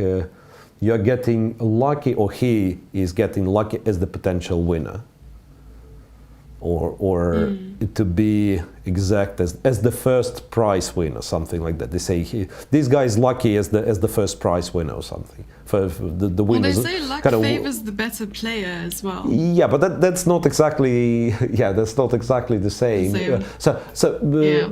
What this implies, it's like in the middle of a tournament, so to speak, you see one guy kind of got lucky and, let's say, won the game that he should have lost, and then you are not surprised when eventually this guy ends up winning the tournament, even if he was in the middle of a pack, right? So here it's a little bit trickier because it's a knockout, so on. But I believe it might be that little boost of confidence that he's needed. And also in a knockout, Jesse, I'm thinking, okay, this is a very uncharacteristic knockout, at basically 2 rounds, semi-final, final. But in the longish knockouts, typically, like if we dig it, for instance, all the World Cups, I believe every single World Cup winner had one match which was shaky. like I cannot guarantee this, Yeah, but yeah. most of the time, like in order to win the World Cup, you need to get lucky at least once. So kind of to level Unless the it score. was Ding or, Liren. I feel like his chess doesn't really take a toll unless it did, and I missed that. but look, Didn't he share? he He shared never- a World Cup. he never With won the World Aronian, Cup. He never won the World Cup. He never won World Cup, right? Wasn't it? I thought he tied with Aronian. the But one it year. doesn't Was it not count, him? right? It doesn't count. I mean, you tie, you play the tiebreak, you lose the tiebreak, so you're not a World Cup winner then. He made it Yeah. twice to the final, 2 consecutive times, if I'm not mistaken, right? He was in the final in Tbilisi against Aronian, and then the next World Cup he was in the final in Khanty-Mansiysk against Rajabov, but he lost both finals on the tiebreak. And okay, I just hope that he gets back to play over the board chess, because yeah, I mean that's really a pity that such a brilliant player, he hasn't played for quite some time, right? Apart from the second leg of the candidates, I'm not aware of any over the board tournaments that he played, Ding Liren, unless something inside China, but other than that, yeah. So I hope he comes back.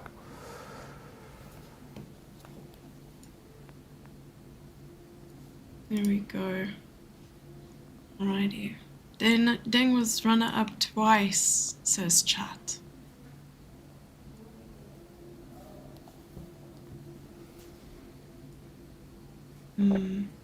Nakamiro. Come here. They're definitely providing the entertainment that we seek. Well, how much time does he have? He has 22 minutes. He has 22 minutes, and that's, you know, that's this point in the broadcast when, on one hand, it would be only logical to, you know, to wait for him to make a move, but on the other, you know, it still might be a very long wait. He needs it to. So I'm ready, if you agree with me, to declare this position very complicated.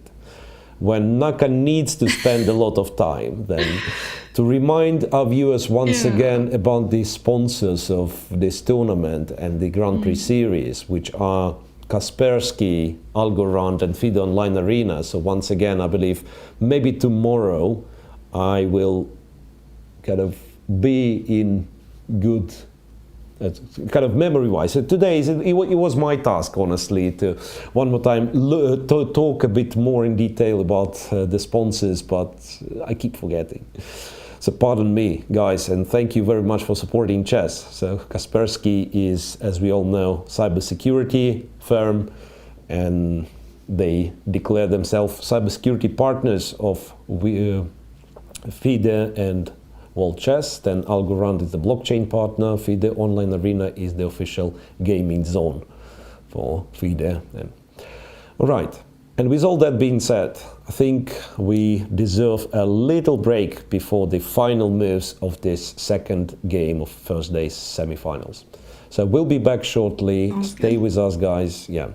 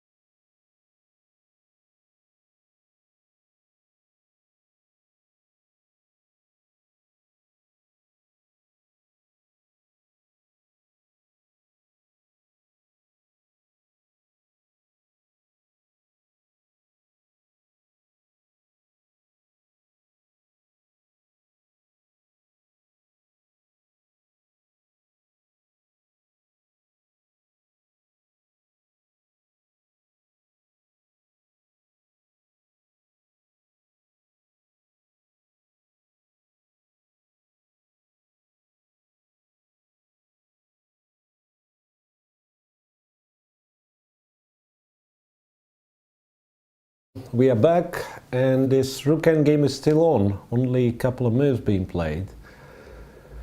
So perhaps it was trickier than we originally thought. Yeah. Yeah, indeed. And King H7 was the last move that was played. Richard has has 8 minutes on the clock. And Nagamura spent a substantial amount of his time. He has 12 minutes now, and it's his move. He just wants to make sure that he's making the accurate moves, I suppose. What would you play here with white pieces? I guess since he went rook a6, the idea was to capture, right? So still trying to understand what's wrong with just capturing the pawn after b4. I suppose b4 is what black wants. We put the rook here. After b3. Well, actually, I'm no longer sure. I thought I can push the pawn. b2, king g5, a3. Ah, yeah, and I'm still on time, yeah? Rook here. And then, yeah, somehow king g8, king g6, all the similar ideas. All the similar ideas, like king g8, king g6, threatening a checkmate. If you have to give the pawn, then it's done, right? And king f8, everything comes with a tempo. d6, once again, threatening a checkmate, and so on. Yeah, who needs a rook when you have 4 passed pawns? Yeah, I think white is kind of winning this way, but also there was an interesting thing that the compy was suggesting go king g5 here, don't take the pawn. So I'm wondering, does it mean that after check we just go king f6 and those connected passed pawns, despite looking scary, maybe they're not running anywhere. So maybe we are back to this idea that king gets to f6 and then we just push the e and f pawns, and these pawns are not running all too far. So king g5 is indeed the recommended move here.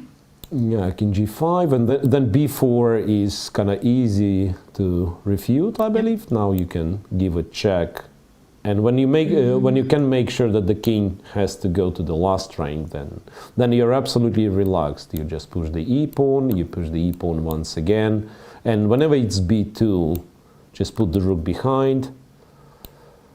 After a3. You have many ways. I mean, you can give a check, go e7, you can play king g6, whatever you like. Yeah, so that's exactly the moment when you can come up with kind of decisive actions, right? When black almost there, but locked his rook on a2 and it doesn't do anything for a moment. So yeah, king g5 seems to be good enough. I wonder if rook c6 is good enough, because that's kind of the alternative I see to rook a7 check again. A bit of a surprise, if you ask me. Why would he want to repeat the moves? And rook a6, yeah, okay, so just repeating the moves once doesn't hurt really. And king h7 played.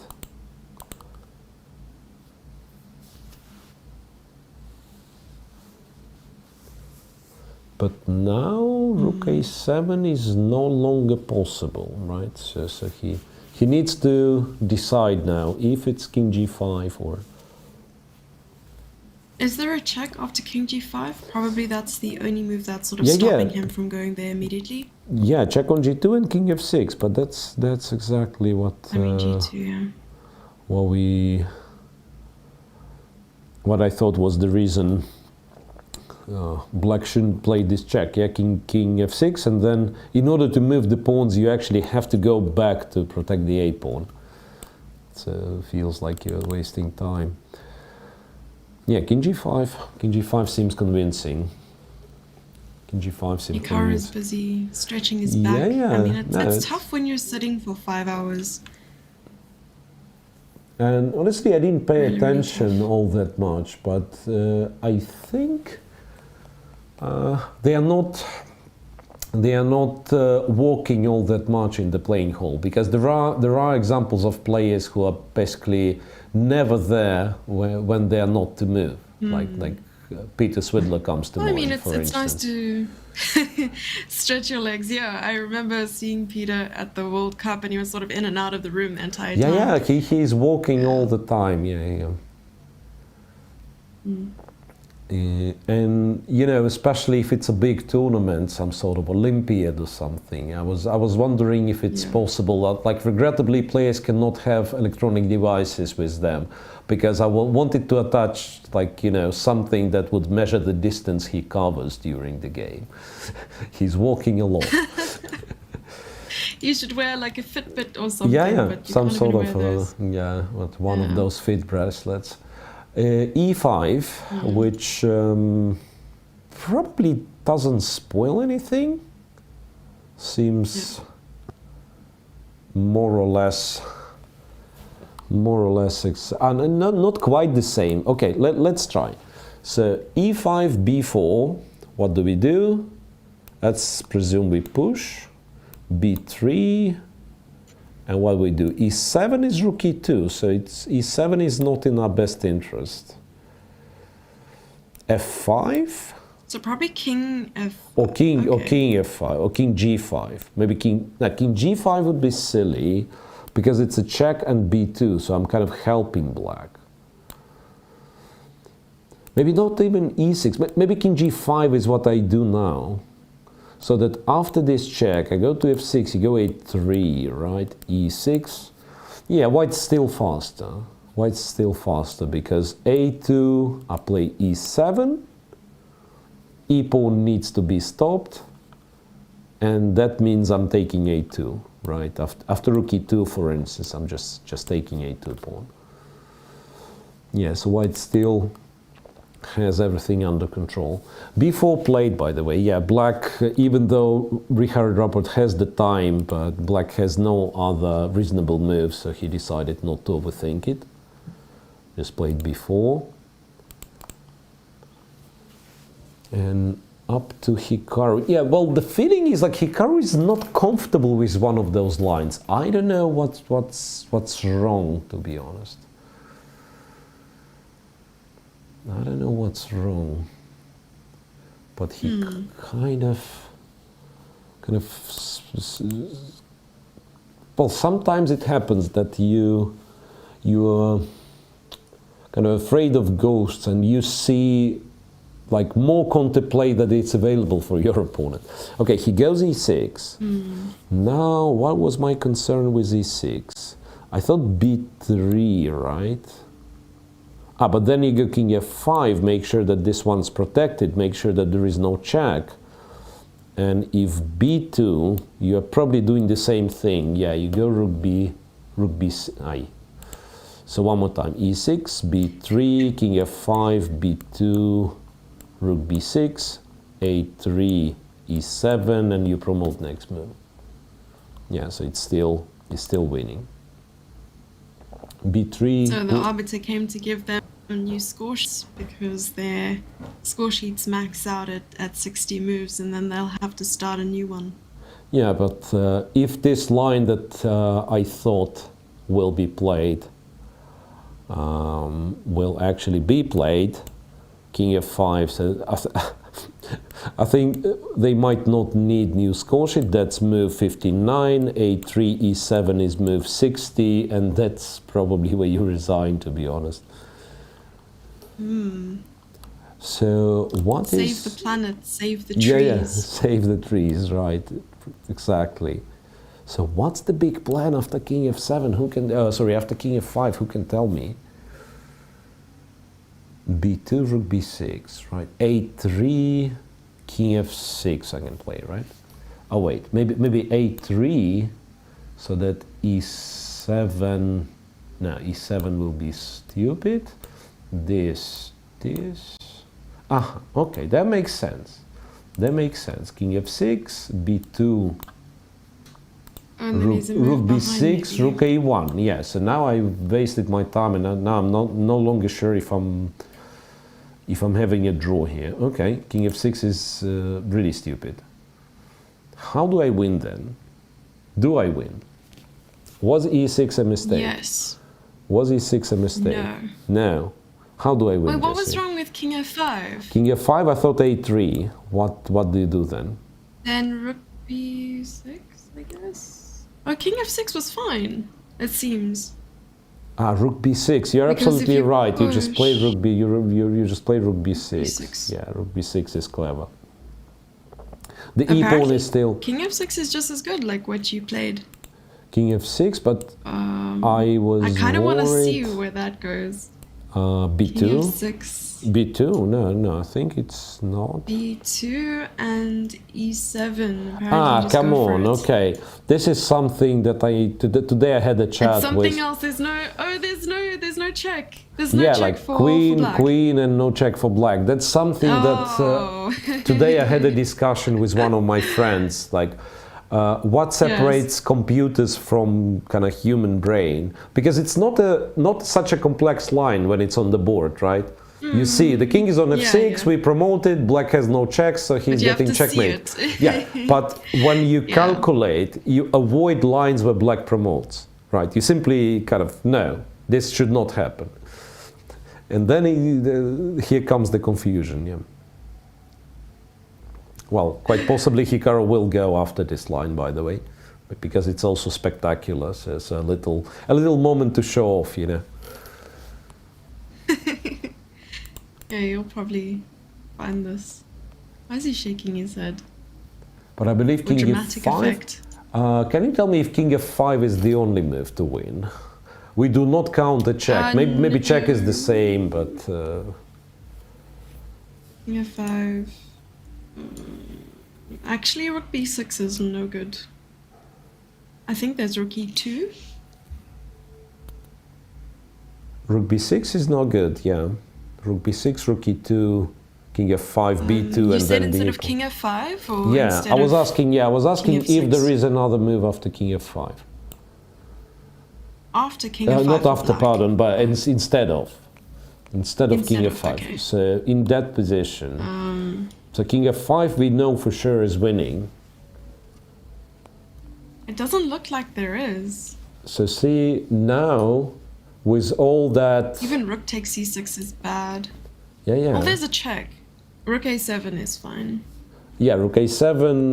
I kind of had suspicion that it works, but it's sort of you give a check, king h6, and you still have to go king f5. I mean, so it doesn't change the idea that white has to find in order to win. And that, once again, a reminder that when you're sitting at home, when you're watching this game with an engine, and it always says like white's winning, you might lose interest. But It's players playing, and then at some point, there inevitably going to be a situation where you have to find only moves. Like here, for instance, yeah. If he doesn't play king f5, and he's down to 3 minutes. So a few moves back, he was on comfortable 25 or something. So it is tense, as you can see yourself, guys. It is very tense. And now Nakamura is down to 3 minutes. on the clock. Yeah. What's gonna be? Will he play king f5? Because if he won't, he's not winning. That's.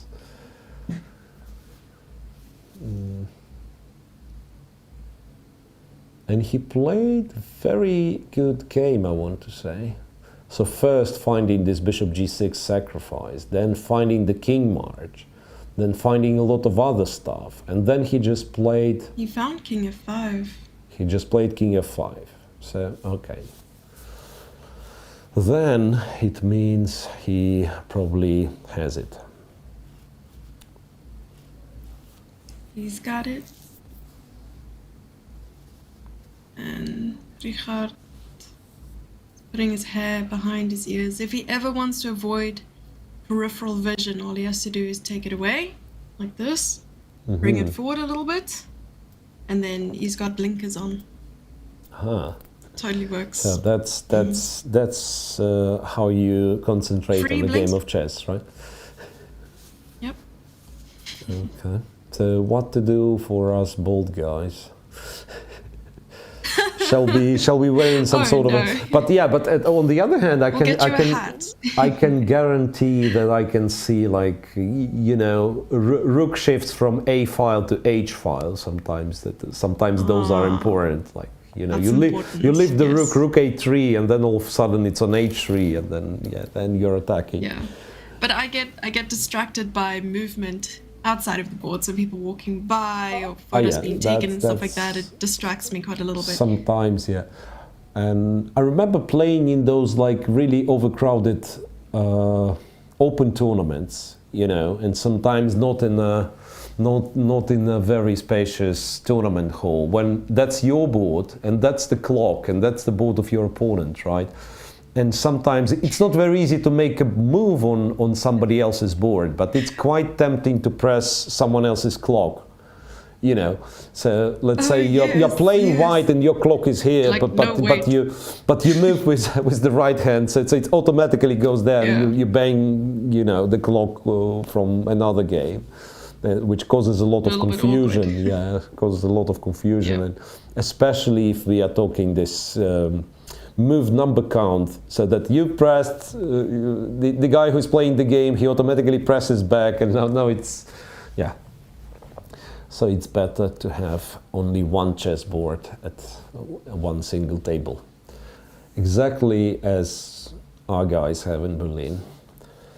Yeah, it has to be said that yeah, the event looks very nicely organized, right? So once again, a reminder that the tournament's played in Berlin, as the name of the tournament suggests. I'm in the studio of World Chess, next to World Chess Bar, by the way, World Chess Club, which has reopened today, and I'm planning to check what's available right after the broadcast. And Jesse is at home, right? In South Africa.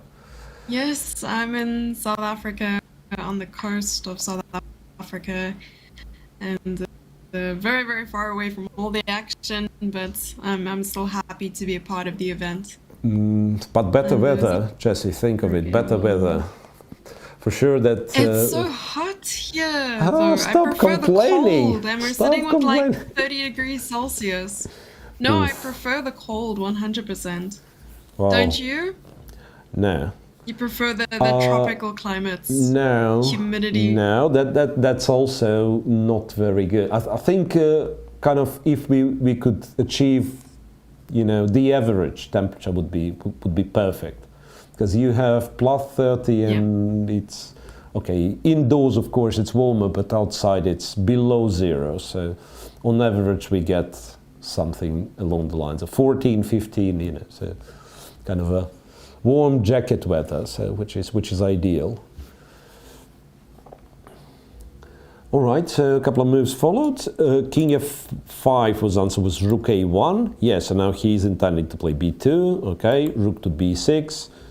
I think that's what you find in the endgame books, so that you attack from behind the pawn. I mean, the pawn which is third advanced. That's a recipe, really. Yeah. Like to make it harder That's for. a rule that should only be taken into account when playing chess, guys out there.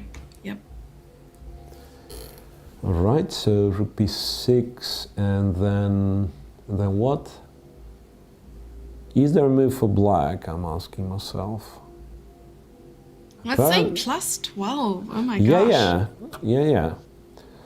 And he just walked away. Yeah, but it's not even that important what's the number. I mean, the deviation. The question is if there is a single line where, once again, black might pose a little bit of problem, right? So like, once again, white will have to find only move. But apparently it's not, because you're never on time to march with your pawns. Like rook b1, there is e7, and then the easiest is just to go king f6. And these pawns are not moving because you take one and then you take the other. Okay, the move was played. It's rook to e1. Mm-hmm. Rook e1, okay. And what would you play with white here? Thinking f6. Thinking of 6, so black can win the rook, right? A3, I take, A2, I'll have to sacrifice, give the rook for the pawns. King f6, king f6 on the board. I think we'll see this. So once again, takes, A2 go here, A1 take, then go E7, and it's too many pawns. Too many pawns. Too many. Yeah, even if he goes back to E1, there's king f7. Goes back to E1. There's no way. Technically, I would argue that it's perhaps more precise to go f5 because king f7 runs into this, but it's winning anyway. I mean, it's a kind of funny tactic for black. Rook f1, and then take this guy, and then give a check, and win the queen back for the rook, but the resulting endgame is still, of course, completely winning for white. So no way of saving it for Richard Rapport. Move 60. So unless he's planning to resign, they will need a second score sheet. They'll need a second score sheet. They're both sitting on 3 minutes right now. 3 minutes, and 3 Hikaru's minutes, back. yeah. I don't know why he keeps running off too, but for Hikaru, 3 minutes would be enough to play, I don't know, 5 bullet games or something like that. And let's not forget there is increment, right? So we may pretend it's a time trouble for as long as we wish, but no, it's he doesn't feel under pressure, I believe, since he found this exact setup that the king gets to f6 and the game's over. I think, yeah, that's got to be winning. yeah. I'm not even sure And what. he's sitting back now. Not Yeah, even- what is he? Let's see what he's thinking about. So maybe he's thinking about resigning the there's game. nothing here, unfortunately. Resigning the game. Yeah, because, there's nothing, unfortunately. I mean, sometimes, let's say that there'd be nothing, but there would be 2 options of going nowhere. And here it's only one. So you either play a3, a2, win the rook, and then resign, or you resign immediately. So that's what I mean. So it's like if there would be like second option, I don't know, going king h6 and king h5, but it doesn't really make any sense. Does it? I mean, come on. Yeah, just king h6 is Takes, probably even just e7. Yeah, rook b4 is always going to be there. And maybe let's illustrate. So I take this, king here, and I think rook b4, right? Okay. Or did I actually misplay it enough so that it's no longer winning? Yes, it is, right? Rook b4, and then what? And then say king d3, I have to take, king d4. This is something that you don't want to be playing. Okay, but there have been a million ways of avoiding it. Like after king h6, first of all, you could say, okay, changes nothing in this other line with like pawn races, right? So I might as well just go f5. I might go rook b4, as you correctly pointed out. Rook b4, and then, yes, I might go e7, takes, and then rook b4. I'm looking at rook b8, but I don't know how effective that is at Rook all. b8, but he'll take, right? Rook b8 is bad. Yeah. He'll take. No, I'm guessing, like if you think of it, after king h6, we tried nearly every single possible way, but all of those ways involve white playing e7. So once again, by kind of deduction, we could go e7 because we will need this move anyway, and then figure out how to continue. Wow! And he played. Well, what's that? What is that? What's that? Rook e4. Surprise, surprise. To me, it looks like it speeds up white. That's That's the reaction you get when a kid comes up to you and is like, I drew this for you, and they hand you the piece of paper and you're like, what's that, you know? That was the same reaction you were giving. What? E7? Question mark. Rook takes f4. King e5. I understand that. Probably. And that would be... And rook f1, or yeah. So now promoting But the then pawn. King d6 maybe? Promoting the pawn would be inaccurate. Now promoting the pawn would be inaccurate. Yeah, but you go king d6, of course, King and then d6. rook e1, and then you go king d7.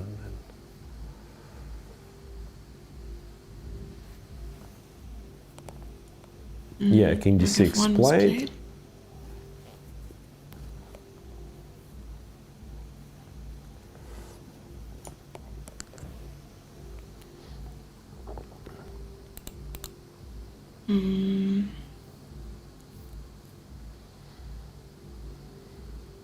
Rook b4 is another option, just to eliminate the pawns first. I'm actually not sure King if d7... wins. Because I was thinking king d7, rook e7, and then king h6. Or even just king h6 after king d7. Yeah, And then but you'll e8. never be on time, right? Rook up pawns are not running but anywhere. king h6 is impossible. Yeah, because you take on c6 and play rook e6. Report.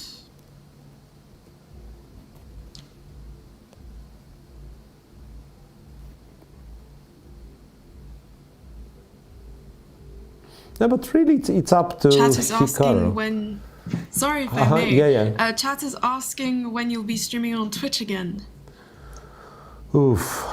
I don't want to say never, but really, like, there were a couple of moments when I thought, yeah, maybe it's a time to go back, maybe it's time to go back. But it's like, what's the point if it'd be once every second week or something, right? So I'm clearly not a professional streamer, right? So there was an idea of doing some sort of a podcast, but once again, it's Okay. I might do a few and then I'll lose interest and will not appear for a month, for instance, right? Or for instance, Yeah. there'd be some commentary gig.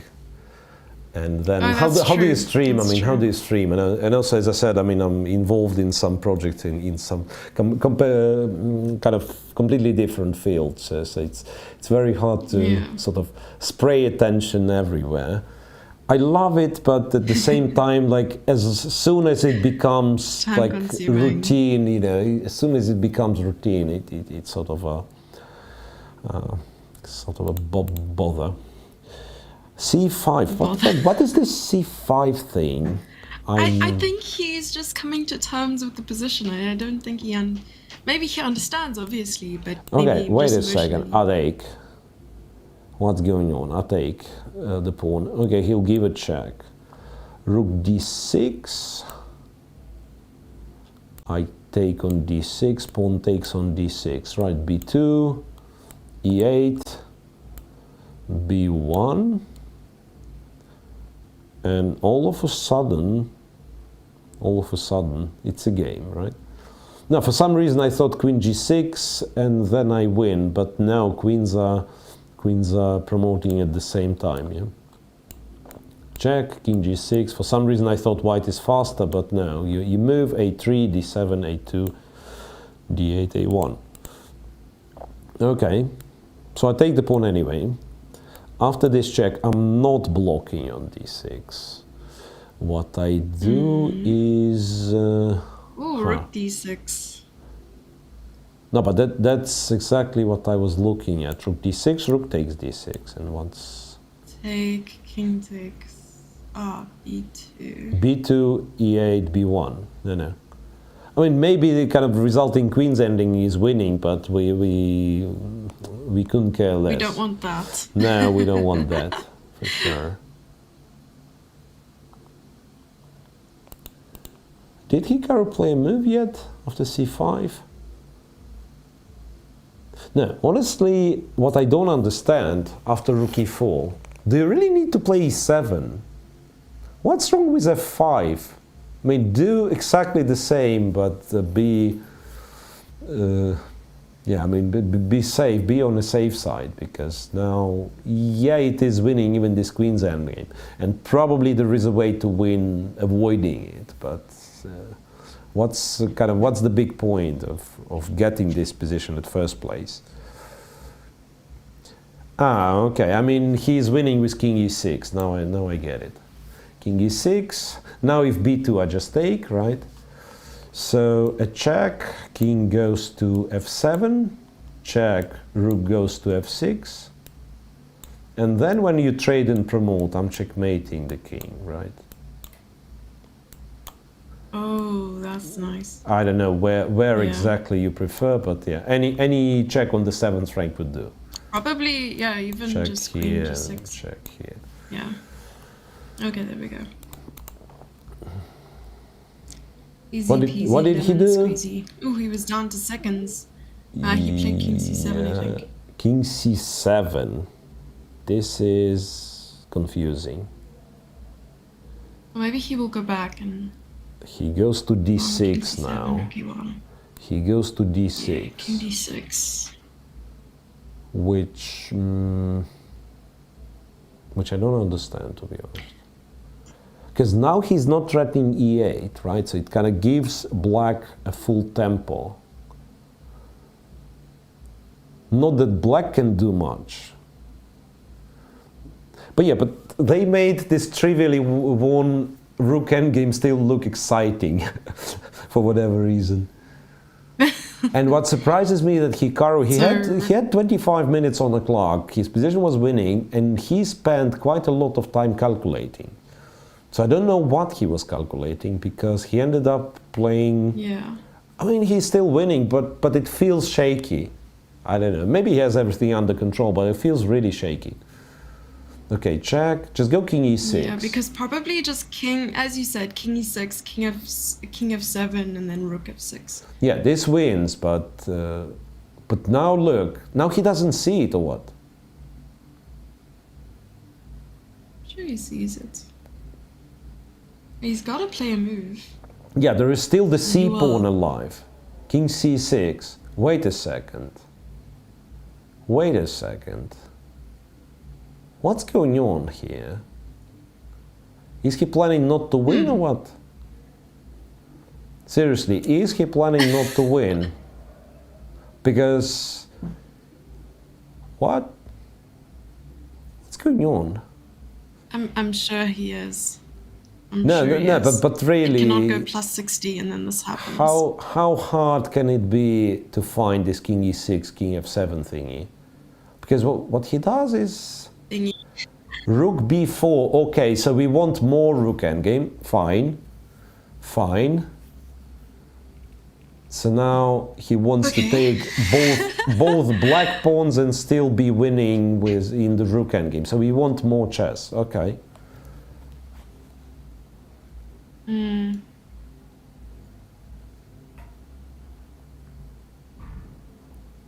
Chat is saying trauma. This is trauma. Yeah, it's just that some people prefer to assert dominance, right? So I'm not winning because I want this game to last longer, and then I will still win in the end, right? Okay. Wow, that's assertion I cannot get behind. Yeah, and then he's running away again with He's 1 gone minute on the again, clock. spinning I mean, he's nervous. He's I nervous. don't know how. He's nervous, I don't really. know how. Okay, you can't do much with black, to be fair. You can't do much with Yeah. black. You'll have to take the e7 pawn at some point. And then white captures a4. Okay, I can try to show what's going to happen. So you take this one, white takes a4, you go b2, and then you even keep the pawn, right? But white because I believe king b7 is the more precise one. And then you march the c pawn and nothing can be done, right? Even though black pawn is kind of further advanced, it represents no threat whatsoever. Represents no threat whatsoever. And then, yeah, then you just move the c pawn forward, win the rook, take the last pawn remaining. So it's still winning, I agree, but this other line was seemingly easier.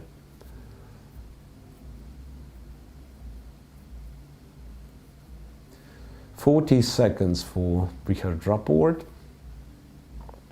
And not much he can do.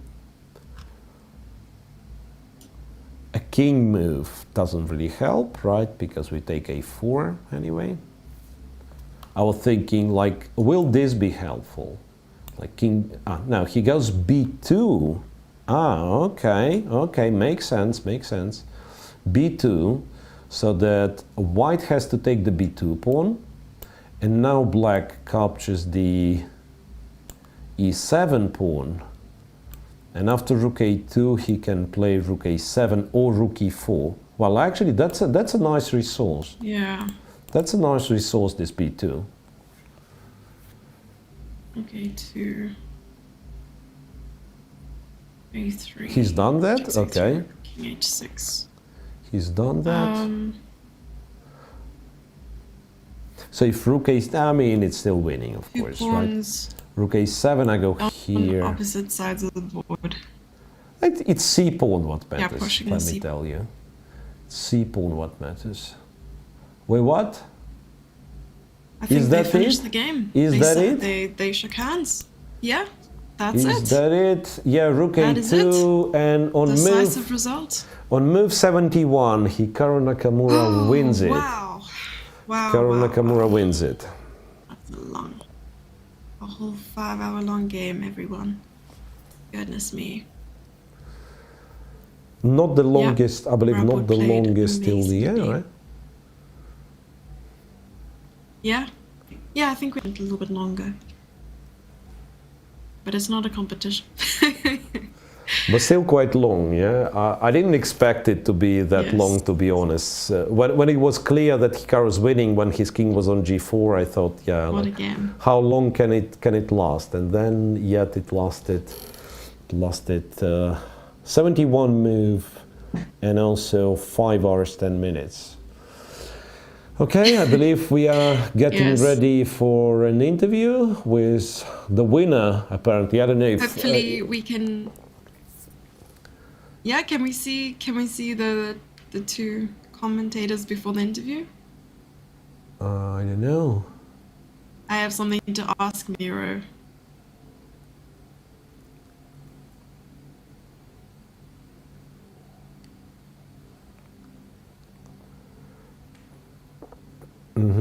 So we are waiting for an interview. Okay. So maybe we'll do it the other way. So once again, both games were won by Yes. by players with the white pieces, right? So it's Hikaru Nakamura who wins against Rapport and Levon Aronian who beats Lenier Dominguez. And that's Yes, semi-finals in Berlin Grand Prix we are talking about if you just joined. We are seemingly ready for an interview with Hikaru, and I hope Richard will also join. He's a very nice guy, but of course to lose such a game is quite painful. Okay.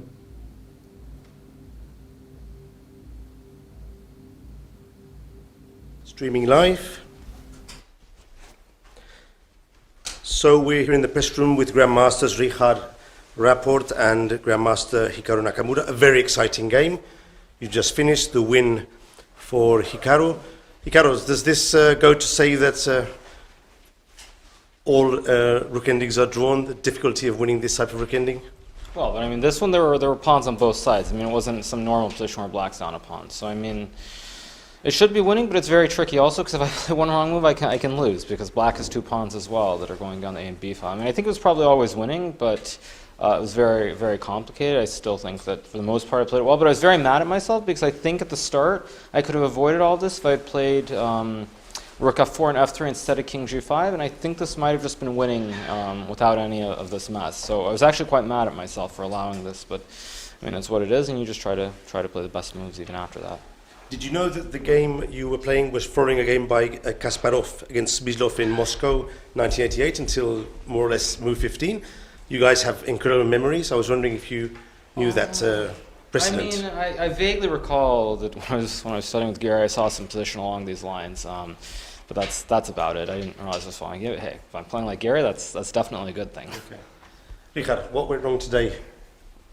Okay, you tell me. I don't know. I mean, it got very complicated, you know. He went for this idea with a4, which is very concrete.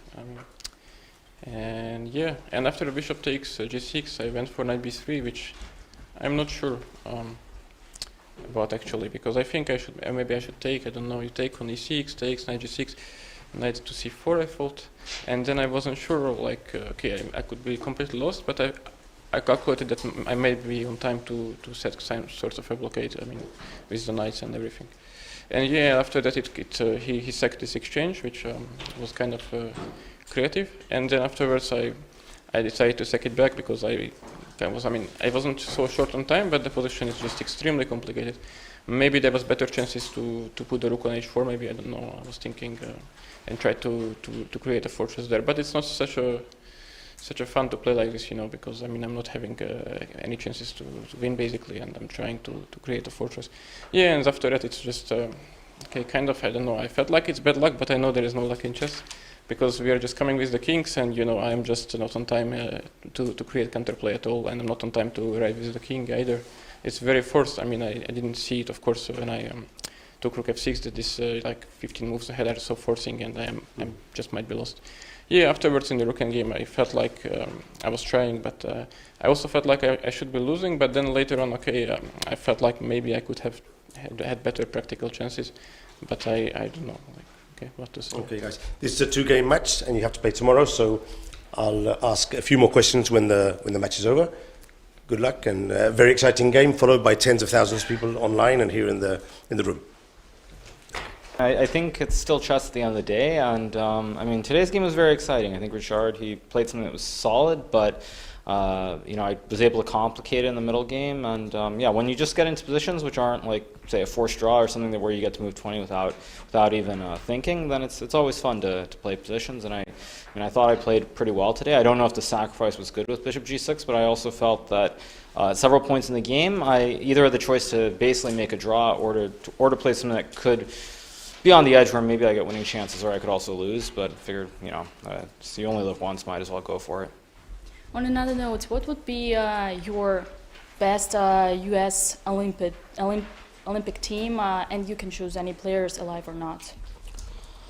That's a strange question. I mean, I think, I mean, obviously I have to go with my own memories, and I would say that my fondest memories of the Olympiad were the earliers, like 2006, 2008, playing with Gada Kemsky and Alex Onashuk, I mean, and Varuzhan as well, Kobian. So those memories, or those Olympiads, I enjoyed the most because there was much more of a team spirit.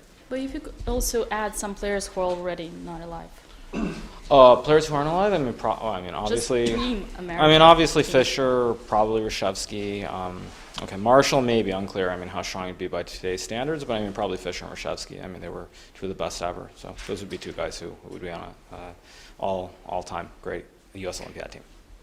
All right, couple more questions. Do you think we would ever see Magnus Carlsen as a guest on your stream? I mean, if we weren't sort of sponsored by different chess companies, I don't think it's that crazy to think. But I mean, with Magnus doing his stuff with Chess24 and I'm partnered with Chess.com, I mean, it's pretty unlikely. But I wouldn't say no to it, of course. And the last one, just theoretically speaking, who would you pick as a second on your World Championship match against Magnus? I don't know. I think I'm doing just fine with the trainer that I'm with and the trainers that I worked on the candidates with in 2016. So I don't have anyone in particular. I think that's too far out to think about at the moment. But I would say, since I think you're trying to get a certain answer, I would not have someone like Kasparov on my team. I'll say that. And no Russians. I mean, again, you're trying to get me to say something silly. Let's just say, I mean, I agree with Dubov's take on the whole thing. Okay, as far as countries and World Championship matches go. That's a perfect note to finish our conversation. Thank you and good luck for tomorrow. Sure, thanks.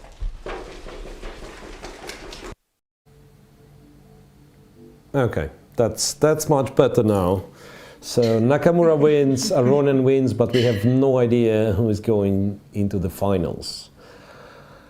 Okay, so I think we had enough for today. 5 hours 20 minutes, 5.5 hours into the I broadcast. think we owe chat something before we do go. Yeah, Boomer's up. Yeah, I mean, not the perfect one, but yeah, I agree. Chad deserves it. Chad deserves it, and it was was unexpected. Honestly, That was you've good. tricked me a little bit, I have to say, because before that, Tricked you. yeah, it had to be. Now that I'm thinking, it had to be 4 wins out of 6 games, right? So it would be more than 50%. And now, no. I Sure. tricked you. Wait a second. I tricked you because, in fact, I've demanded it to be 100% of decided games, no draws at all. And still, anyway. Yes, Okay.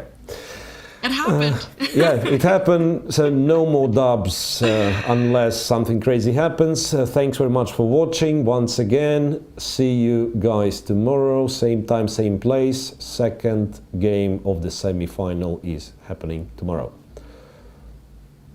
See you tomorrow.